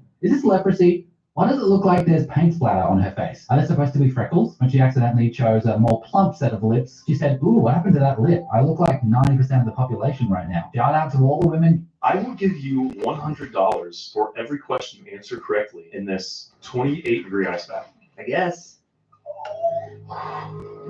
Adding lip filler, it always looks good long term. When choosing a hairstyle, Amy said, quote, she has to keep it short because she's living in a certain scenario in the desert, so she needs to have short hair. It's convenient because it gets hot, and when it's hot, long hair gets a bit yucky. So practically she'd have to have it up all the time, but I don't want a ponytail, so I'm doing this one, unquote. A masterclass in video game immersion. When scrolling through all the different eye styles, she cycled through every available option twice, so eventually goes, I've seen too many eyes, now I'm out of touch, nothing looks right, why do we even have eyes? Does this one look normal? It's like when you say a word too many times in a row and your brain goes, that can't be a word, can it? It's not. It's definitely not. Later, she went back to the mouth options and said, you know, it's a modern game when they add lip filler. I was like, why are you doing the mouth again? She said, I don't know, the lips looked weird and my side profile was bad. Finally, after 27 minutes, Amy moved on to the customized attributes section. She has to assign 7 points to different areas like body or cool. These attributes all have a pretty big impact on different playstyles, so these choices do matter. It's kind of unreasonable to expect a new player to know what kind of playstyle they'll ultimately love. You can only max out 3 of the 5 trees in the base game, and you can only reset your attribute points once per playthrough. So you do actually want to get it right from the start if possible. These tooltips try their best but are mostly unhelpful unless you have some prior game knowledge. Amy feels the weight of the moment too and says to me, this is way too much. I have no idea what I'm doing and I know I'm going to regret my choices later. After agonizing for a few minutes and ultimately just randomizing her point allocation, Amy's finally finished her character. We wait for quite a while at this Cyberpunk logo because what she didn't realize is that this is a loading screen and it's waiting for her to press circle to continue. Eventually she's like, oh, I was waiting for it to finish loading. I thought the game was just being slow. We begin the Nomad Life Path, which pretty quickly has us driving to a nearby radio tower. But in the preceding few minutes, I noticed Amy never looked around even once. I can tell she doesn't know she can actually turn her head. For example, when the sheriff approaches the car from the left, most players would naturally turn the camera to look at him. Not Amy. She stares straight ahead and never acknowledges he's there, which is actually an ice-cold alpha move. It's not until she chooses a dialogue option that the game automatically turns her toward him. She also doesn't scroll between the different dialogue options a single time, so I can tell she has no idea there's different speech available, which is crazy because that might be the most well-known RPG mechanic of all time, unless you're a normie, in which case, what are those funny little letters? When the sheriff is pissed and tells her to hit the road right now, Amy spends a full 30 seconds just sitting there. She had no idea the game wanted her to actually start driving. A gamer would either see the quest objective on the HUD or pick up the context clues like the sheriff just told me to leave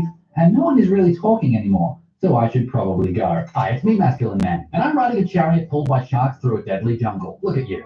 Pathetic, and brushing your teeth with soft bristles, while I use the blade of a sword dipped in poison, a power I gained only by grooming with Manscaped. Oh, in my presence. Grooming with Manscaped. Weird she kept doing right away was spamming the horn. So on a PS5 controller, that's mapped to L3. And something she was doing during the last game she played, Elden Ring, was crouching when she actually wanted to sprint. And that was because sprint in Destiny 2 is L3, the game she played right before Elden Ring. So the muscle memory to press L3 for sprint has carried through from Destiny 2 to Elden Ring and now to Cyberpunk. Why am I telling you this though? Because her spamming the horn is her trying to go fast in the car. The origins for that instinct go back several generations. When stopping at the radio tower, Amy sat in the car for quite a long time, trying to work out how to exit the vehicle. After a while, she decided to gently test the strength of the fence. Okay, it's stronger than it looks, so Amy presses basically every button on the controller until she gets out. Now in hindsight, this is actually my fault, because what I didn't realize is that my game settings had carried over to Amy's new playthrough. I had tutorials, hints, and the vehicle HUD toggled off in the settings. When I turned those back on a short while later, the exit vehicle button, which is circle, was right there on screen. As Amy reached the top of the tower, I asked her how the graphics of this game looked. Because, you know, she's playing on a 4090 with everything set to ultra. Her response was, quote, "It kind of looks fine, I guess. It does look a bit plasticky. Elden Ring was nicer." A nuclear hot take that I kind of agree with, actually. The stylized, painterly art style of Elden Ring is more timeless and engaging than ultra realism, in my opinion. And it's crazy that Amy intuitively came to that conclusion as well without knowing any of the technical jargon. I have to admit, I was rock hard after hearing that. On her way back down the tower, Amy was careful not to go too far.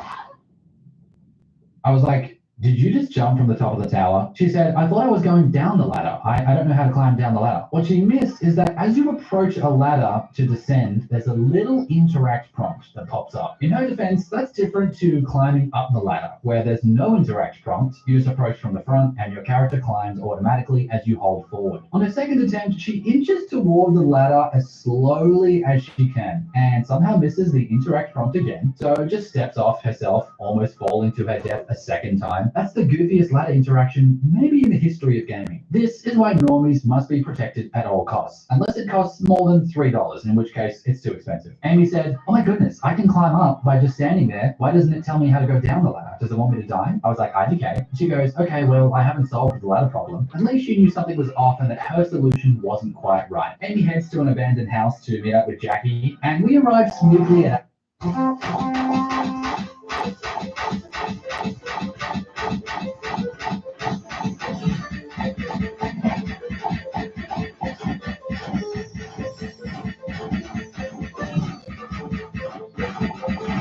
destination. I couldn't help but giggle because when Amy pulled up, instead of just getting out of the car, she blasted the horn like it would summon Jackie from inside. When she realized he wasn't coming out, she sighed and parked the car for real. When presented with a dialogue choice while talking to Jackie, for the first time, Amy tabs down to the second option. She immediately goes, "Oh, I can change it." She's cracking this RPG wide open. The second Amy stepped back outside, she said, "That's not how I parked my car," and moved my car. Pretty insane continuity error call out, actually. It took me a second to understand what she was saying, and I was like, oh yeah, good pickup. Now, Amy might not have fallen off the ladder, but soon she's going to fall off something much worse, the learning curve. Because day 2 brings her first betrayal and the start of a war she doesn't understand. It's time to enter Night City. Amy starts day 2 by complaining about the vehicles of Cyberpunk. She says, "It's very tricky to drive." I ask in what way, and she replies, "In every way. I'm just everywhere and I don't know what the controls are. It's stupid." Some unusually aggressive feedback for her. She arrives at the border and is told to head inside for questioning. The bright yellow quest marker just doesn't seem to be a priority for Amy, so instead of turning toward the building, she starts mindlessly walking to the exit and almost gets shot by Border Patrol. Luckily, they scream at her to turn around, which she found quite helpful. She bribes the guard only to get betrayed moments later as they're driving away. This leads to a chase sequence where Amy has to survive while shooting the bad guys pursuing them. I was concerned here because the difficulty is set to hard and Amy hasn't even reached the tutorial yet. The chase sequences can be tricky if you don't kill the enemies fast enough, and meanwhile your aim gets knocked around by all the bumps and corners. This was her first real test. Amy's main problem is that she is exclusively hip firing. This does less damage and is less accurate than aiming down sights. What's crazy is that the control hints in the bottom right don't even mention that you can ADS. What was Was there not enough space for that? What's interesting is that when Amy played Destiny 2, another first-person shooter, for a video like a year ago, she spent most of that playthrough also hip-firing, to her own great detriment. When she finally did learn to ADS, it was a total game changer. So it's good to see that lesson hasn't carried over literally at all to this first-person shooter. To my surprise, she does get a few insane hip-fire headshots off that she was quite proud of. Eventually, after taking a moderate amount of damage, her and Jackie make it out the other side alive. V says, "Keep driving, we can't stop here." Then immediately, Jackie says, "Place looks deserted, gonna stop here." Like, those lines are literally back to back. Amy goes, "Wait, didn't she just say don't stop here? What is going on?" Another razor-sharp continuity critique, ooh woo. So Amy and Jackie team up, and it's time for the montage. When V buys an apartment and stands in front of the mirror,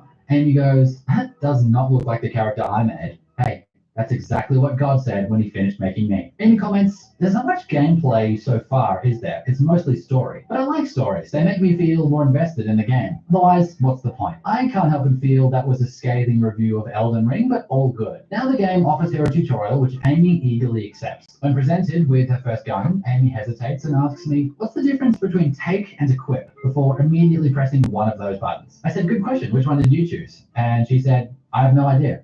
Science at its finest. To Cyberpunk's credit, they actually mentioned that you can aim the gun at this point. But Amy has this thing where reading text on the screen is her last resort. So because she thinks she knows how to shoot already, she ignores the tooltip. It fires the targets and moves on. I know the devs don't want to hold our hands too much, and it's a delicate balance, but I wish the game took a moment to force you to aim down sights at a distant target or something. The next room prompts her to take cover by pressing R3. Looking down at the controller, she says, "What is R3? There is no R3." But then after a moment, says, "Oh wait, there was a something 3 before in another game, and I don't remember what it was, and I remember I couldn't find it." He thinks for a little while longer, looks closely at the button prompt again, and presses R3. A huge win in theory, but this is where the game makes a weird unforced error in my opinion. It prompts her to heal, which she does, then it nudges her to switch weapons by pressing triangle, which she completely ignores. Can't wait to see how long that takes her to learn. Spoiler alert, she doesn't. But that's not the problem. At the next barrier, watch what Amy's doing closely. She shoots a bit, still only hip firing, then presses R3, rests for a moment, and then presses R3 again to stand back up and shoot. She's manually going in and out of cover. You see how when she crouches close to the wall, her character points the gun upwards? This is the game hinting at a key mechanic, that if she holds aim down sight, L2, she'll pop up to shoot from behind cover, partially protected, until she releases that button. It's way faster and more effective than Amy's current strategy of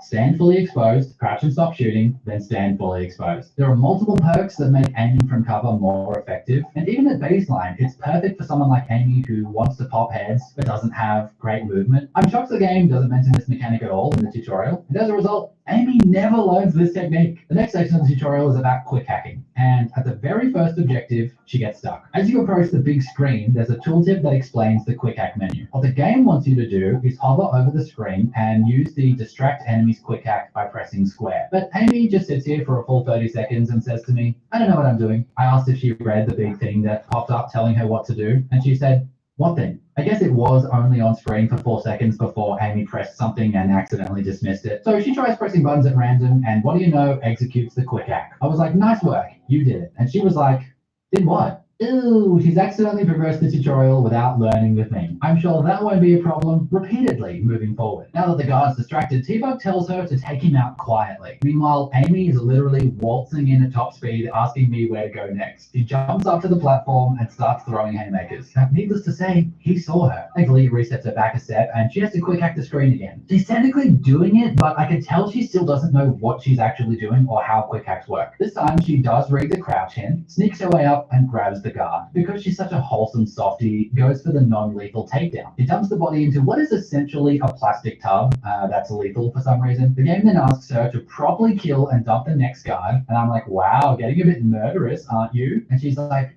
I didn't have any choice but to be violent. Spoken like a true war criminal. Then the game wants her to hack this access point with a minigame called the Breach Protocol. This is where Amy finally snapped and went on a rant. Miking her up was worth it just for this moment. There's so much text on the screen. It's so hard to keep up with everything. It's easier than the last thing you made me play, but it's still like too much happening at once. So I'm like trying to focus on what I need to press and what I need to do, and then you're like, have you seen the prompts? No, I haven't seen the prompts because my eyes are tiny. And then me reading it just doesn't My eyes are make tiny. because I just don't even understand. And then I'll need it for something, and then I'll be like, Well, The soft weight of a woman's curves resting on his face was all Jacob ever wanted. When he looked up, Jacob was shocked to see a girl falling from the sky. That wasn't all. That girl landed right on his head. Because I'm trying to learn algebra again. Needless to say, she doesn't do a single other breach protocol for the rest of the playthrough. Also, sneaking in more criticism of Elden Ring mid-rant was uncalled for. Anyway, after a long time, she works it out and right at the end reads aloud, "There's no penalties for failing." Oh, I like that. Amy opts to do the final 2 tutorial sections, which I was very glad to see. The first being advanced stealth. The game prompts her to scan and then tag the enemies below, and I kid you not, in my 65 hours playing Cyberpunk, I did not know you could tag enemies. It appears to put 2 microscopic triangles above someone and keep them highlighted through walls. Now this room is supposed to teach her about the detection meter that fills as enemies locate you, but she just literally holds forward without looking at that. Naturally, the last guy immediately spots her, but because she rushes the final portal, it teleports her to the next area, despite failing that encounter. I mean, is the goal to teach her the mechanic or not? I said, "I can't believe you got away with that," and she just goes, "I'm nice." The next room teaches her about cameras, and when she saw the beams going crazy, she was like, "Oh my goodness, I can't move like that. I need some dance moves to move like that." If you look closely, the camera is actually just slowly sweeping back and forth, with the bouncing beams being more of a cosmetic thing. But who cares? Because Amy mashes forward again, and somehow that works. The camera half detects her, but there's enough cover to prevent a full discovery. Once again, Amy does not actually learn how the thing works. She even asked me, "What just happened? All I did was press forward." I'm sure stealth will go well in this playthrough. The game takes away Amy's weapons for the final tutorial section to teach her about melee combat. She says to me, "But I just want to shoot people in the head." And I've never been more proud of her. I asked her why, and she said, "Because it's a little bit satisfying to hit the target." While teaching her about strong attacks, there's a big pop-up for stamina. To my amazement, Amy recalls this resource from her Elden Ring playthrough. Oh, this is like Elden Ring. That had told me that I didn't realize I'd run out of the blue stuff. Oh, she thought stamina was the blue bar. We were so close. Stamina green only. Then Amy hits me with the biggest question she's ever asked. What's a HUD? Why does it say on your HUD and I don't even know what a HUD is? And there's no label that says, "This is your HUD." Stamina runs out. I'm a snail. There's the yellow bar in front of me that's flashing. Is that a HUD, like on top of the HUD? What's a HUD? Short for heads-up display. It's basically all the information on your screen. So this game is basically saying this game is for gamers only. Because, well, newbies like you shouldn't be playing such things.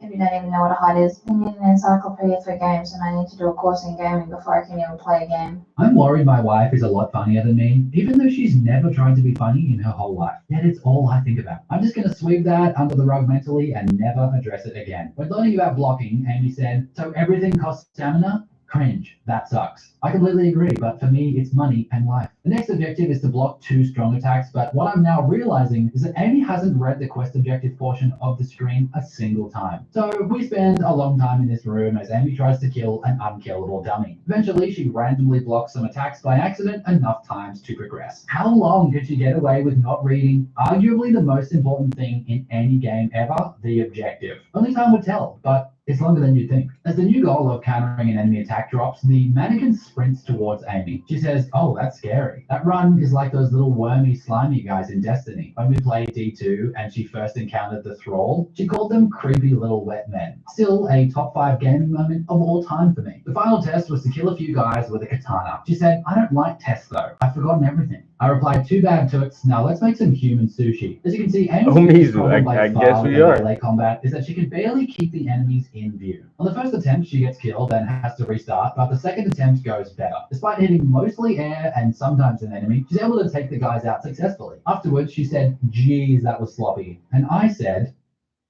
"Nothing at all, actually." Then she goes, "Why do I get stars for that? I'm so bad." She thought the game was giving her stars here, and I thought that was really cute. We're back with Jackie in the garage, and the game prompts her one more time to assign a grenade to the combat gadget quick slot. The only problem is, she already has a grenade equipped to the combat gadget quick slot, so she better be careful. The tutorial had failed to teach Amy some critical gameplay mechanics, and tomorrow we'll face the consequences as the training wheels come off. It's time for some real combat on hard mode. As we load in for day 3, Amy gets ultra baited by the loading screen. If you don't have your eyes peeled on the top right corner, you won't notice that the game finished loading several minutes ago and is waiting for you to press circle. This has tricked me so many. The fact that there isn't some kind of audio cue or distinct visual cue that the game is waiting for you is wild. Irrelevant in the grand scheme of things, but wild. After sitting there for a few minutes, Amy goes, why'd that lady stop talking? And then, oh, it says press to continue. When talking to T-Bug in the elevator, Amy chose to say, calm the hell down. And I was like, oh, why'd you choose that option? And she said, I don't know, I panicked, but it seemed like a bit of a rude option, actually. I don't want to be rude. And I was like, too late, she hates you. The first sight of an enemy, Jackie whispers, drop him quiet, V. A good warning, because being stealthy will make Amy's life a lot easier in the next room. Help save lives. Donate plasma today.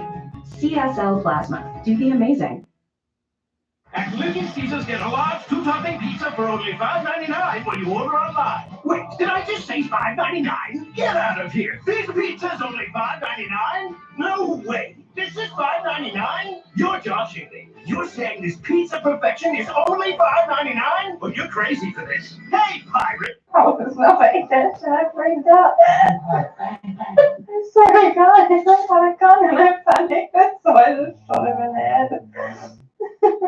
Oops, it's just a high tense moment, you know? This is a lot of tension. She then turns around to Jackie and chastises him for being too far back, which is rich, coming from the girl who just aggroed the entire horde. I was like, he's just trying to cover you. Why don't you get in there? As she approaches the main room, you'll notice some big problems with her combat tactics. She's standing in the open, not really taking cover, and hip firing across the entire room. She was vigorously healing herself though, which is nice. Cyberpunk has a really strong low health visual indicator by spamming red lines across the screen. So Amy immediately knew when she was hurt. While crouching in the corner waiting to heal, she noticed her health item was regenerating and said, oh wait, why am I getting more health in the bottom little puff thing? She activates it again and says, oh, so it loads after I use it. That's a big mechanic discovery, and gamers are high-fiving across the globe, and also fisting a little, but mostly high-fiving. Then she said, okay, I'm fully healed. Maybe that's what Jackie was doing when he was waiting with me. I was like, I've never actually thought about that. Maybe he was waiting to heal. What the F? Because they were doing the same thing together. Eventually, Amy tries entering the room and crouching behind cover, which was a good plan in theory, but one of the guys had an angle on her, so she goes down. When Amy respawns, she notices the loot pop up, so tries to highlight interesting objects like it says, but what she doesn't realize is that it says to tap L1, not hold it indefinitely. Then she fixates on this consumable food item, trying to get the data pop up to stay on screen. So it turns out, if you scan any other type of interactable object, like an explosive or a person or a camera, you'll get a data pop-up that has some intel. But I've since learned for ammo and consumables specifically, there's this bug where around the object will flash a data bubble, but only for a few frames. I'd never noticed this in my own 65 hours of game time. Amy is such a good playtester, she's unironically finding bugs. Anyway, she was getting frustrated saying, why does that thing keep flashing up but not really appearing? Then let go of L1 and was like, oh, here's something. A chromantical line. She takes it and says, ooh, is this like Cyberpunk's candies? I like candies. But then she looks at the food on the table,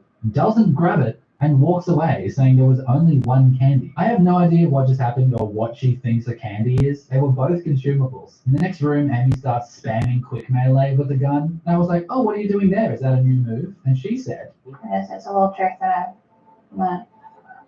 I'm just practicing my tricks. It's called the Gun Twisty. Adorable. And this is why I married her. It's attempt 2, and this time, Amy knows to keep quiet. She stealthily approached.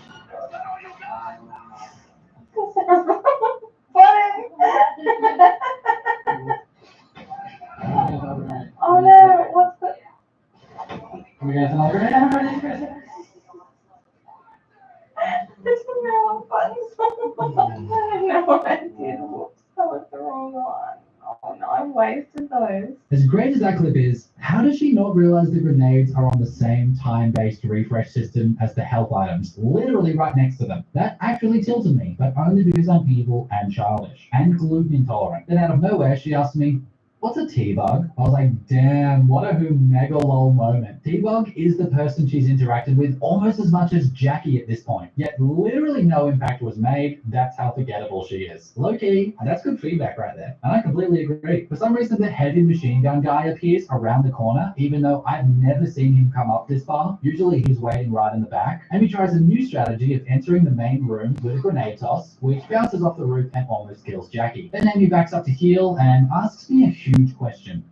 how do I reload? I was like, you don't know how to reload? And she said, no idea. Usually it just does it for me. The gamer urge to reload after firing one bullet never reached the normies, I guess. Amy dies to a firing squad of literally 6 guys while standing completely in the open. And I'm starting to wonder if hard difficulty was a mistake. The mental is good though. She doesn't seem remotely bothered. I think because the average Elden Ring encounter took her 30 tries. Okay, it's attempt 3, and this time, 100%, Amy will stealth kill the first guy.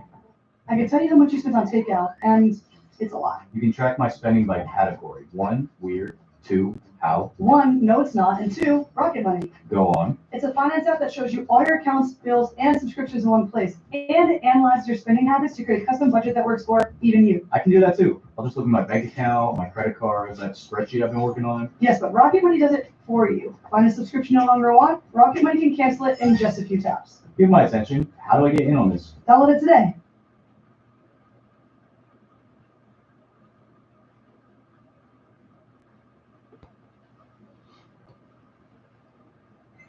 Taxes. What's taxing? Now taxes is relaxing when you file for free. I can file for free. TurboTax Free Edition. 37% of filers qualify. Simple Form 1040 returns only. See if you qualify at turbotax.com/free. I can file for free. Now this is taxes. File for free with TurboTax Free Edition and get the most money back guaranteed.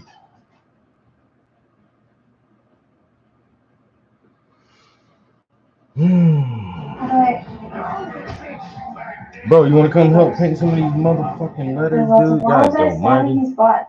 Oh, that's the wrong one again. Oh my goodness, oh my goodness, oh my goodness, oh my goodness.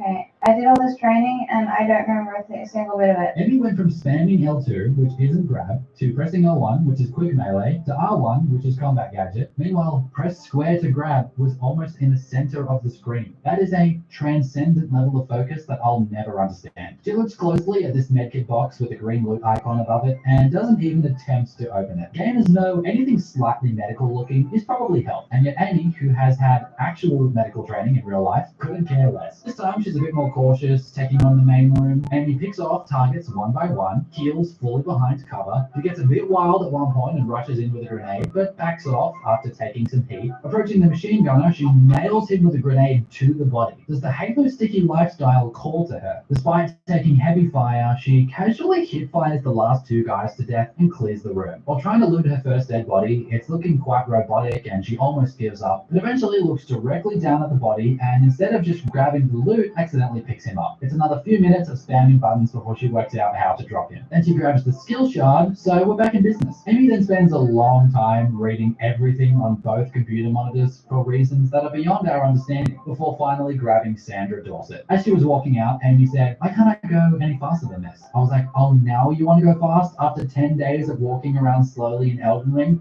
Make it make sense. A trauma team arrived and screamed at her to stop in the doorway. It took Amy a while to work out what they meant. The main quest objective waypoint marker may as well be invisible. When they successfully took her off for treatment, Amy said, "It makes me feel nice that I saved her. I'm just trying to be a good person." In the car on the way home, I can tell she still hasn't realized she can look around at stuff because she didn't move the camera once. The whole time Jackie was talking to the cop, Amy was just staring straight ahead like a psycho until the game physically turned V's head for her. That's when Amy accidentally bumped the right analog stick and moved the camera for the first time. Amy immediately said, "Oh, I didn't know I could do that. Have I been facing forward this whole time? I didn't know I could look around." Once we got upstairs to the apartment, she paused in front of the vending machines and said, well, do we have some treats?" Then after investigating a bit more said, "It's a shame this is all ultra-processed food. That's why people need machines, because it's making them sick." She called the cyberware in this game machines, and I thought that was adorable as hell. Still, she grabs a double XL burrito to go, when in Rome, I guess. Once inside the apartment and reading the tooltip for the vodka, she asked,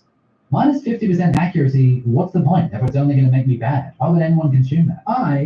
I've never used a consumable in this game, so I actually have no idea myself. Now, I don't want to generalize too much here, but Amy then goes straight to the wardrobe, because of course she does. Ladies, Tell me I'm wrong. There's 2% of you watching right now. Then she ends up finding my gallery in the stash, which I did not realize carries over between saves. It's mostly photos I took of a guy killing himself and the cover of Twinktopia magazine. Don't psychoanalyze that. Then she opens the actual stash to a treasure trove of good loot and clicks away without grabbing any of it. Eventually, Amy finds the mirror and realizes she can change her appearance. Uh-oh. Guess what we're doing for the next 15 minutes? You'd think crafting the perfect outfit would have been enough. She immediately starts tinkering with the hairstyle, and I was like, what's wrong with your current hairstyle? She said, well, I had my nomad desert cut, but now that I'm in the city, I need a different look. After scrolling through 100 options, she said, I don't want to make it too long, too quick, because it's unrealistic my hair would grow that fast. What if Jackie doesn't recognize me? And I think she was only half joking. After landing on a new medium-length side part, Amy jumps in the shower. She was not impressed, asking, why am I holding the wall like that?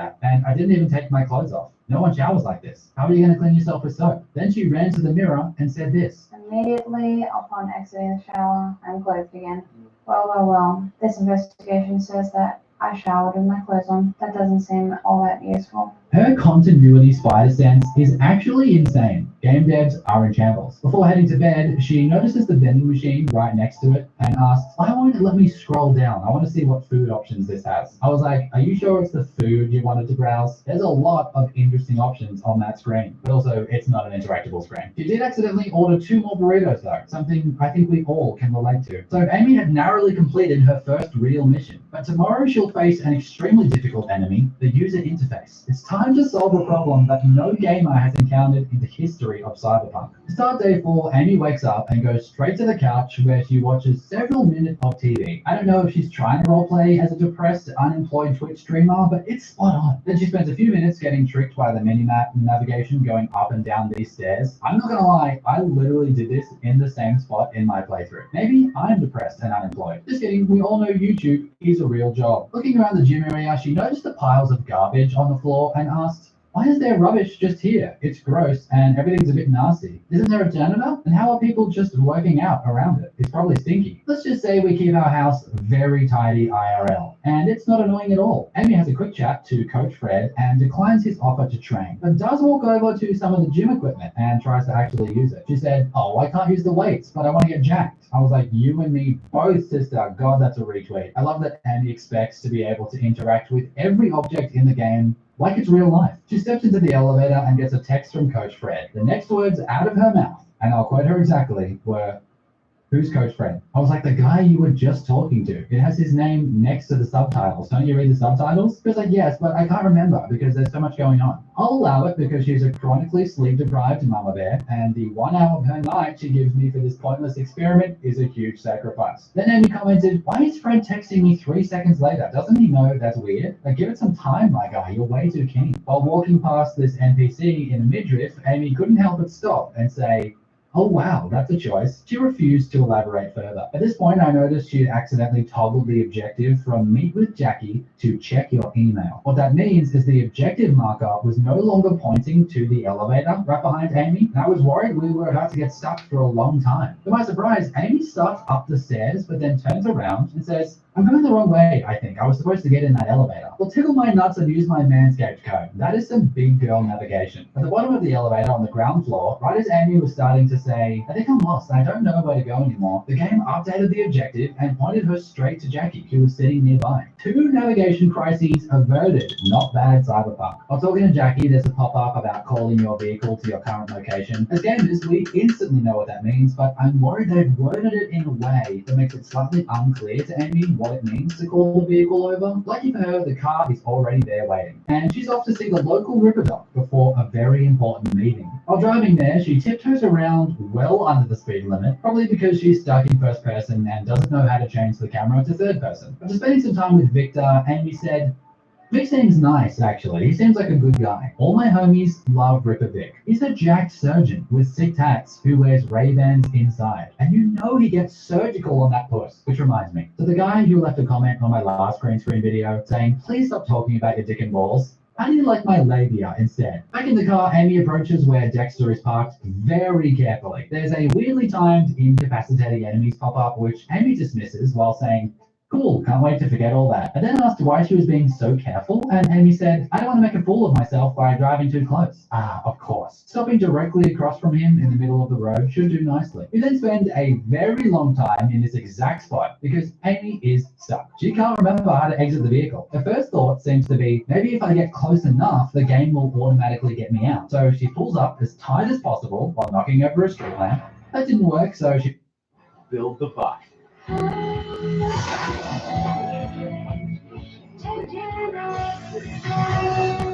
Ah, nuts. Grab some Flanders nuts and watch Mr. Peanut in the electric state. I feel like I should have the canvas laying down for this part when I be writing sometimes. backs up again, this time right alongside.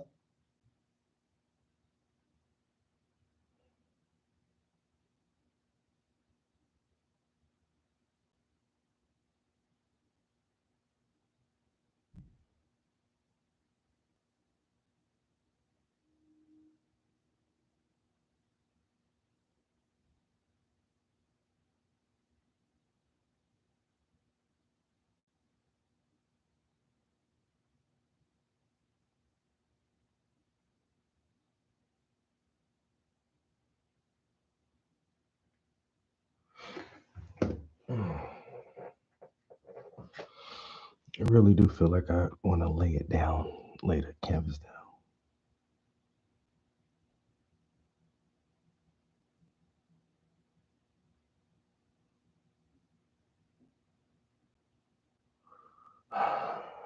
My least favorite part. Lettering. I don't know why I even do this shit.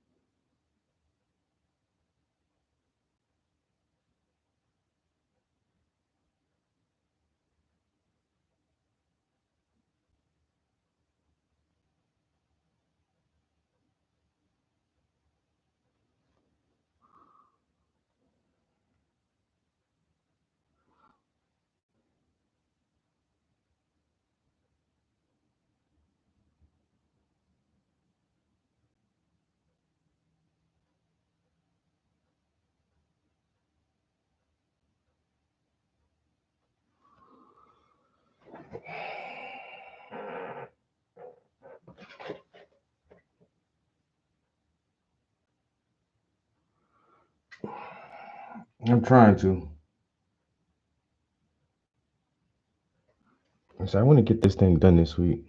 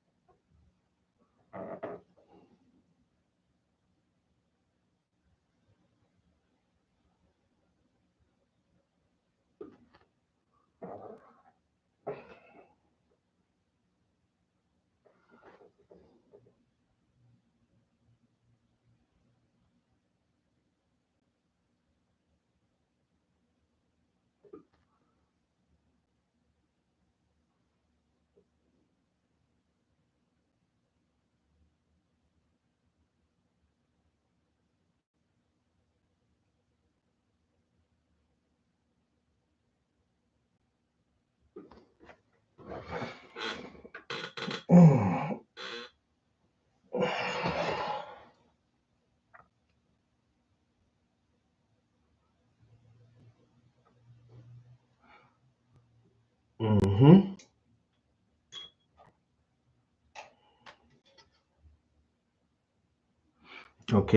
Okay.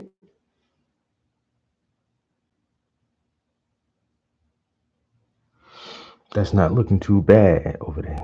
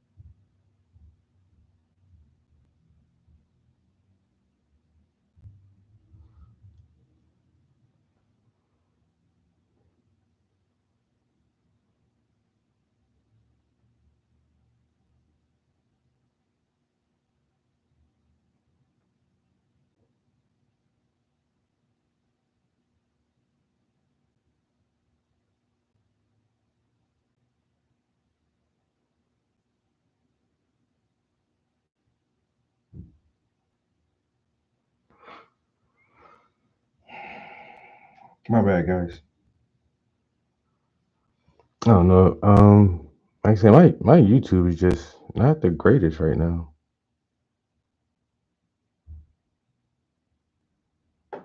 Really not trying to listen to any suggestions it's giving me. Everything is either Trump related about these tariffs and stuff, or conspiracies or something. So I was trying to listen to some comedy stuff earlier, something lighthearted and funny to laugh at.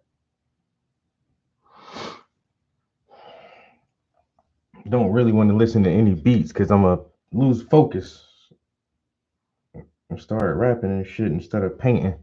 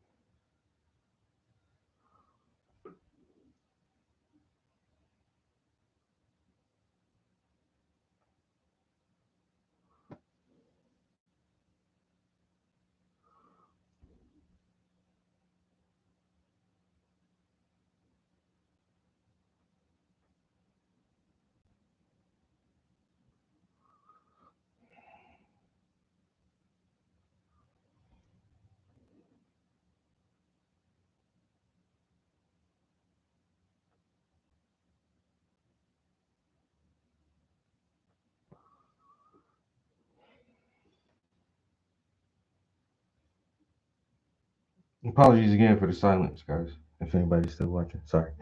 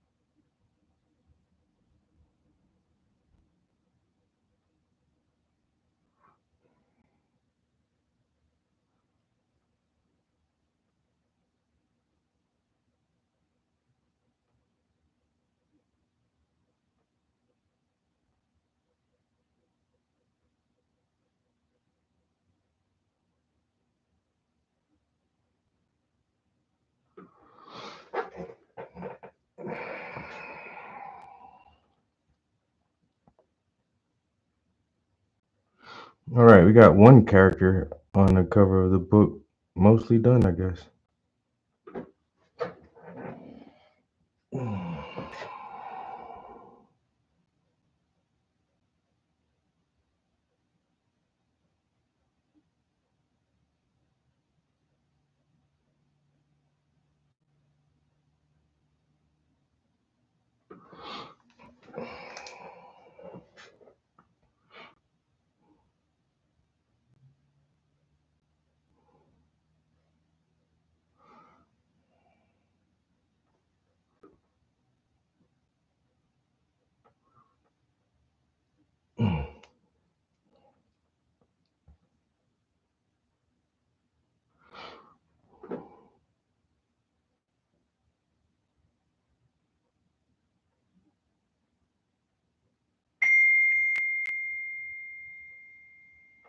It's Sunday. Who's texting me?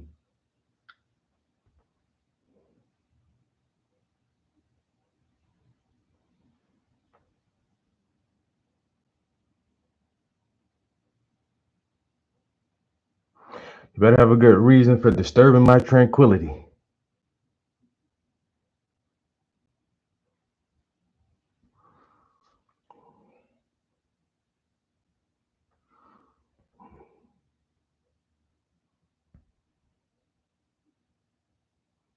I don't normally have a lot of people text me. It's probably Puff or somebody.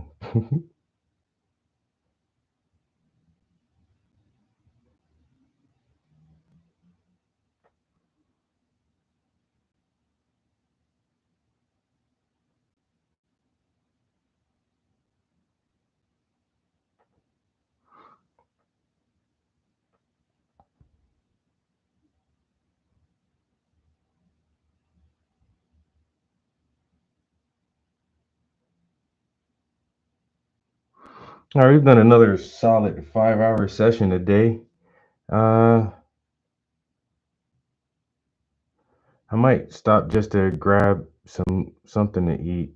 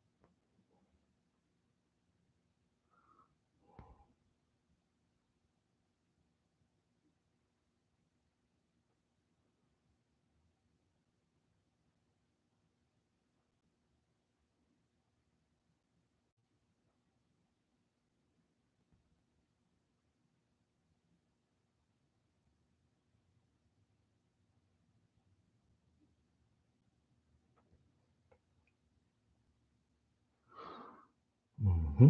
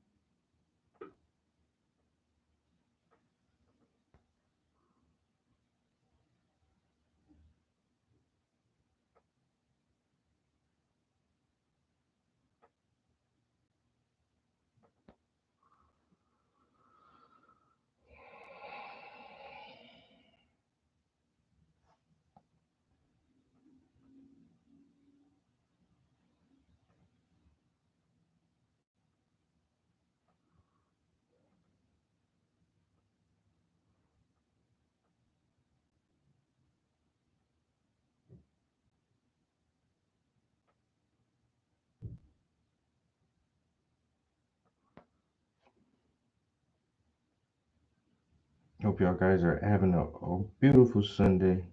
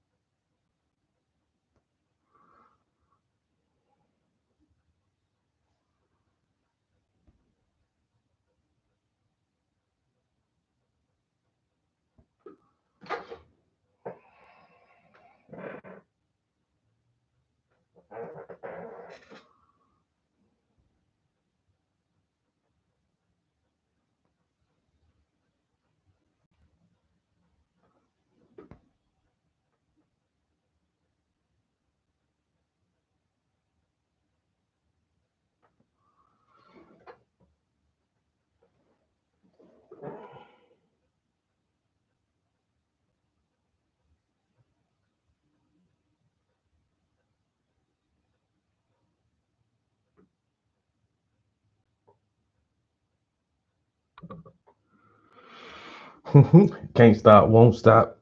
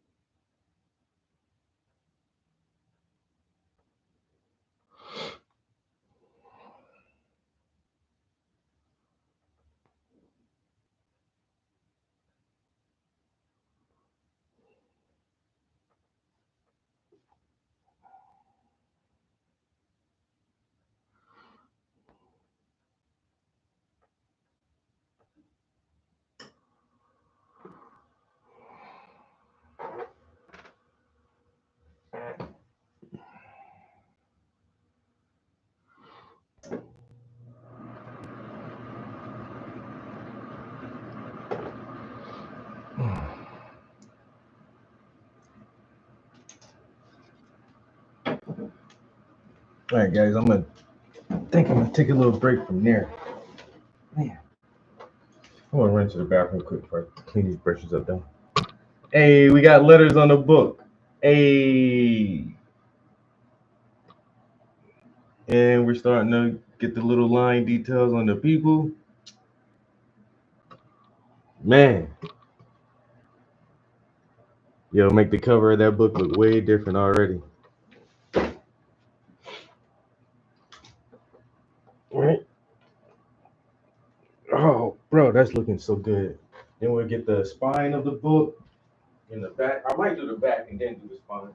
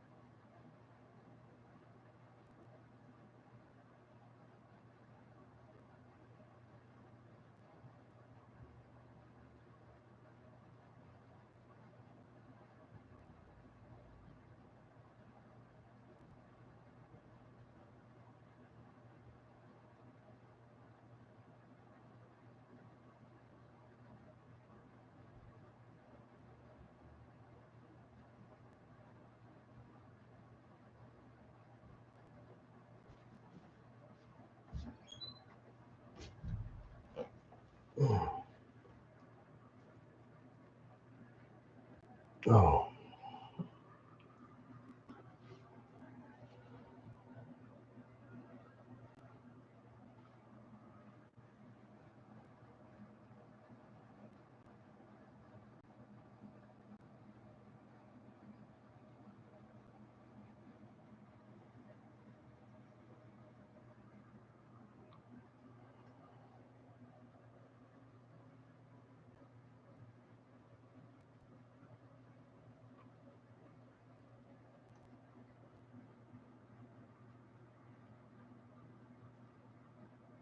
I'm liking it.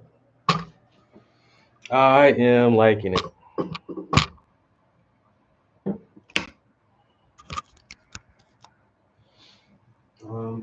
There is a good chance.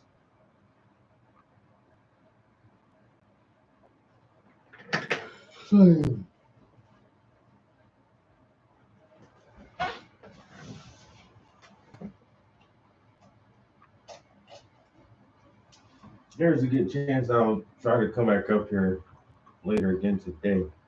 Really want to get these books knocked out so bad, yeah. That's the like I say, the lettering is like the biggest thing left now. Um, knock these books out, touch up her hair, touch up her jeans. We're done.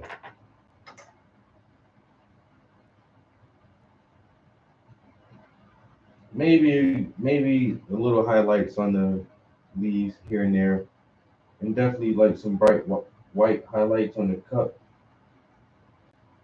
and then we're done. Like I said, I wanna have this.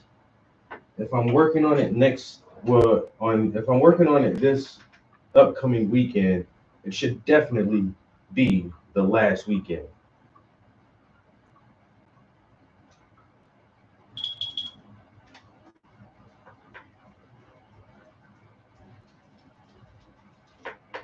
So I'm giving myself one more week to finish this shit up. And if not, I'll burn the whole goddamn house down. Cause I'll be damned. I just might as well burn the house down if I'm working on this shit for another week after this.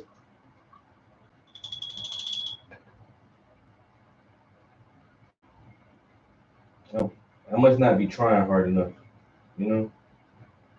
Are you even trying, sir? Is this what you really want to do? Are you sure this is what you want to do? You don't seem to be putting in enough effort.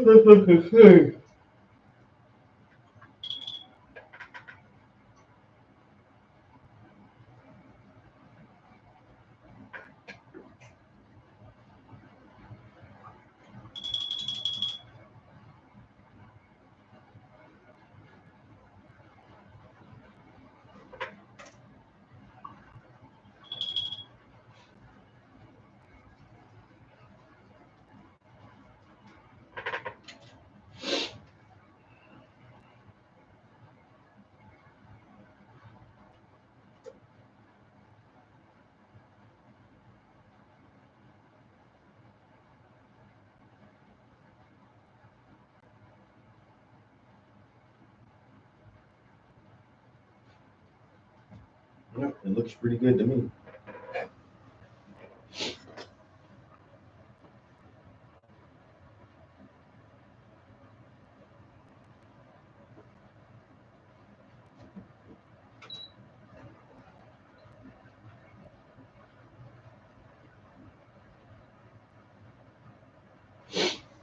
All right, guys.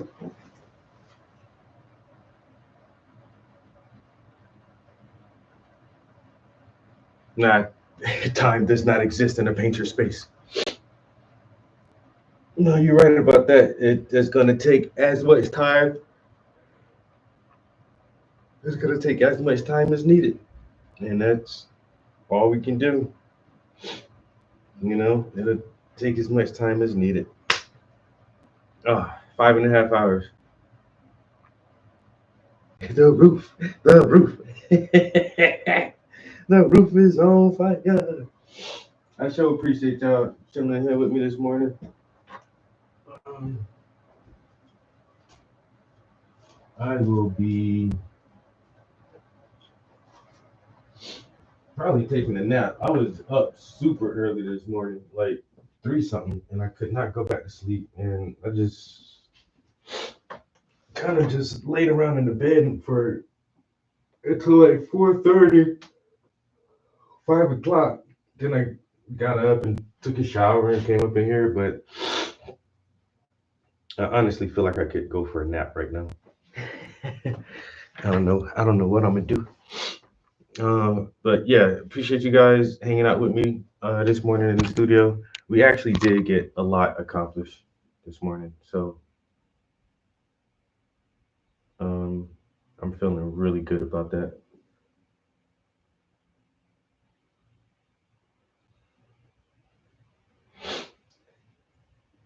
Hope the rest of your day is awesome, and I'll get with you guys next time.